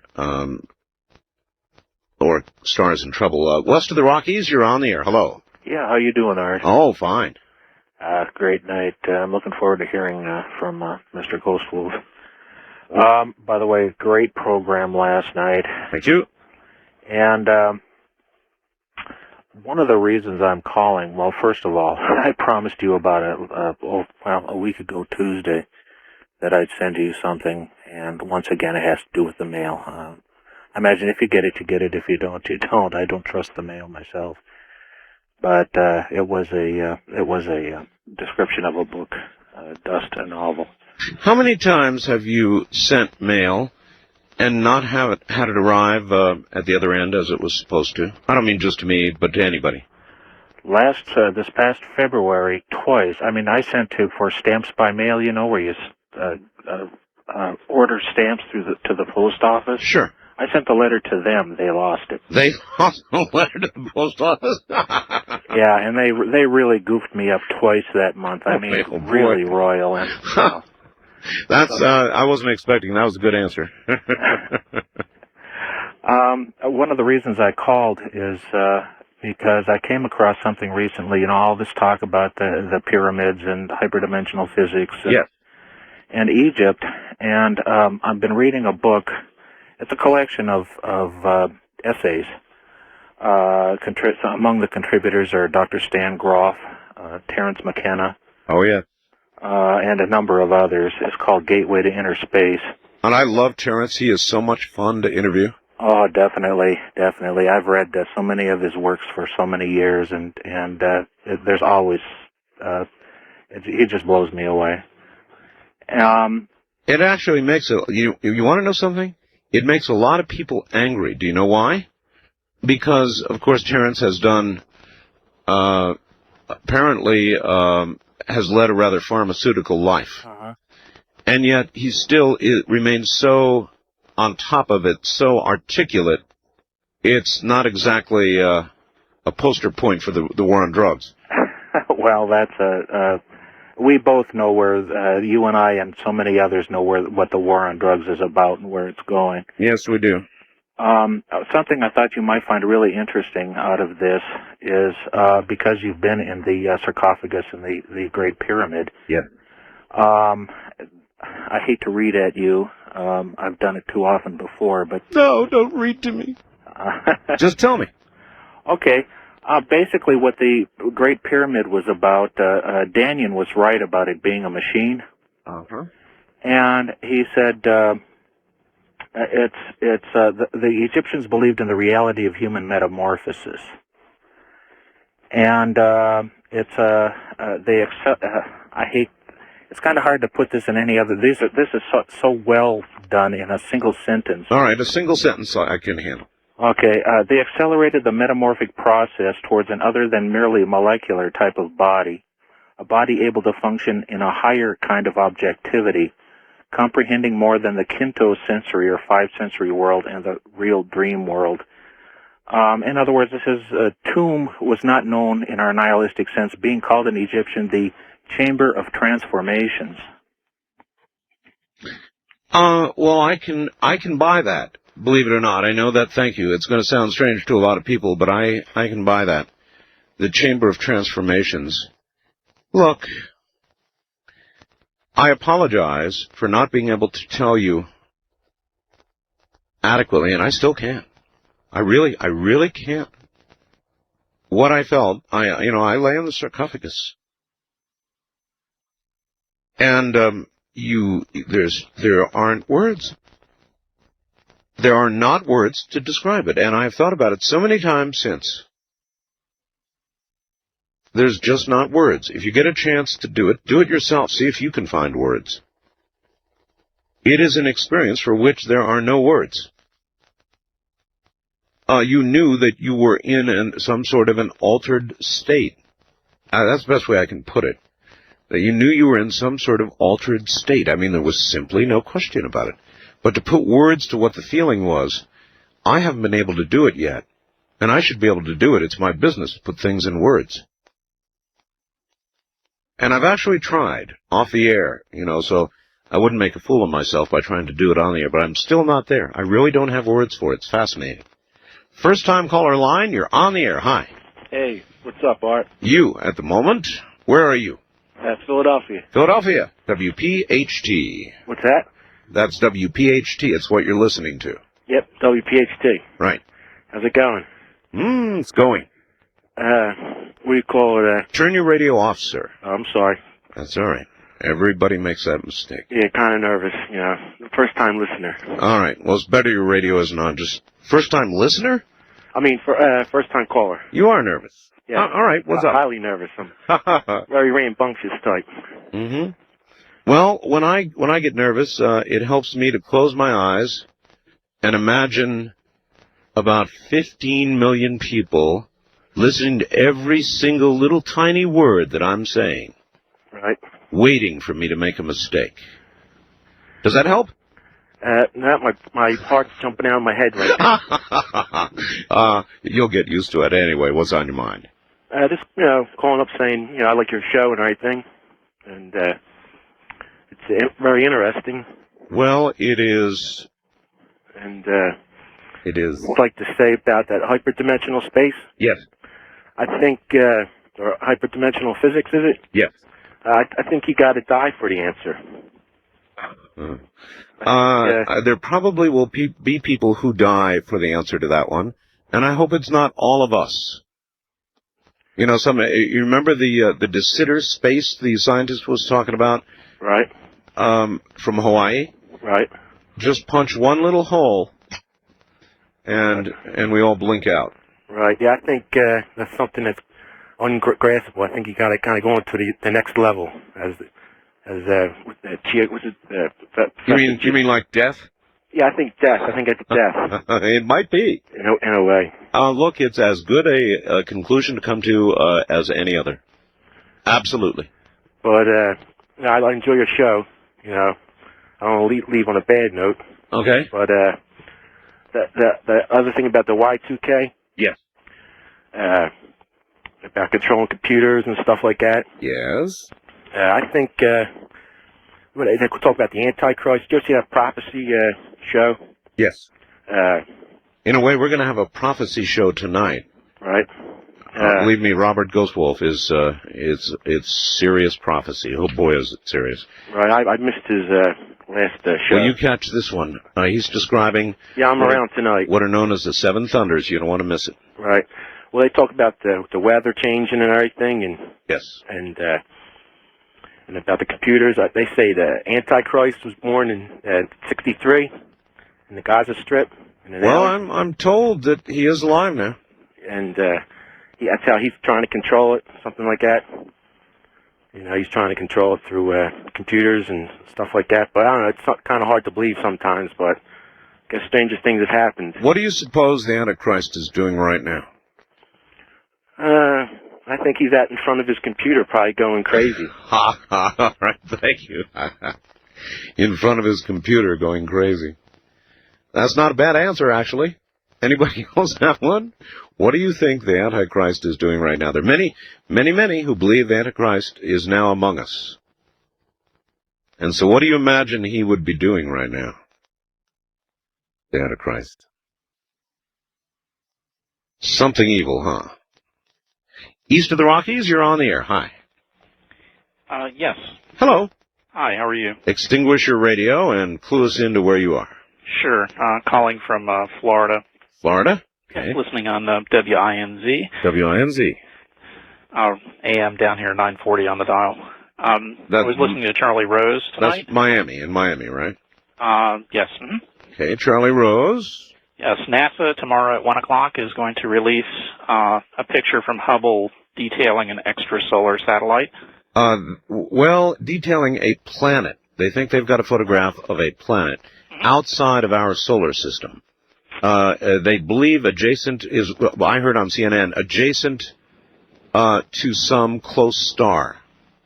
Yeah, the fellow that was on, Ed Wheeler of the NASA Origins program, didn't specify the star or any nature of the planet, but... All right, we'll find out tomorrow, though. And twice the size of Jupiter. I think that's probably been listed in the actually in the print media. That particular star, that was one of the first ones that they discovered. But well, I'll tell you, that's one big mother of a planet, twice the size of Jupiter. I said a little while ago, and I'll say it again. If you were on Jupiter right now, there'd be enough gravity that you'd be a puddle of goo. And so imagine twice the size of Jupiter, and imagine now a sentient being of some sort that walked upright on 2 feet. If that being ever got here, makes Superman look like a 90-pound weakling. Yeah, I think it would be. I think it'd be pretty interesting. They had another fellow that was on also from Time magazine, who Michael Lemonick, who just published another book called Other Worlds. Yep. And that Ed Wheeler fellow sounded pretty interesting. Some of the new satellites that they're going to be putting up in orbit around 2008 to 2012, looking for some of these extrasolar planets. Well, they're finding planets right and left. It turns out planets are a common thing, not an uncommon thing. So what that means is that the chances of life are incredibly high. Well, I've always believed that planets are a lot more common, but that's, human beings, we're just getting out of the medieval era believing that we're the center of the universe. Anyway, it's taken about 500 years to do that. You mean we're not the center of the universe? No, I hate to tell the people on the planet of the apes, but no, you're not. Believe it or not, there are a lot of people who will be very disturbed by that concept. We view ourselves as really special, but we may not be really special. We may be just average. Well, we're special in the sense of we've achieved some degree of success on a relatively small planet on the what do they say on the Hitchhiker's Guide to the Galaxy, on the western suburbs of the galaxy. So that's it. All right, my friend. Listen, I've got to scoot, but I appreciate the call. Are you going to post that picture by any chance on your website? Oh, I'm sure we will. I hope it's a good one. I hope you can actually discern a planet. That would be really cool. Well, Wheeler was saying that he's worked on Hubble for 20 years now, and originally they would be just happy to get even one little pixel. So I think he's probably got a lot more than one pixel. Well, the tube will tell the story later tomorrow. Thanks. All right. You take care. On the international line, you're on the air. Good morning. Good morning, Art Bell. Hi. Where are you? Where are you? I'm calling from Jamaica. Jamaica? Yes. It's Hey, now that's really cool. Jamaica. Do you know what? I think you're my first caller from Jamaica. Well, this is the most expensive toll-free call I've ever made. I had to go on vacation to do it. Well, how's Jamaica? It's great. I'm sure it is. So you're on vacation? Yes, sir. Poor you. Lucky you. Well, good. I'm glad to have you. What's on your mind other than Jamaica? I was wondering if you've ever interviewed a Dr. Ellen Crystal. No. About the Northeast UFO phenomenon? The Northeast UFO phenomenon? No, I don't think so. But I'd love to. It's well documented in the papers and radio programs up here in the Northeast on the Hudson Valley. Uh-huh. Oh, the Hudson Valley, yes, I know about that. And as a matter of fact, I've got a guest coming up on that, so hang in there. Oh, really? Oh, sure. Well, I grew up in the town that they talk about. It's Pine Bush, New York. And she wrote a book called Silent Invasion. And it's well documented. Well, hang in there. That is a very well documented case, and I am going to have a guest, if not her, somebody on Hudson Valley. Listen, is Jamaica full of native girls and drinks with little umbrellas and lots of sun and sand and all that stuff, or what? It sure is. It is? It sure is. Well, that gives us, the rest of us, hope. How long are you going to be there? Till Sunday. I'm here with my wife and my child, so. Well, please say hello to both of them, and again, you now go down in the record books of Coast to Coast AM as the first call from Jamaica. I had to figure out some way of getting through. Well, you have made it, and just under the wire, too, because we're going to the news. All right, thank you very much. Thank you, take care. How about that? The first call from Jamaica. Ham radio operators have a little thing where they try and work all countries, you know, and you get a special little award when you work 100 countries and then 200 and then 300. You get a little award when you've talked to all 50 states. Well, I've done that. But I wonder how many countries I've talked to. And I wonder if there's a talk show award for, like, talking to 100 countries. Probably not. I'm Art Bell. From the high desert, Robert Ghostwolf coming up next with the Seven Thunders. This is Coast to Coast AM. Do yourself a big favor and keep the dial right where it is. And by the way, if you're disturbed by this kind of programming, prophecy, you'll want to tune out now. Otherwise, turn it up. Well, good morning. We sort of were general last hour. One of the items we discussed was why Japan is sending a rocket to Mars. They're sending a rocket to Mars, and why? What could the Japanese possibly learn that we have not already learned by crawling on the surface, mapping the surface, taking photographs? You've got to ask yourself, why are the Japanese sending a rocket to Mars? They are. And I think it begs a whole bunch of questions. Here's one answer. Comes from somebody who faxes me without signature. Art, no one knows why Japan's sending another probe to Mars. Perhaps it is just something they yen to do. Tells you how mystified we are by what they're doing. People writing this kind of stuff. They yen to do it.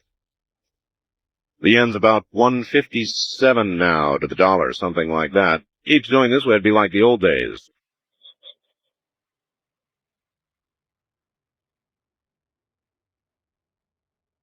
Just before we go to Robert Ghostwolf, a couple of program notes that relate to what you're going to hear tonight.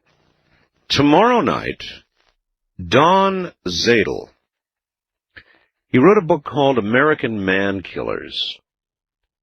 Folks, this is about the animal world attacking the human population. I'm sure Ghostwolf seers are pricking up at this one. Listen to just a couple of the points that we're going to discuss tomorrow night. Listen closely. The explosive increase in animal attacks and resultant human deaths. And then this. Missing persons, particularly children, who were in all probability killed and eaten by wild predators. That'll be tomorrow night. And it kind of backs up, not kind of, it does back up what Ghostwolf has said about, for example, mountain lions beginning to stalk human beings, hunters. And then the following night, we'll have Whitley Strieber, and this is really, really going to be something, along with Jaime Maussan, who did the 60 Minutes, Mexican version of 60 Minutes, and a volcanologist, and there is breaking news about what's going on in Mexico. One of the volcanoes in Mexico is about to let go. That's what they think. We'll talk about that. There's a lot of volcanism going on in Mexico. I mean, it is really strange what's going on down there. And I know Robert Ghostwolf has something on that tonight as well. So here he is, Robert Ghostwolf. Robert, welcome back to the show, my friend. How you doing? I'm doing very well. Tell me, Robert, tell me about yourself. In other words, you are not speaking for any tribe. We always start out by sort of giving that disclaimer. You're not speaking officially for any tribe or any group. No, I'm a Matei, Art. I'm a mixed blood. It's a very simple thing. I work a lot with elders. I've worked with elders all of my life. And I still work with them. I work with a lot of the tribes. I just came back from a week up in Alaska just before your trip, where I was working with the tribes up there working on native rights issues. And they have a few prophecies themselves about things that are coming down, which all seem to correlate with everything else that's going on. Yes, I heard you were there. Where were you in Alaska? I was up in Anchorage. Anchorage. All right. We did a seminar up there with Nick Begich, and it was a really great show. Excellent. I love Alaska. I used to live there. I love it. There's once you've been to Alaska, it's very. There's no other place like it anywhere. No, there really isn't. And people just think, wilderness. You know, I've seen it in Oregon or California. No, not like Alaska. Anyway, listen. So your background, your Matei, means your background is what? Mixed blood. What's the blood? Mixed blood American, Native American and European. So there's Lakota blood in there, there's Iroquois blood in there, there's Italian blood in there, and there's German blood in there. Lakota, Iroquois, German, and Italian. Mm-hmm. Then if you go to other parts of my family, there's Cherokee. Cherokee as well. And I think that you had a guest on the other night, Black Fox. Yep. Who explained the Métis situation quite eloquently, actually. It was very interesting, yes. And a very gentle soul, and like most people are of that. And so we are what you would call the ghost children. The ghost children, yes.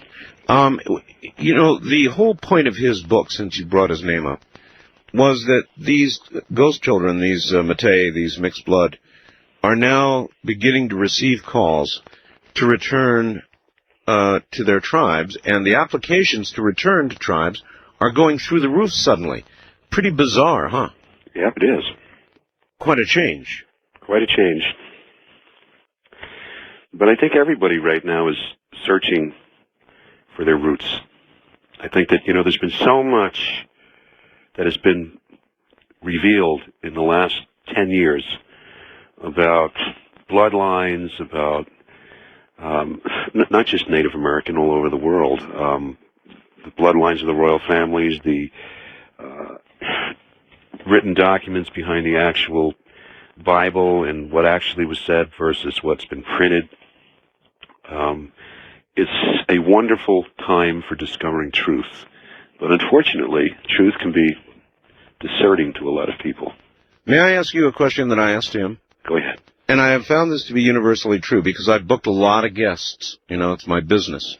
And what I've noticed is the elders that you speak of and you speak to, that I don't, they don't go on the air, Robert. They won't go on the air.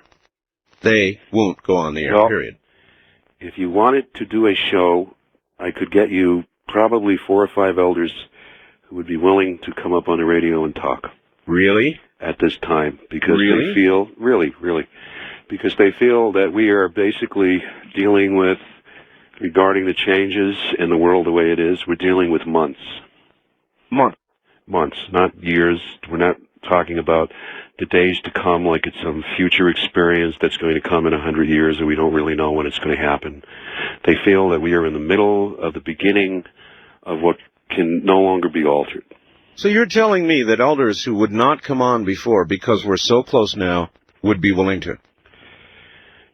People feel that their voices have to be heard, and the stories have to be heard so that the children of today can have a legacy and at least a direction toward the truth of what they're about and where they come from and what's going to happen. So a lot of those attitudes that existed for a long time, and I think that the attitudes are justified because a lot of the words have been misinterpreted, a lot of the elders have been misrepresented, and they don't necessarily understand the sophistication of the media. I've seen a lot of shows where they'll have elders up there speaking and they chop it up so much that it has nothing to do with what they were saying. Do you know what I'm saying? Yes, of course. What? Do I And know so what they're you're like, saying? well, I'm not going to go into that because then it looks like I said this and I've seen it and that's not what I said. All right. Well, you tell them this radio program is not like that. In other words, they will have, A, enough time to say what they want to say, and B, no one's going to edit what they say. Well, next week I'm going to be talking to the Hopi Elders. Well, look, do it So if then. you want, I'll get to you and... Here's what I'd like to do, I think. Okay. I'd like, if you can get a or 2 Hopi Elders to come on, I'd like to have you on with them. I will talk to them about that this weekend. Let's do it. Okay. All right. Now, that having been said, obviously you've been talking to the elders, and you, first of all, what are the 7 thunders? There are many prophecies.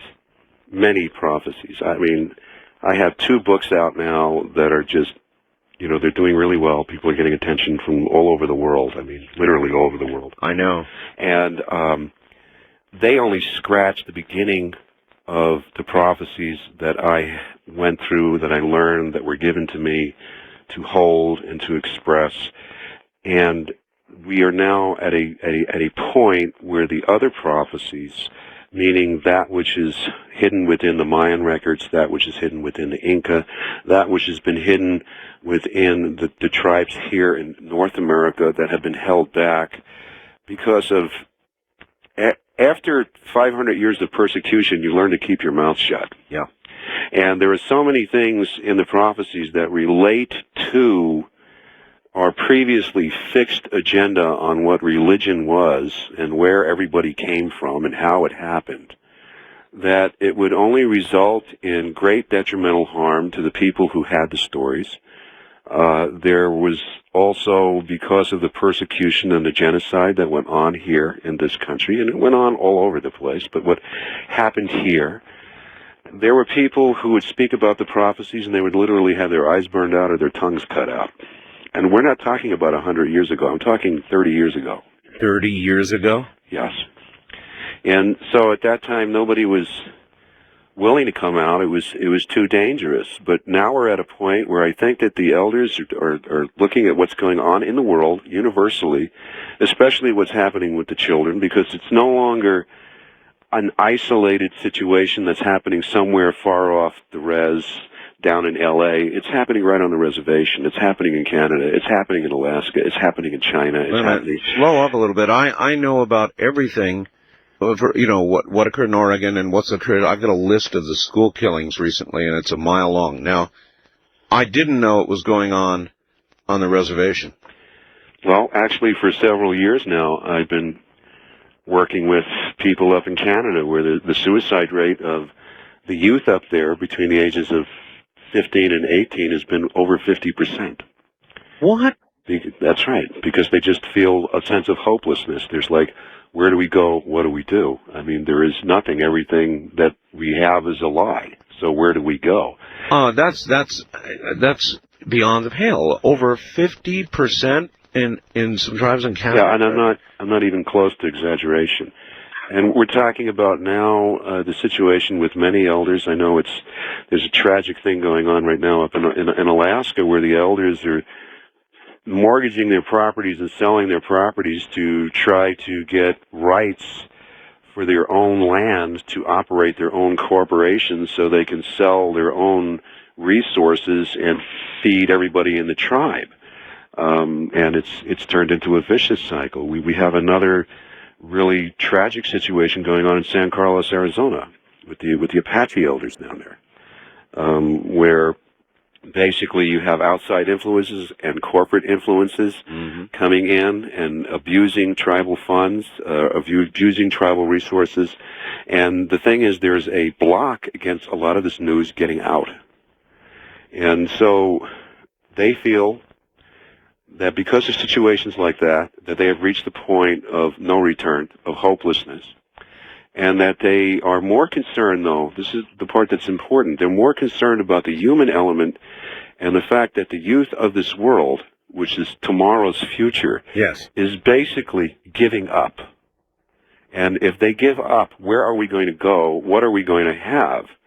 It's like the world that we know is coming to a closure in many ways. We're going through so many changes so fast that even if you are sitting in the newsrooms of CBS or CNN or listening to the Art Bell show, it's overwhelming.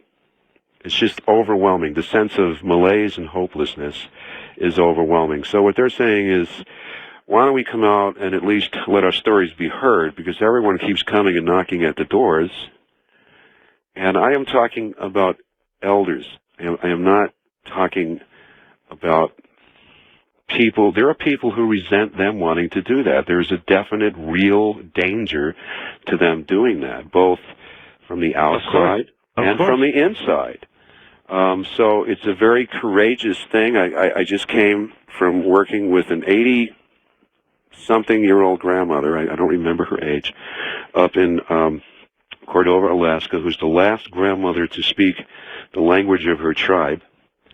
And she's trying to put together a cultural center so that the culture of the people at least stays alive. Otherwise, it will pass with her passing. My God, what a terrible responsibility to be the last one to speak the language of your tribe and to be in your 80s. God. Yes, it is. Listen, I want to run something by you that somebody sent me, and I can't get out of my mind. You just spoke about all the problems going on in the schools and with the young people.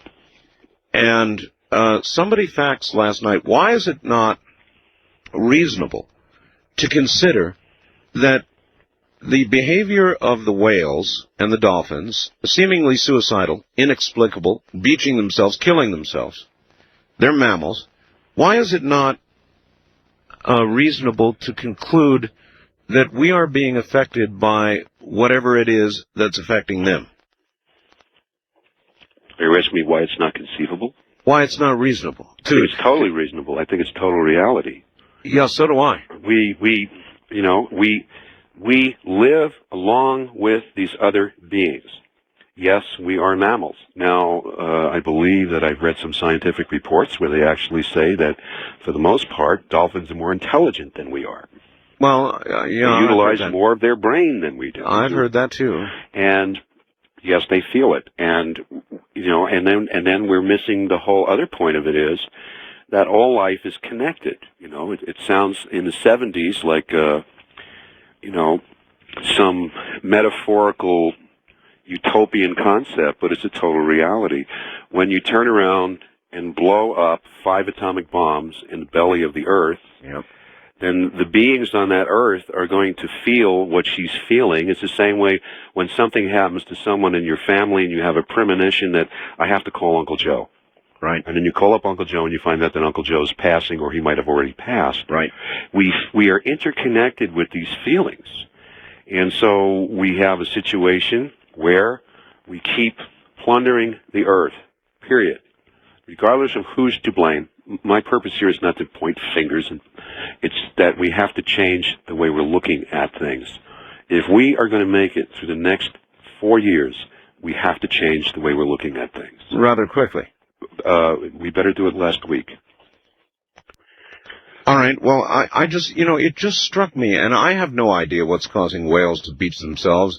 People speculate about lines of magnetics and... well, there were stories of birds committing suicide. I know. There's all kinds of things you can speculate about, lines of magnetic influence, that sort of thing. You can speculate about chemicals. You can speculate about air pollution, whatever you want to speculate about. But whatever it is, and I don't know what it is, it's reasonable to assume that all mammals are affected. Well, here's an interesting... The higher the order, the more the effects. Here's an interesting thought to think along with that. You have several groups of migratory birds that are no longer returning to their nesting grounds all over North America. You also have a situation going up in Alaska and up along the rivers to Canada where the salmon are not returning to spawn. I know. And you also have a situation going on where several indigenous tribes throughout the world have stopped having children. Now, is that a coincidence? That I didn't know. Is that a coincidence? I mean, down in Australia, there are many Aboriginal people who have simply stopped having children because they feel that this is not a time to bring youth into the world. All right.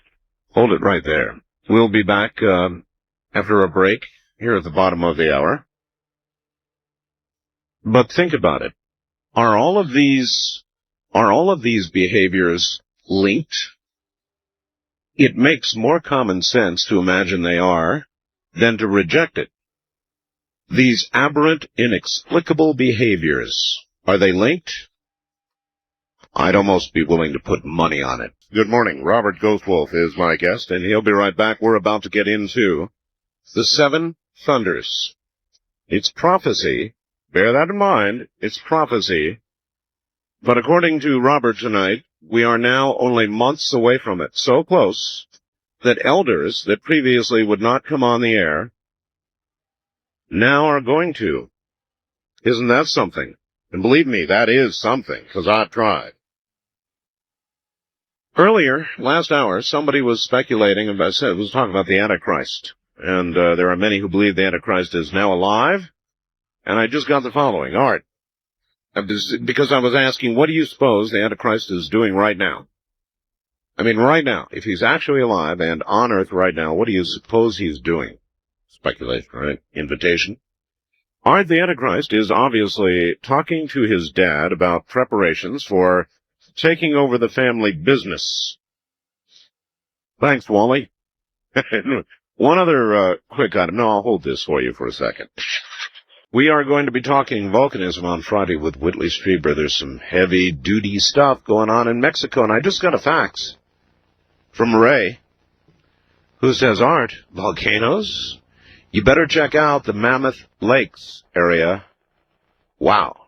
You want to talk about movement. There are so many dots there in the last 24 hours that the red dots have begun to turn black. Check the website. We've got a link to that, by the way, on my website, so if you want to go see what's going on at Mammoth. They put a little dot wherever there's been earth movement that is magma-related, they believe. Oof.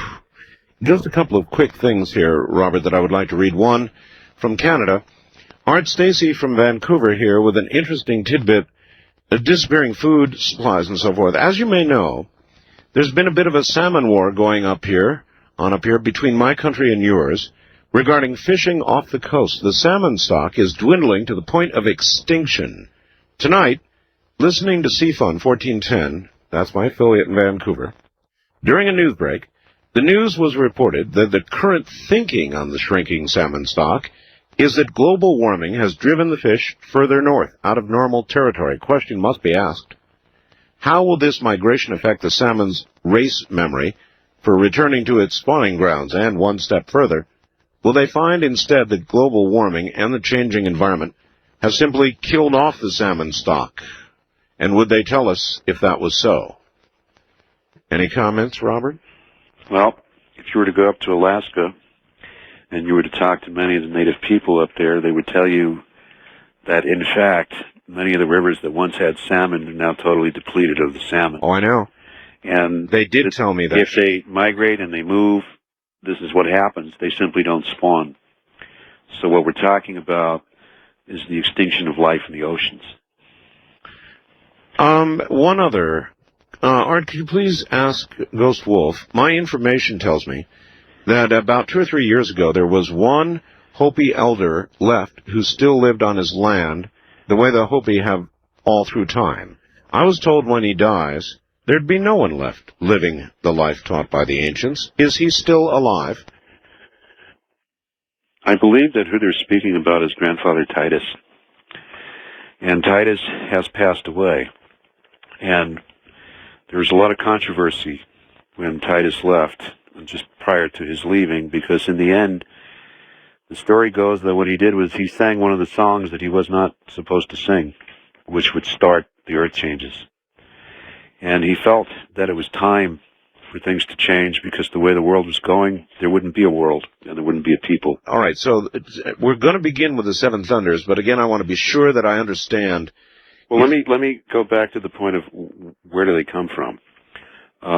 Basically, back in the 80s, I'd say the beginning of the 80s, 82, about then, there was a council, a meeting in the mountains of Taos. It was basically called the Rainbow Walk. Okay. And it was started by elders from the Algonquin people of the Northeast. Right. And they went around and spoke to the elders of various nations, and where all these different nations got together to bring their prophecies and talk about things that they thought would be occurring, because it was quite evident to them that we were coming into the time of change, that the warnings were starting to come. That makes sense. And from there, I remember sitting there listening to, there were Hopi, there were Lakota, there were Algonquin, there were Cherokee. They were basically comparing notes on prophecy. They were comparing notes. And one of the things that they spoke about was the Seven Thunders. And what has happened over the years is that as I would go around and talk about the Seven Thunders and ask questions about them, I found out that the stories were quite involved and layered, and that there were various prophecies that connected to it. And when I put out my first book, Last Cry, I was already working on the Seven Thunders, which was originally supposed to be part of that book, but the book just got too big. So we put it out in the second book, which is Winds of Change, which is like volume 2. And what the Seven Thunders had to do with were basically, as the thunder would come from the mountains. There would be a rolling thunder across this earth. There would be a warning each time that the eagle put his talons into the earth and shook it, and there would be a great shaking. And that there would be certain warnings. The first 3 thunders would be warnings, that we would have time to turn around and change our attitudes, to change things. But then by the time the 4th thunder came, if it had to come, in other words, between each thunder, you would have time to change. You would have time to realize what was going on. If you didn't change, another thunder would come. But by the time we hit the 4th thunder, which we've already well into the 4th thunder, by the time you hit the 4th thunder, the course of events could no longer be altered. That they would fall down in a certain manner, and that the world would then become a very strange place. that we would see things that we never thought that we could see. We would see beings that we never thought were there. We would start to have communication again with the stars. We would notice dimensional rips, and the Earth itself would create a war with valued life. The Earth itself would rebel against what was being done to her. There are inescapable parallels to the Bible. Yes. Inescapable. Absolutely. All right. Let's begin with what already has happened. What was past tense, the first thunder? The first three thunders, we're starting with the first one, which would be a good place, but the first thunder had to do with the fact that there would be millions of starving children all over the world. They saw millions of starving children and starving people, and that basically the cries of these people would go unanswered. They would be ignored. It would appear that little groups would try to do things, but nothing would ever happen, and that this would start off in a small area and it would start to spread. And we have seen this, you know, all over the world in what we call in America third world countries. Yes. And now we're seeing it back home. We're seeing it right here. Many people in America, I think, because we're so media blind, we're so drugged out by movies and media and what the pictures are and what's going on, and we live our life letting everybody do everything for us on TV or in the movies rather than do it ourselves, that we tend to forget that the majority of the world does not live by the American perception. So we have thousands of children in Africa going around starving with Rwanda. We have it in China. We have it in Indonesia. We have it in South America. We have it in Europe. We then would move into the second thunder. The first one was the starving people, where no help would be. Well, and with regard to nature, there's something too in the first, right? In other words, we'd be pushing nature to the limit. We would start to go against the laws of nature, and that nature would start to rebel.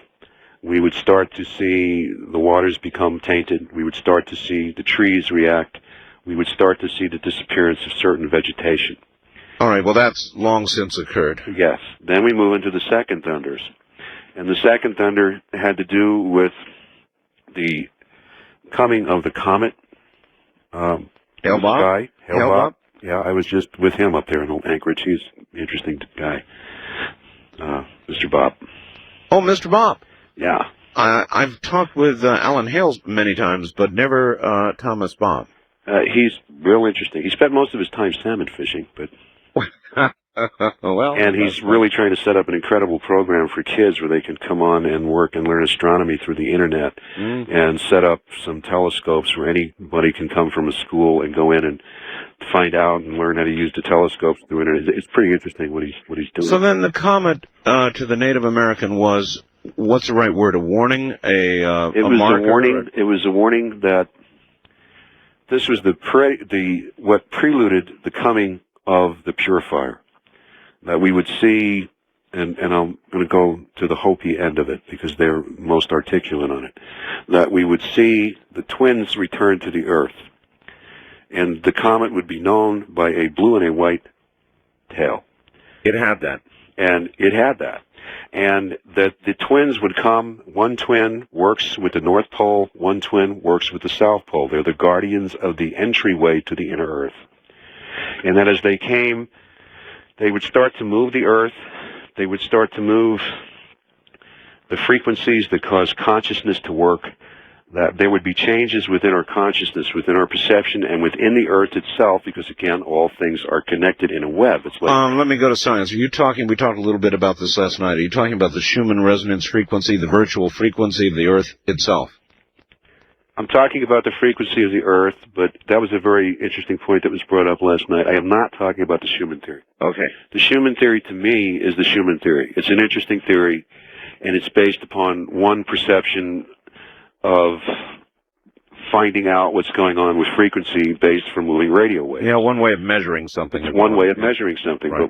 But if one was to really want to go into understanding Earth frequency, I would suggest that they read the books on the Mayan prophecies by Jose Aguirre, and they would get into understanding the work of Nikola Tesla. Right. Because he actually worked with the frequencies. He understood the frequencies. He made it work. He turned around and produced electricity from the ground, understanding how it worked. That's right. And many of the principles of the physics that's used in HARP today are programs that were initiated by Tesla.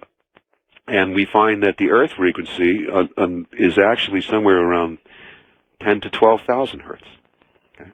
When Tesla worked with energy, he worked above 400 hertz, so it would not have harm to human beings and to other living beings on the planet. Yeah. He tried to explain this as a warning when they were doing the Philadelphia experiment, saying you can't do this with a 60 hertz power generator. You're going to create too low a frequency, you're going to have grotesque things occur. They did. And they did. But so no, I'm not talking about that Schumann theory. You're talking if we go to the Mayan factor, excuse me, that's the name of the book. The Mayans talk about that the Earth frequency is 8. They keep referring to it being 8. Okay, whatever that means. And that we will speed up. That frequency will intensify. And I think that we have a lot of signs today of things speeding up. No kidding. I mean, life speeding up, with like where you were saying earlier on the show, there's not enough time in a day to do what we have to do. How did Grandpa do it? We don't know.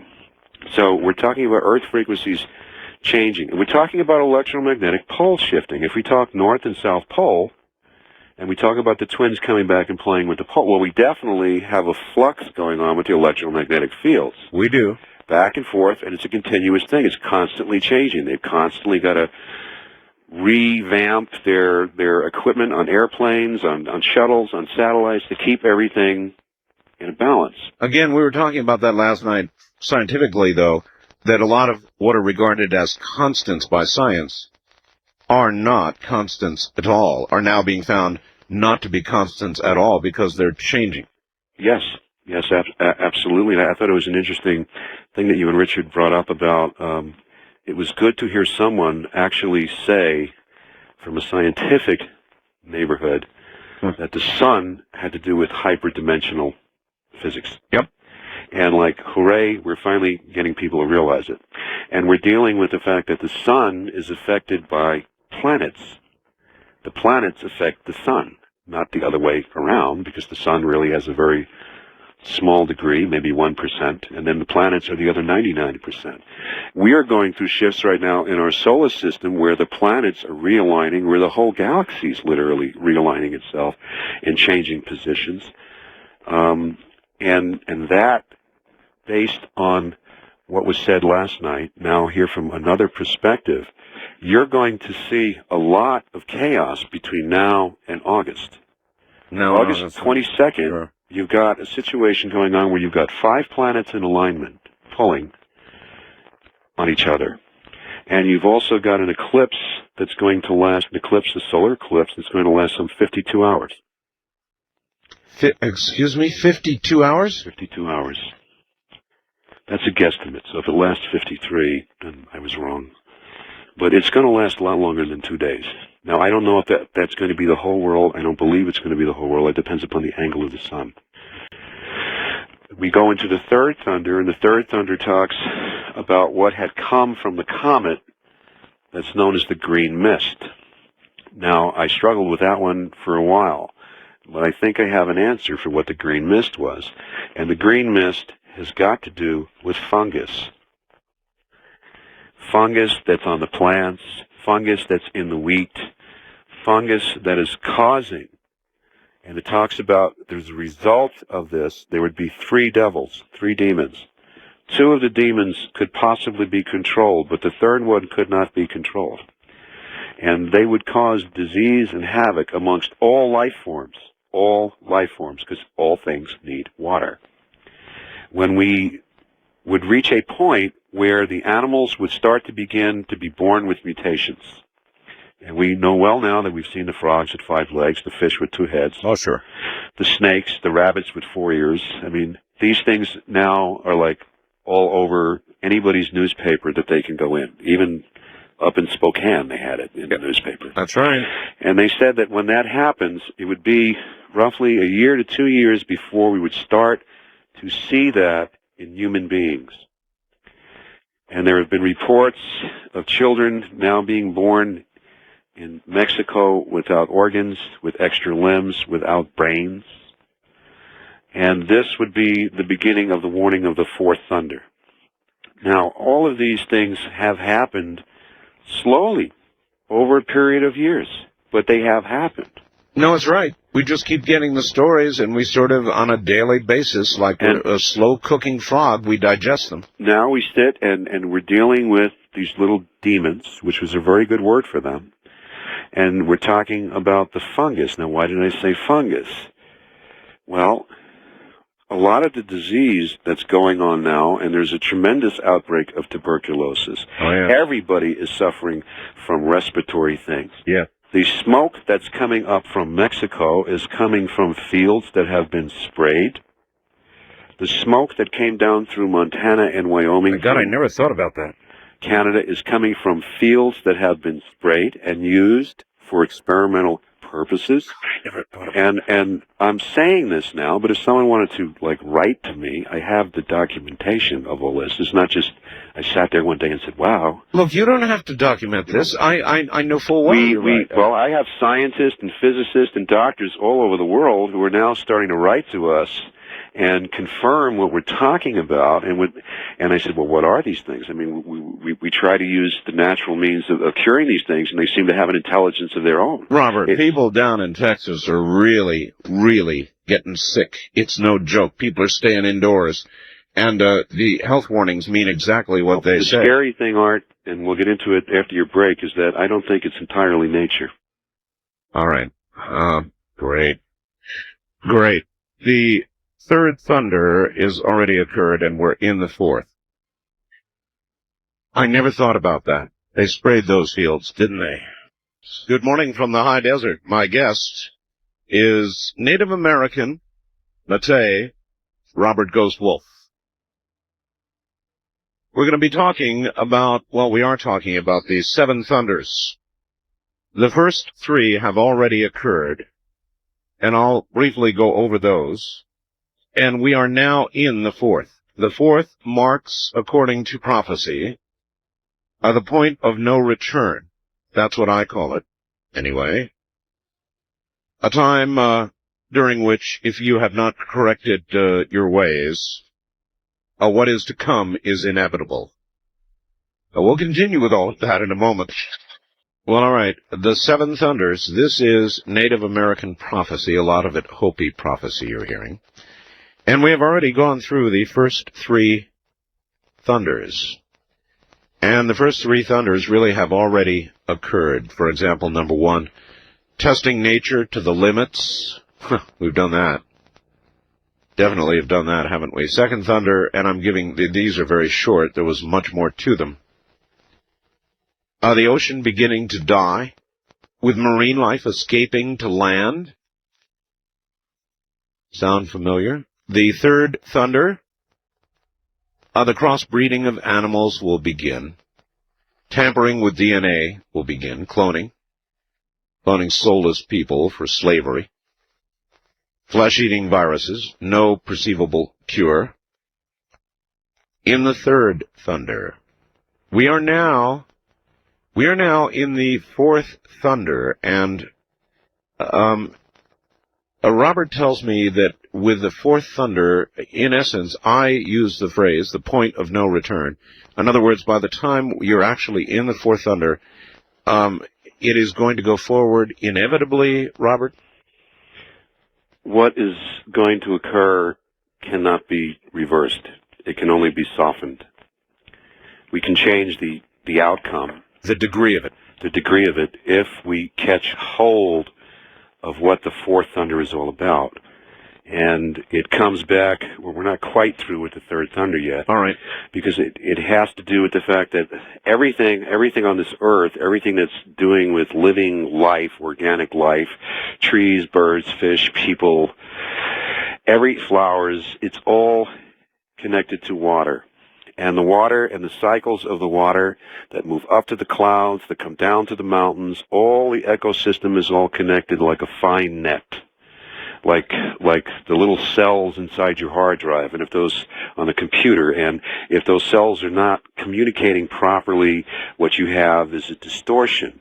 So what you have now is, going back to the third thunder, and it's not all the earth doing to us, it's more or less what we're doing to the earth and how the earth is reacting. We're coming now to the fact that we have been using since World War II zillions and zillions of tons and gallons of petrochemicals that we convert to fertilizer, that we create to bug sprays.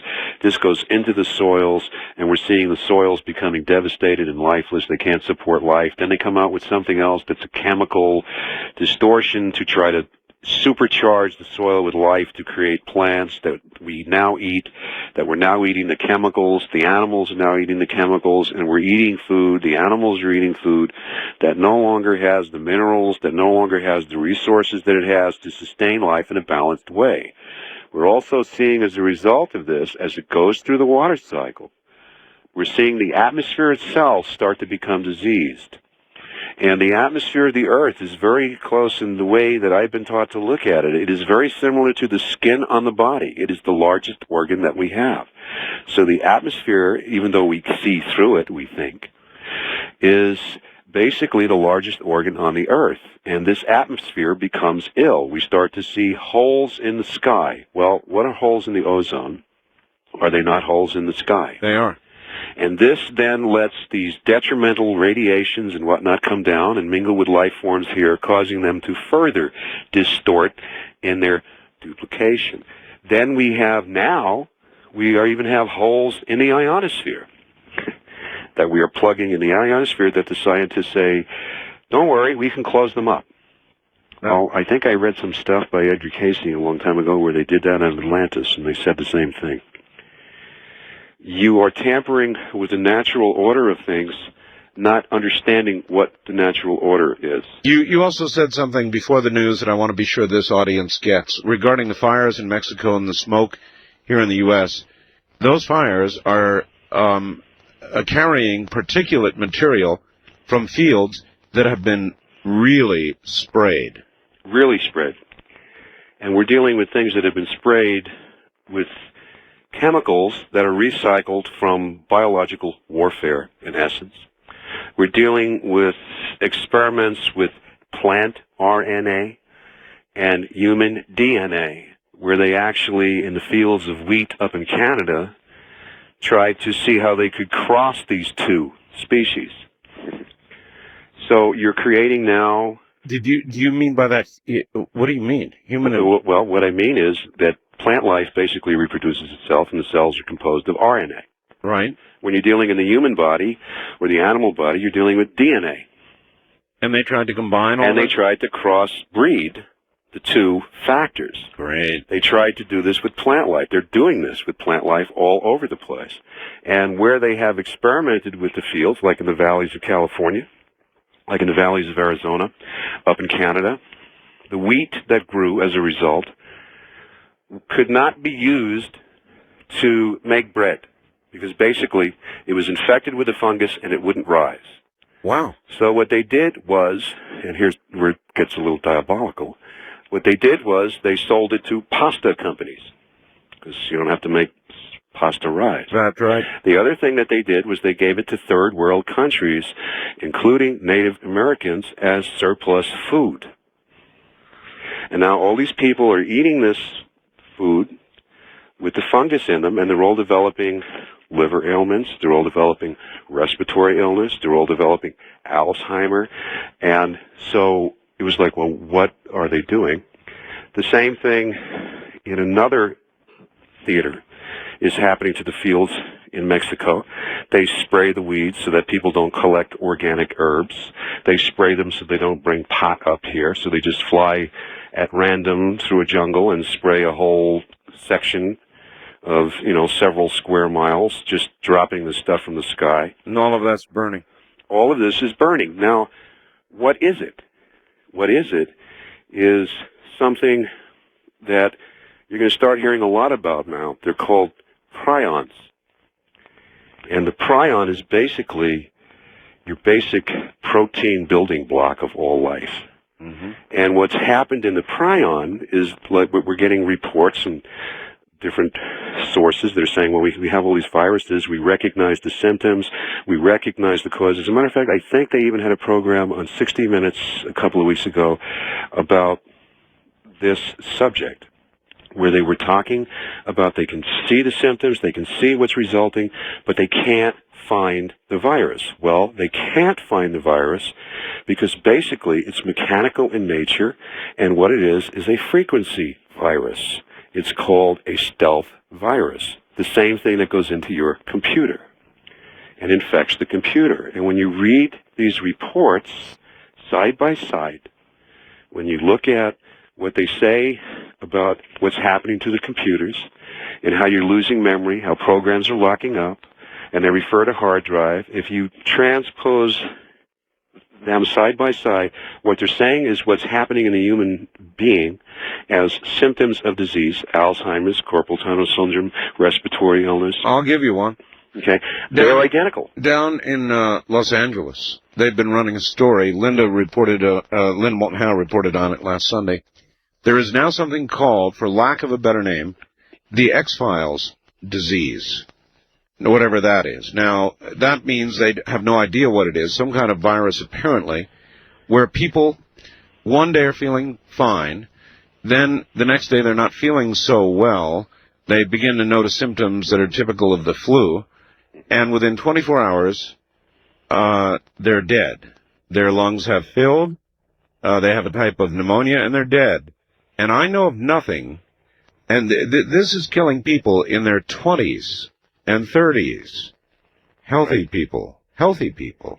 Well, we're working with these, for a better word, lack of a better word, I'm going to call them electronic viruses. And the electronic viruses can be easily manipulated by frequency. They're experimenting with this now in new forms of warfare, where HAARP is part of that experiment, where they're working with certain frequencies that can cause changes and effects within a human being, everything from emotional to effects that lead them into total disorientation.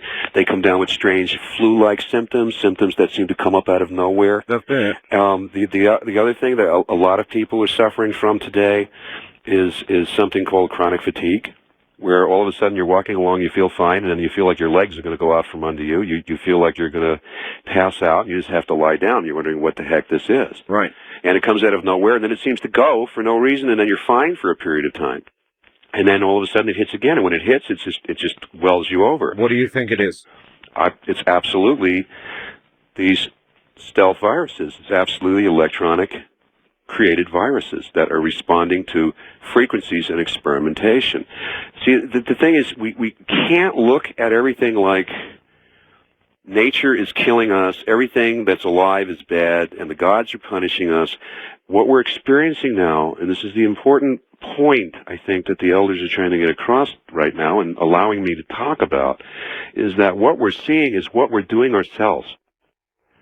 Because we are not getting the information. People are not finding out about these things. They have people all over the place working on cures for this, but people are as afraid, Art, to come out and talk about what they're discovering as Bob Dean's reluctant to come out and produce the evidence that he has. Because you'll have the men in black pull up to your door, your clinic will be shut down, your practice will be shut down, and you won't be able to work. So this is all part of the Fourth Thunder. Another thing that's part of the Fourth Thunder, the devil winds, you call them, huh? The beginning of the Fourth Thunder, we would start to see the devil winds. And the devil winds would be these strange windstorms that would come up out of nowhere and blow beyond 200 miles an hour. Eventually, they would start to pick up. We would see El Nino come, and El Nino not only having the effects of the ocean, where the ocean itself would heat up sometimes 15 and 20 degrees higher than it should be. We would see strange abnormalities going on because of El Nino, where, like on South America, they're experiencing tides that are up to 15 feet higher than they should be. We're seeing entire portions of the coastline of Peru and Colombia washing into the ocean. On the other side of the Earth, we're seeing the other extreme of it. We're seeing drought, fires in Australia and in Indonesia. We're seeing very low tides. It's all part of El Nino. We're seeing something really weird that was on last night's program. I got a fax from a person in Oklahoma who said they had a whole line of tornadoes, and that's not unusual for Oklahoma, of course, but what was weird was these tornadoes were actually going in the opposite direction, and that was confirmed by it was a big buzz on the radio, talk radio there and television, that they actually had photographs of the rotation of tornadoes the wrong way. That's almost impossible, but they've got the film. I'd like to get a copy of that. Yeah. Hurricanes, which when they're in the west are not hurricanes actually, they're they build to much larger proportions, and I forget what it was, 200 and some odd miles per hour, and they're called typhoons, but we've never seen or recorded winds. Weren't there just winds about a month or so ago, 6 weeks ago, in Indonesia that were in excess of 239 miles an hour? Yeah. And I've seen winds in Montana that basically lifted up bleachers in schoolyards and carried them across the football field, and then they were gone. There were tornadoes in Idaho. You don't see tornadoes in Idaho. There have been tornadoes in the Bay Area. That's what there have I've been tornadoes all over the country where there ought not be, and of course everything gets blamed on El Nino, including the Mexican fires right now. All the rest of it, everything gets blamed on El Nino, and I've got Sandeo in Australia saying, "Hey Art, I watched the maps, and guess what? This El Nino may be lightening up, but the other one's cranking up, so it's coming right back." Well, that's also, I talk about that in Winds of Change, because basically Winds of Change got its name from El Nino. And we are now dealing with El Ninos used to come up every so many years. 4 years. And now they're coming up right on top of each other. Correct. So, again, we have this reaction of the Earth in the physical to everything that's being done. The result of what we're seeing in the emotional stress, we're seeing in the mental fatigue, and we're seeing in basically what we could call now, because the world is a global society, we're seeing the decline of a global situation, a global civilization is imploding.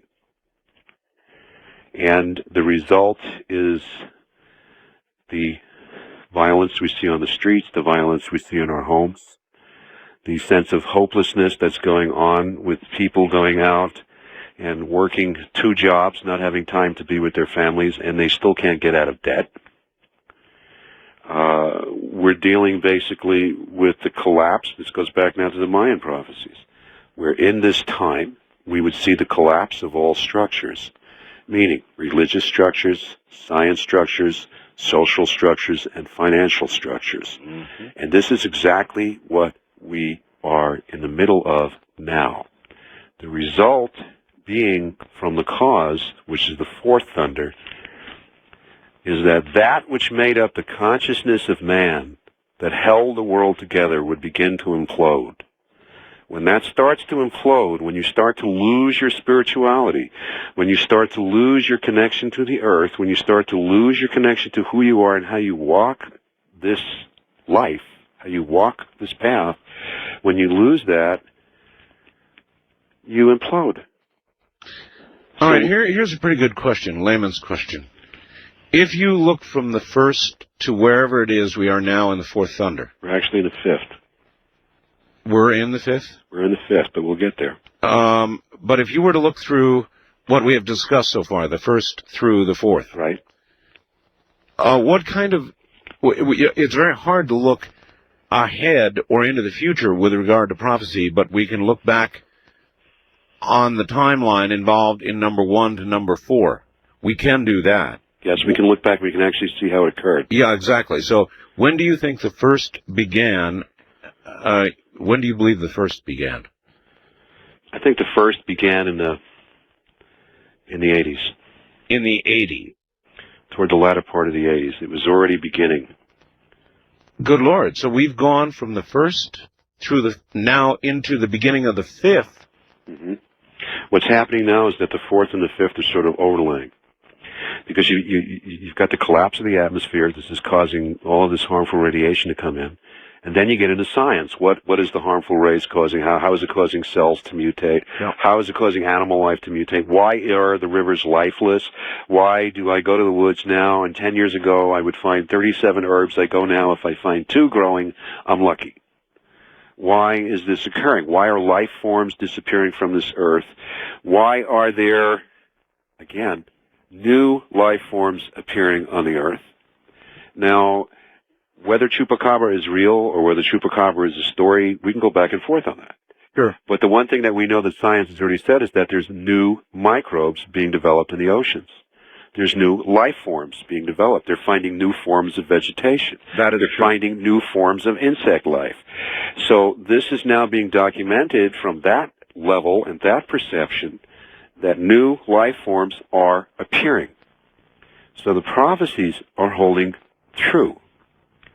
And the wonderful thing about now, the wonderful thing about looking at this is we are being given an opportunity to do a life review right here.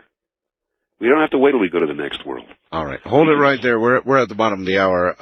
The prophecy is so much on top of us that last hour, Robert Ghostwolf said there are elders who are going to actually be on my program. It is so close, so much on top of this, they have agreed to appear on the air. And believe me when I tell you, that's really unheard of. So that's ahead of us. Robert Ghostwolf is here. This is Coast to Coast AM. Well, I think those words fit right in. Good morning, everybody. Robert Ghostwolf is here, and we are rolling through the Seven Thunders. This is Native American prophecy. What you are hearing is a kind of compilation of Native American prophecies from many tribes that was compared and compiled at a meeting we'll tell you about again in a moment. All right, back to Robert Ghostwolf and the Seven Thunders, and these, again, were kind of I guess a consensus of many elders that met when and where again, Robert? This is in the Taos Mountains of New Mexico.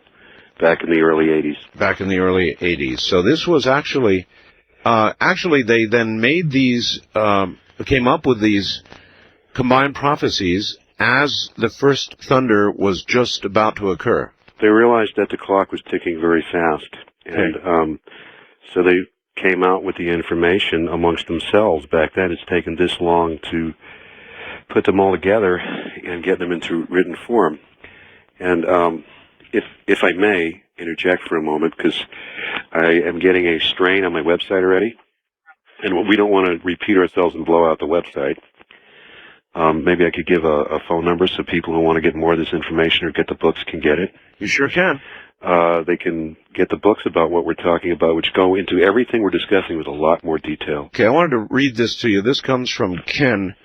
It's email. It says, Art, thought you might like some feedback on the Wolf Lodge materials. Yesterday I received the book, manuscript, tape, and photos that I'd ordered from Robert Ghostwolf immediately following his last appearance on Coast. The 2 volumes are beautiful. They're first class. Also, I was impressed with the fact that the photos were real glossy prints, not the photocopies I'd expected. Robert is one of my favorite guests. He goes on, I appreciate your having him on, blah, blah, blah, blah. Anyway, there you have it. People love them, and it really is extremely high-quality stuff that you put out. So, thank you. Thought I'd read that. Anyway, listen. Let us now continue. We're in between the 4th and beginning the 5th. Well, what happens now in the 4th is we begin to see the breakdown of the cosmology of the planet that literally holds the consciousness together. But we also start to see, as this starts to break down, we start to see the discovery of many things that have been kept hidden until this time, if we want to use that terminology, such as ancient cities start to appear. We start to find out about the secrets of the pyramid and the Sphinx. We start to find ancient texts that have been buried for hundreds of years. We start to find, and that goes for all sides. We are seeing that with the Mayan, we're seeing that with the Egyptian, and we're also seeing that in the Judeo-Christian faiths.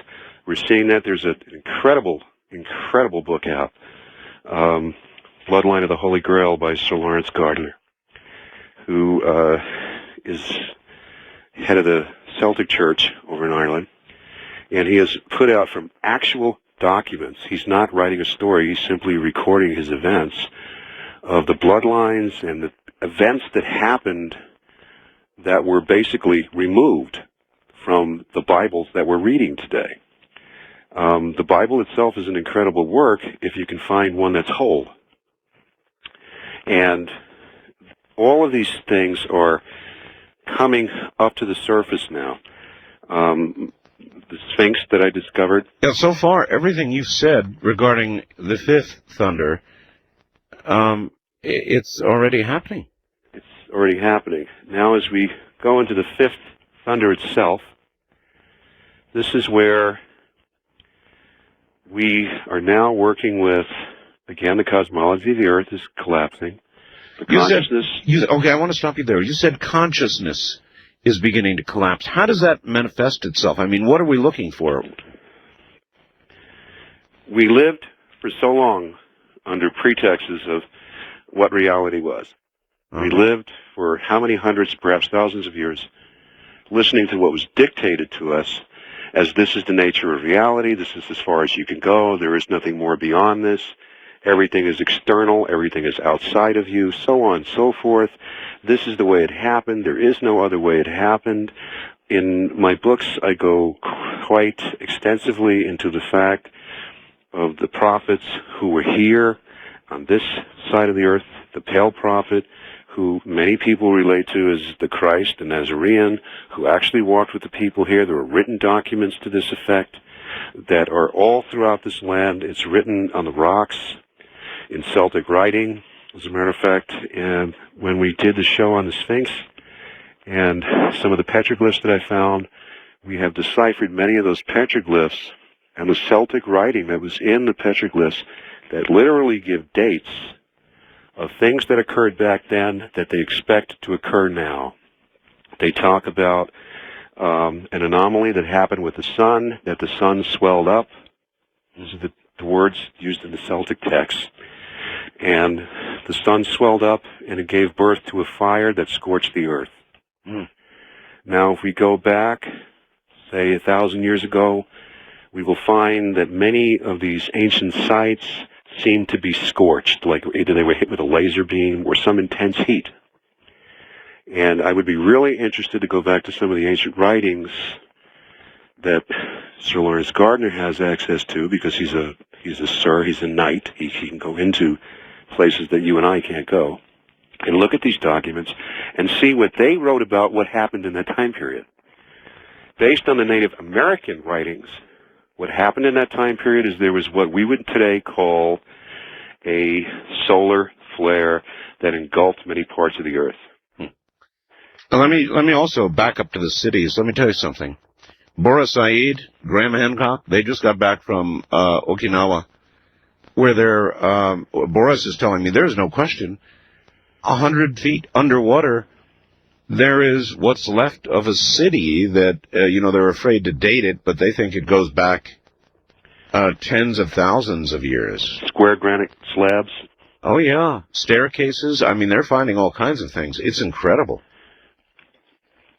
Well, that's part of the incredible part about what's going on. It's like, we have to look at what's not so nice in order to appreciate what is so nice. Well, or we have to look at the past to know the future. If you look at the past, in other words, there may well have been a civilization that came and went. Maybe a few. Maybe a few. That's right. Maybe they didn't all come from here. Maybe there's ruins under ruins. Well, they're going to find that out in Mexico pretty soon. Yeah, I think so. That's a strange situation down there, Art, because you got two volcanoes on top of each other. And the top one, which is the one that's getting ready to burp now, basically will cause the bottom one. And in the prophecies, it speaks about how the tail of the turtle would break. This would be a sign that we were going into the sixth thunder. During the fifth thunder, you would have all the fourth thunder, you have the dimensional shifts going on, changes in frequencies. The twins come back. The twins view how we have lived our life, and they give their report to the purifier. The purifier then sets forth and starts to enter into our earthly domain and our little solar system. What is the purifier? The purifier is not so much an entity to my perception as it is a time of cleansing and rebirth. We're going back to the earth being a living organism, a living being. She was just shot in the hip with 5 atomic bombs in India. She's feeling that wound. We're feeling that wound. Look at the weather. Huh. Every time they do this, there's something with the weather. And based on the information you spoke about last night, I think it might be an interesting thing if you go to the globe and you look at where Mexico is right now, Mexico City, and you look at the volcanic action that's going on there. You're talking about, I think we spoke a little bit earlier, you have ground temperatures in excess of 200 degrees. You and I spoke about it privately. I know it to be true, yes. 200-degree ground temperatures in Mexico. Actually, you know what? There's actually reports of animals bursting into flames walking on the ground. Wow. That's freaky. That's really very freaky. But go back to Mexico and take your finger and take it on a direct latitude line around to the other side of the earth, and guess what's there? India. Right where they blew the bombs up. So is this all happening at 19.5? Yeah, I think so. Pakistan is getting ready to follow suit now. It could be in hours or days. If they haven't already done it. Well, no. I think... They have some really strange earthquakes going on there. Yeah. Yep. By the way, Mammoth is going nuts right now, too. So there's a lot of volcanism. The volcanism is, without question, I mean, it's covering a lot of the U.S. right now with smoke, the smoke we talked about. We've had, since April, 6 volcanoes take off on the surface. Over 20 volcanoes spewing out under the water. We've had it just in the month of May, just in the last 2 weeks, around the Ring of Fire, more than 6 earthquakes greater than a 5 magnitude. It says, under the 6th and 7th thunders, many undersea volcanoes will erupt. Blowing sulfur breezes, clouds will drop black dust upon cars, huge Canadian Great Lakes and Mississippi Valley volcano action will cause land to rise as high as the Himalayas? There is a shelf in the Gulf of Mexico that the native people there refer to cities under the Gulf of Mexico called the cities of prophecy. And they're supposedly domed cities under the earth. And there's a shelf in there, if we look at the geometry, the geography of the earth, and we look at the configuration of the plates, there's a shelf there very similar to the Himalayas. When you have this volcanic action going on in that area, it will push that plate up, because right now it's pushing against the northern plate. It's pushing up against Louisiana and Texas. There is no place for it to go but up. And according to the prophecies, when this starts, as we start with a chain of events, which I spoke about back in December, which would start in Mexico. It would start with a volcano blowing up in Mexico. I well remember you said that. And when that started, it would start a whole chain reaction straight up the California coast. And again, that fault line ends right in the San Juan Islands off Washington State. It would start an action up there which would kick off seismographic activity in the Cascade Mountains that would not cease, and that we would start to see large portions of land break off and fall into the water. Now, we are seeing that already in South America. We're seeing that. We're seeing the other part of the prophecy, which talks about these volcanic reactions and the heating up of the earth because of it, which is all the Earth's attempt to try to purify everything. I don't want to give anything away I ought not, and I hope I'm not doing that, but I got a call earlier tonight from Whitley Strieber. We've got a show planned for Friday. He will bring on, along with Jaime Maussan, he'll bring on a volcanologist from Mexico who's going to tell us the truth about what's happening there. And part of that truth is they expect Mount, I call it Poco, because I can't pronounce it. They expect that to blow shortly. There's a lot of news that we are not getting about what's going on with volcanoes in Mexico. We're going to get that Friday. But I mean, that fits, unfortunately, right in. We are now reacting to what we are doing to the Earth. Have you ever noticed that when something happens over in Asia, within a few days or a week or so, something happens on this side? Sure. When we blow something up in India, something happens over here. It's all connected. I've noticed. I even noticed back when the French did their testing. Yes. And then we had that huge rip that's gone on in the Pacific Ocean, where the land just literally opened up, and you have billions of gallons an hour pouring into this hole going down into the inner Earth. That's a whole other discussion. What is the inner Earth? But we are seeing all of this happen. And we are seeing the reaction of our own. You know, we are emotionally connected to the Earth. We're emotionally connected to all things. Anyone who's ever driven to the wilds of Montana to live in the wilderness and has walked through a place that they just got through clear cutting, you feel something. Yep. Just like you felt something when you were in the King's Pyramid. Sure. I mean, the King's Chamber in the Pyramid. That was not easy. I still can't put words to it. And it's probably like that. I mean, I'm sure you're right. I'm sure you feel, of course we're connected to the Earth. Anybody who says not has screws loose, elevators not going to the right floor or whatever. Well, as we keep blowing these things up, as we keep doing these things, as the Earth keeps getting damaged, do we not become more and more of an angry, violent society globally? Gee, I haven't noticed that. Oh, I'm glad. It's one thing leads to the other. It's an echo. That's cynical humor. It's the echo principle. Yeah. It also says here, Mount Rainier in Washington will break up the Cascade Ranges. The Pacific Rim will shift into little islands. All ocean forms will be extinguished.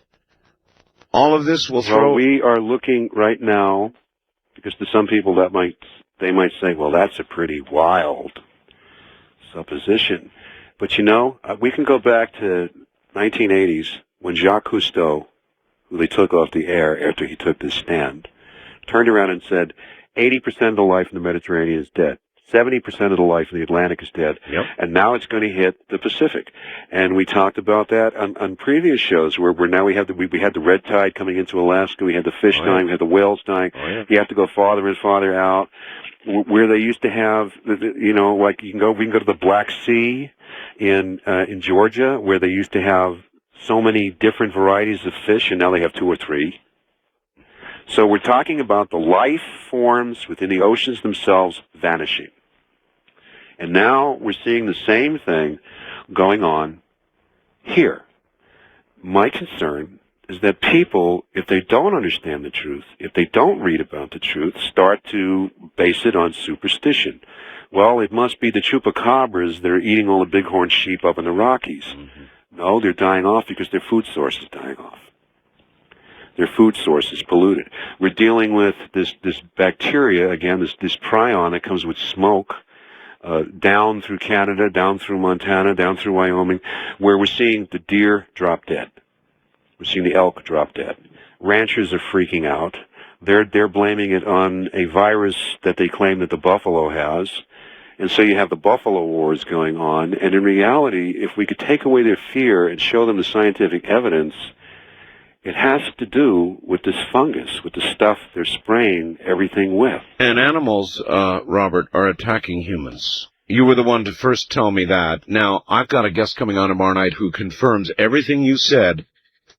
He's got the stats. Animal attacks against humans are up unbelievably. I thought you'd be interested in that confirmation. Well, Grandpa Martin once said that one day you'll be having a picnic and the rabbits will attack you. Hold it right there. We're going to break here at the top of the hour. My guest is Robert Ghostwolf. And you are listening to not Robert's Thunders, but a compilation of many elders' prophecy and what is not coming, but upon us now. This is Coast to Coast AM. Good morning, everybody. Tomorrow night, Don Zadel, and animal attacks on human beings drastically increasing. Friday night, Whitley Strieber, Jaime Maussan, and a Mexican volcanologist, so that you might know what's really going on. Here we go, Robert Ghostwolf back again, and we're going to try and bear in on the phones in this segment, if that's okay with you, Robert. Let's go. All right, here we go. East of the Rockies, you're on the air with Robert Ghostwolf. Hi. Hey, it's great to talk to you. You have a great show tonight. Thank you. Well, I've been listening to you since you came on at ABC. Oh, you're in New York? I'm in New Jersey. I'm from New York. Okay. And your show is great. I wish it was on the whole 5, 6 hours or whatever. Well, it's 5 hours, and they have morning shows and stuff. I know. They only get 3 hours of it, but it's a great show. You got me up all night tonight. I have a question for Robert. My question is, what else does he see for the Northeast area, like New York and New Jersey area? I live up here. Weather-wise, you're going to start to shift into very long winters up there, very severe winters up there. You're going to have a lot of problems with water, and you're going to have a lot of problems with the collapse in social systems there. Especially as we start to move into this new European dollar, debit dollar thing. We have to move in very shortly to this computerized means of money, because that's the way they've got it set up. It's almost like it was deliberately forethought. But basically, your main problems over there are going to have to do with the earth, with the pollution. A lot of pollution. A lot of disease is going to break out along there with the viruses. It's going to be rough to do that unless you get a source of clear water, and unless you start learning how to grow your own food again. Can't rely on what they're feeding us in the supermarkets. Where can a person get good water? I mean, because I know the water is like really, the tap water is really bad. I get bottles of water, but I mean, where else can a person get water other than bottled water? Do you think get wells or? Try to get wells. And that's it, or what else? Anything else, or? You can try to get the bottled water for as long as it's there, but what are you going to do once the supermarkets don't have the water? Good point. And because I could tell the water is already polluted in New Jersey where I live. Everybody buys the bottled water, and I think that's pretty prevalent no matter where you travel these days. And as for the ice storms, we had a bad ice storm 6 days with it was raining ice for days, and we had no electricity already for 6 days and 6 nights. Oh. So it was horrendous on the whole East Coast about 2 years ago. So I think that You're getting a Beijing radio. one of the prophecies came through already. But you have a great show, Art, and keep up the great work. Take care, my friend. All right, west of the Rockies, you're on the air with Robert Ghostwolf. Hi. Hello there. Hello. Hi. This is Whispering Oak in Camp Colorado, and I have been approached, or a friend of mine was approached by a man called Caligastia, and he says that the truth has not come out about the Sacred Valley, and I would like to know what do you think about what he says, Ghostwolf. What I think about that is that there's much too much negativity Mm-hmm. That's in what we the felt. perceptions that the person is putting upon what the truth is. And that's all I really want to say about it. The truth hasn't come out only because it hasn't been thoroughly investigated, which is an ongoing situation, and there are more places that reflect to that. I can't help people who want to hold on to doom and gloom, because that's not necessarily the picture. I just wanted you to confirm our feelings about what he had told us, and I appreciate it very much. All right, thank you very much, ma'am, for your call, and take care. Diplomacy, that's good. First-time caller line, you're on the air with Robert Ghostwolf. Hi, I'm calling from San Diego. Okay, you're going to have to pick up a real phone. You must be on a some sort of I'm talking speakerphone. into Bugs Bunny. Yeah, Bugs Bunny. Well, pick up the real phone if you would, please, for us. The only problem is it's the only one I have. You only have a Bugs Bunny? Yeah, see, I can't afford very much. But All right. This was Well, at the then. cheap store. Okay, so talk into Bugs closely, and we'll see what we can do. Okay. First of all, I just want to say this is the best show I've ever heard you done. You do, and also for Robert Ghostwolf. Yes. I wanted to ask you about the Arabi rock, the prophecy rock. Mm-hmm. I have in a book, Meditations with the Hopi. Mm-hmm. I have there's a couple of pictures. There's like a swastika and a sun type of thing, and then there seems to be like a dress or a woman's dress and a baseball cap kind of design. Mm-hmm. I'm wondering if you know anything about that. About the baseball cap? Yeah, or it looks like a woman's Well, I think dress. that refers to what you're speaking of, because we're not looking at the picture. But what you're referring to is the Pahana, which will be known by a red robe or wearing these red hats. And that's got to do with the prophecies of the light that comes from the north, the night that reunites the people and brings about a new way during a time where it appears that we almost fall into total devastation. Bugs Bunny telephones, I think that marks the near end myself. Wildcard line, you're on the air with Robert Ghostwolf. Hello. Hi, this is Casey from Nashville, Tennessee. Hello, Casey. Hi. Number one, I just want to say real quickly, and then I'll ask my question. I am 22 years old, so I'm fairly young, and so many people my age, and just as society in general, but especially people my age, are so uninformed about what is going on. And when you try to talk to them about these things, they just kind of look at you like you're crazy. And I've read your book, The Quickening, and I listen to your show all the time and have introduced it to a lot of my friends. And I want to thank you for making the information that you have available to us. Well, thank you. So I want to ask Mr. Ghostwolf, I feel really disheartened and apprehensive about all the things that I'm hearing here. And I mean, anybody that listens to this would. But I'm wondering, do you see any part of our world that is going to, like, survive this in any normal fashion? Or, I mean, is everything just going to collapse? Fair question. There's going to be many areas where people are going to take a stand and start to turn the tide back the other way. Mm-hmm. These things that happen, and the purpose of prophecy, prophecy basically is to warn. It's like, this is what the weather looks like. There's a storm coming in. Mm-hmm. The purpose of prophecy is not ever to say, this is absolutely the way it is. What it's saying is that this is coming. If you know that a severe storm is coming, then you have the means to prepare for it. Right. If you don't know that it's coming, then you're taken by surprise. Right. Many of the people who will suffer greatly with what we're going to go through as far as physical cataclysmic earth changes, as they start to intensify, will be those who didn't listen. Right. Those who were uninformed to get swept away. All of a sudden, it's like, wow, what do I do? I don't have any water. What do I do? I can't eat my vegetables. So, it's like there's so much information coming out now that's giving us all of the tools that we need to prepare for what's going to happen. But to hide our heads in the sand and use ostrich medicine isn't going to work. Okay. Let me ask you this. Where can I look or what can I read? I'm assuming that maybe your books cover this, and if not, briefly tell me if you have time.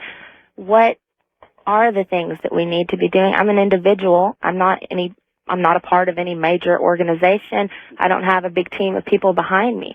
So what do I need to do as a person? There's a lot in my books, or you can get There a book are? Okay. called the Hopi Survival Book. Okay. These will give you a lot of basics. Okay. Or you can read Mother Earth News. Mother Earth News. Okay, well, I think we've covered everything I need to know at this point, and thank you once again. Thank you. Okay, Take bye-bye. care. Bye. East of the Rockies, you're on the air with Robert Ghostwolf. Hi. Hey, good morning, Art. How you doing? Fine. Where are you? I'm calling you all the way from St. Thomas in the Virgin Islands, your WST affiliate. All right. Good morning, Virgin Islands. Hey, listen, you guys, you get me thinking, you get me scared, you get me worried, but I can't stop listening. It's the way it is for me, too, sir. Yeah, I'd like to ask Mr. Ghostwolf, what does he see for our area? Caribbean, Puerto Rico, Virgin Islands, things like that. Well, a lot of the places there are probably going to turn out you'll be on a mountaintop. Literally. There's going to be, there's always a lot of activity down there. There's always storms. There's always things going on. But I think, I wouldn't get too close to the beach. But, you're going to suffer a lot of windstorms down there, and the rains will become torrential down there. So you're going to have a lot of uprooting of trees and that kind of thing. But basically, a lot of those places are going to be fairly highly protected. Well, that's good. Where you are in St. Thomas is not a bad place to be at all. Really? Neither is Puerto Rico, except for the military base over there. Wow. So I was thinking, how about like moving inside Mother Earth, as they say, like, underground in areas like this? If you move into rock.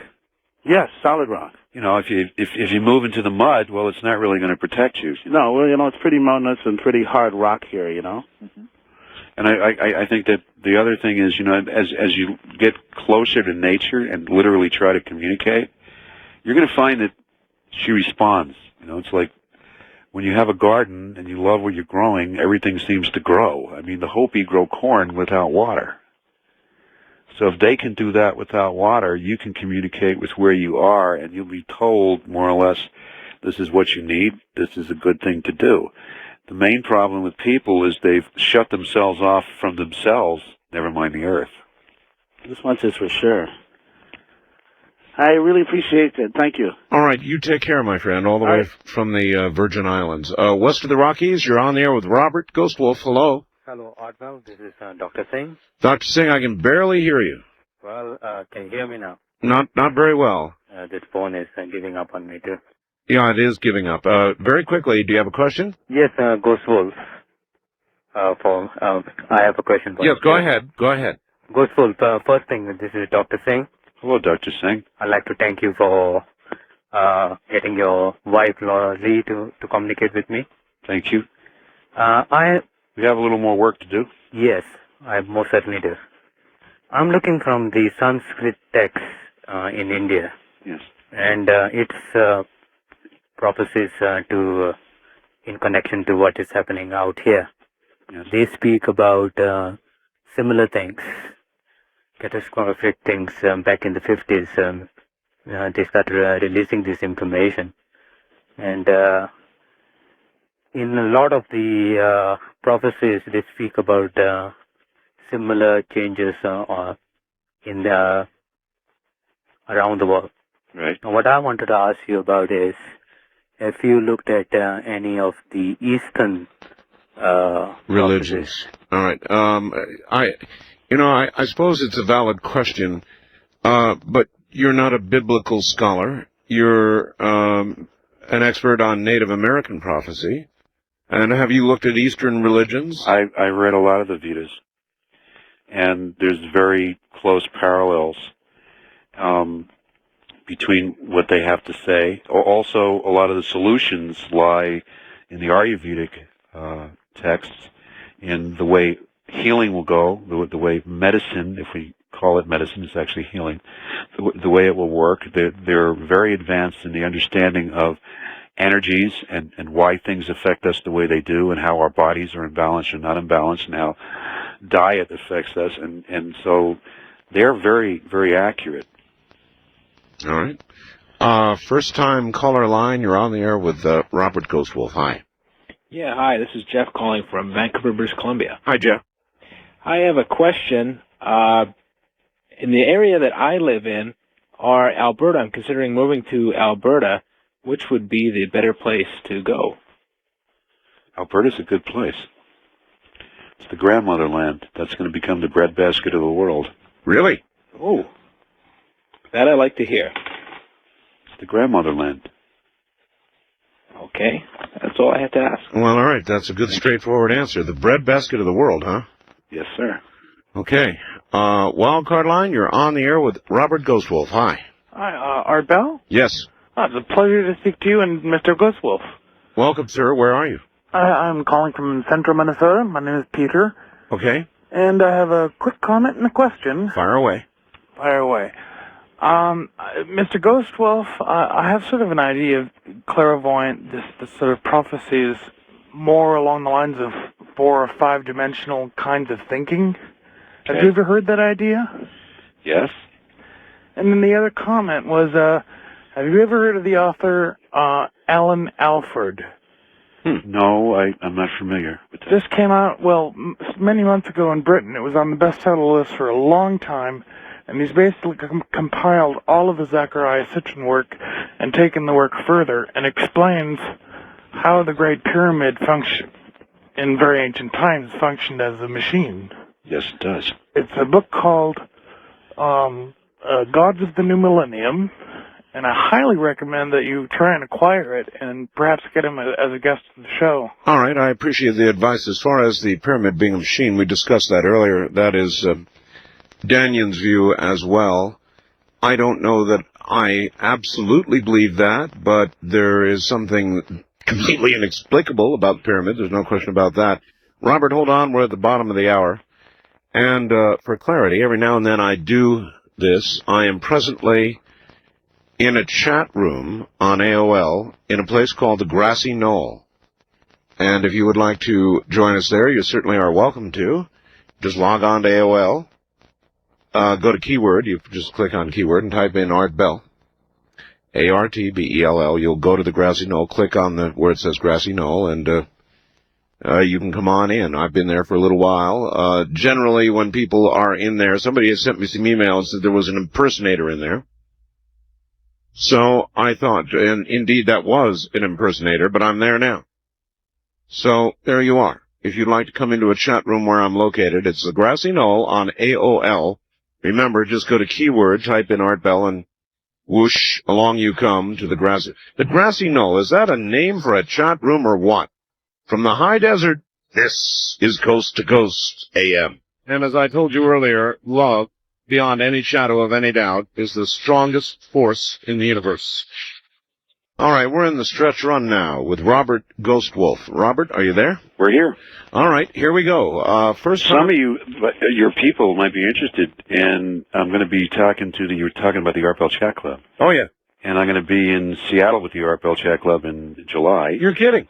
Yeah, and then in September I'm going to be down in Phoenix with the Art Bell Chat Club down there. Wow. And I'll be bringing out some new information, new prophecies, and some new information on what's going on with, the healing and whatnot, because I've sort of taken a year off from public appearances because I'm working very hard putting these healing centers together up here. And then I'm going to be with David Oates at the Sky Festival, July 18th and 19th down in San Diego. Whew. We're going to pull him out of the closet. All right. It won't burn you out. All right. First time caller line, you're on the air with Robert Ghostwolf. Hello. Hello. I have a question for each of you, if I may. You may. First, Mr. Bell, what does it take to get a refund from SciTech? I haven't heard from them after I sent my module back about 2 months ago. Well, first of all, as far as I know, I have no idea what the refund policy is. I don't recall that there was any guaranteed refund, so I can't answer your question. There certainly was never one advertised. Well, I wish I knew what to do, because I don't get any kind of response, and I sent it in, and I don't get anything. Well, what you should have done without. In other words, if somebody, when they advertise, they don't say it's guaranteed return policy of some sort, or refund, you should always write a letter first. I did, and I also called, and I can't get hold of a human being, and I can't get a response. Please spell your guest's last name. Go ahead, Robert. Spell it for her. Ghost, as in ghost, and yes. OLF as in wolf. WOLF? Yes, wolf, as in wolf. Okay, what do you think of the area of Eureka, Illinois? That's between Peoria and Bloomington. I think that you should get a hold of some organic seeds. Wheat, but make sure they're organic. Make sure they're old seeds. There's a lot of hybrid things going on there. Well, can I get it right from the farmer? Most of the farmers in that area, to my knowledge, have hybrid seeds. And you can't regrow crops from that. But there are a lot of areas that you could research where they still sell those kinds of seeds. It's, you're in a big flat area that's filled with a lot of commercial farming and a lot of commercial fertilizer. Oh, yes. So I would definitely start a little garden. How do I search for this organic seed? There are several magazines you could get. You could get like the Herb Quarterly. They usually have that down in most better newsstands or bookstores, and there's a few of them there near your area. So you can still get good organic seeds. If the government has their way, we're not going to be able to in 6 months. What? They've put new restrictions on organic seeds. They're controlling all organic seeds. It's full bore in Canada through an organization called Codex, which basically Codex, C-O-D-E-X, which is basically the UN, which is where they're trying to control the growth of all herbs everywhere. You can't even go into Canada now with comfrey. It's considered a felony. You're kidding. No, if you try to cross the border from America over there, you can't bring it. They confiscate it. They impound your car. It's a little bit bizarre. Wow. The war on herbs, huh? The war on herbs. Wildcard line, you're on the air with Robert Ghostwolf. Hello. Hello? Hello. Hi, this is Donna from Pomona, California. Hello, Donna. Hi, this is the first time listening to your show, and I wish I would have heard about it a lot sooner. Well, we've been here a long time. Yeah, I was interested in a question for Ghostwolf. Sure. About a year ago, I started meditation, so I've done a lot of meditation and healing energy and all that. What I was wondering is there a healing group in the area that is familiar with like Ghostwolf prophecies and whatnot to help heal the planet? In your area? Yeah, in Pomona, California. I don't know. I don't start groups. No. So Well, the reason I was wondering, in the meditation group that I am in, we were doing... I mentioned several things in my books, which are basically very simple and very undogmatic. They don't take on anybody's particular philosophy because it depends on where you're coming from with them, but they're basic principles that can be applied very simply even by a child, which can help you change your frequency and your perception of self. It all comes down to LOVE. Right. And I don't know if you're familiar with Daniel Brinkley, but he can speak quite well about what prayers and love can do. Who is that, Dan? Daniel Brinkley. He's a frequent guest. You'll get to hear him. Don't worry. Okay. All right? And can I share a quick poem that I wrote a couple months ago with Ghostwolf? I would prefer that you send it if you wouldn't mind. Oh, no problem. Okay? Thank you very much and take care. East of the Rockies, you're on the air with Robert Ghostwolf. Hi. Good morning, actually. It's definitely morning. Yes, it is indeed. This is Tim in Orlando. Yes, sir. And Yata Hey, Robert. I just thought I'd say hello. I wanted to ask you about New Mexico.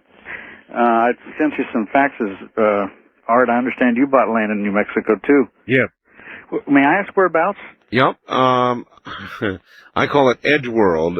It's east of Albuquerque at about 7,000 feet. Oh, up around Moriarty? Edgewood, actually. Edgewood, okay. Yeah. It's interesting. There's a lot of people starting to find this state. For me, it's an old family type thing. I go back many generations in New Mexico, and I feel kind of indigenous in a way too. No, I call it Edge World. I just joke about That's a good word. Yeah, it is. It's way up there if you get up on Sandia. That's right. My area is up around Raton and Cimarron, and I'm wondering if that area, if you've got any kind of insight into that there, Robert. Good question. I'll second that. How about that area? You know, if you're up in the Sandias, you have a lot of good water. If you're up north of Taos, you have a lot of good water. The problem with a lot of New Mexico, because I lived there for close to 15 years outside of Santa Fe, and the problem with a lot of New Mexico is you have hundreds, if not thousands of miles of underground tunnels that the government installed, and they put a lot of pollutants and whatnot that they buried in there. The trains would come in all the time at 3 o'clock in the morning, and they would dump their refuse right on the side of the road by the reservations, or they would take it and then trucks would come and bury it in these tunnels. And the thing is that you have a lot of radioactivity going on in the water. So I would say check out your water, have your water tested and see what it's like in the area, and also turn around and take a look at the wildlife. see if it's healthy and abundant, and what are the trees like? You know, like New Mexico's got its own unique kind of forest, you know. First time I ever saw a New Mexico forest and looked at 3-foot-tall trees, I wondered how big the cows were, you know. But, because they must be real little, you know. But it's like, check the water and check the way things are growing. If there's an abundance of wildlife, if there's an abundance of birds singing, you're probably in a safe area. All right. Well, that's a really good test to bear in mind. West of the Rockies, you're on the air with Robert Ghostwolf. Hi. Hello there. Yes, ma'am. I'm from New Mexico, All right for you. and I was wondering, all this bad stuff I've heard tonight about people are going to freeze to death and they're going to get diseases and they're going to die and the government's going to go broke and we're going to be in a melahess, as they call it. Mm-hmm. And so what can you do to prepare for anything like that? Well, I guess that's a fair question. General preparation type stuff, Rob? Well, most people in New Mexico are pretty ornery and self-sufficient. Yeah, they are. And like I said, I lived there a long time, and there's a lot of great pockets in New Mexico. As far as people freezing to death and diseases, well, actually, it's not prophecy anymore. It's happening. Yeah. And, you know, in the area that you're in, I think your winters are getting a little more severe. I think the winters down in New Mexico are getting pretty severe. At the same time, there's a lot of gentle areas. You have a lot of little microclimates down in there.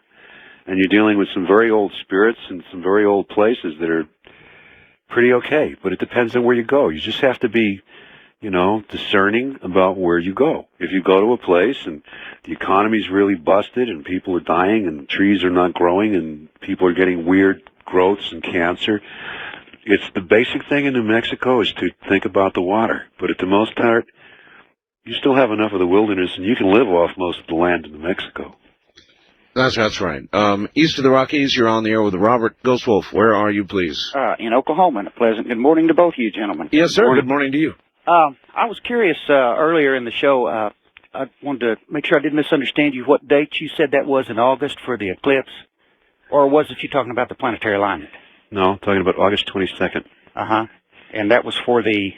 There's going to be a major eclipse that could last up to 52 hours, maybe longer. And you've got at least 5 planets coming into alignment. I don't have the map sitting in front of me. Mm-hmm.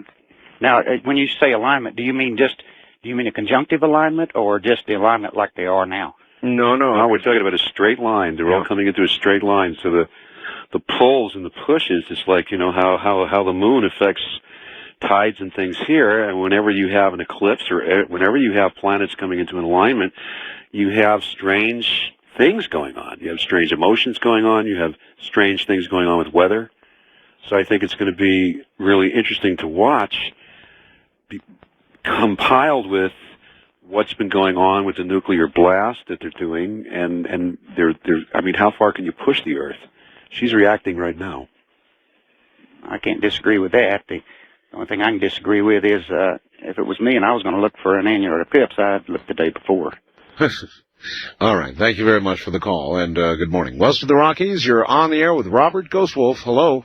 Yes, this is Olin in Culver City, California. Yes, sir. I was just wanting to ask if all of these planets being in alignment behind us and the sun in front of us, if that's causing seismic strains in the Earth's surface as we rotate, because that might be activating all these volcanoes underwater and underground.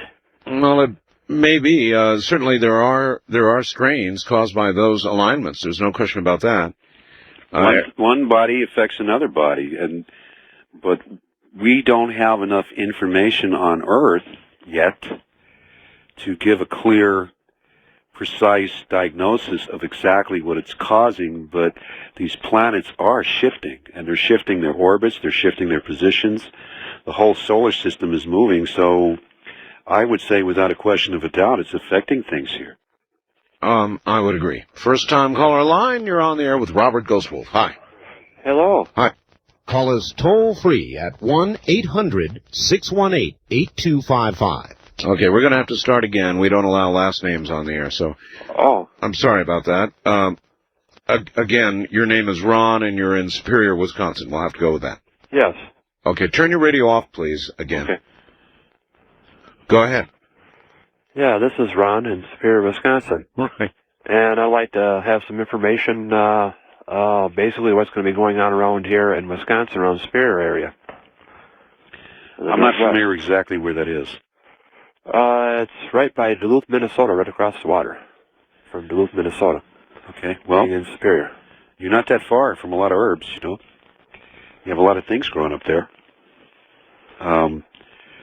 There'll be a lot of resources for you to gather from when things get crazy. Yeah. So you're in a relatively good place, and there's a lot of, I know I have a lot of Ojibwa friends up there, and there's some very good places to be up there. But if you're too close to the lake, you're going to get a little wet.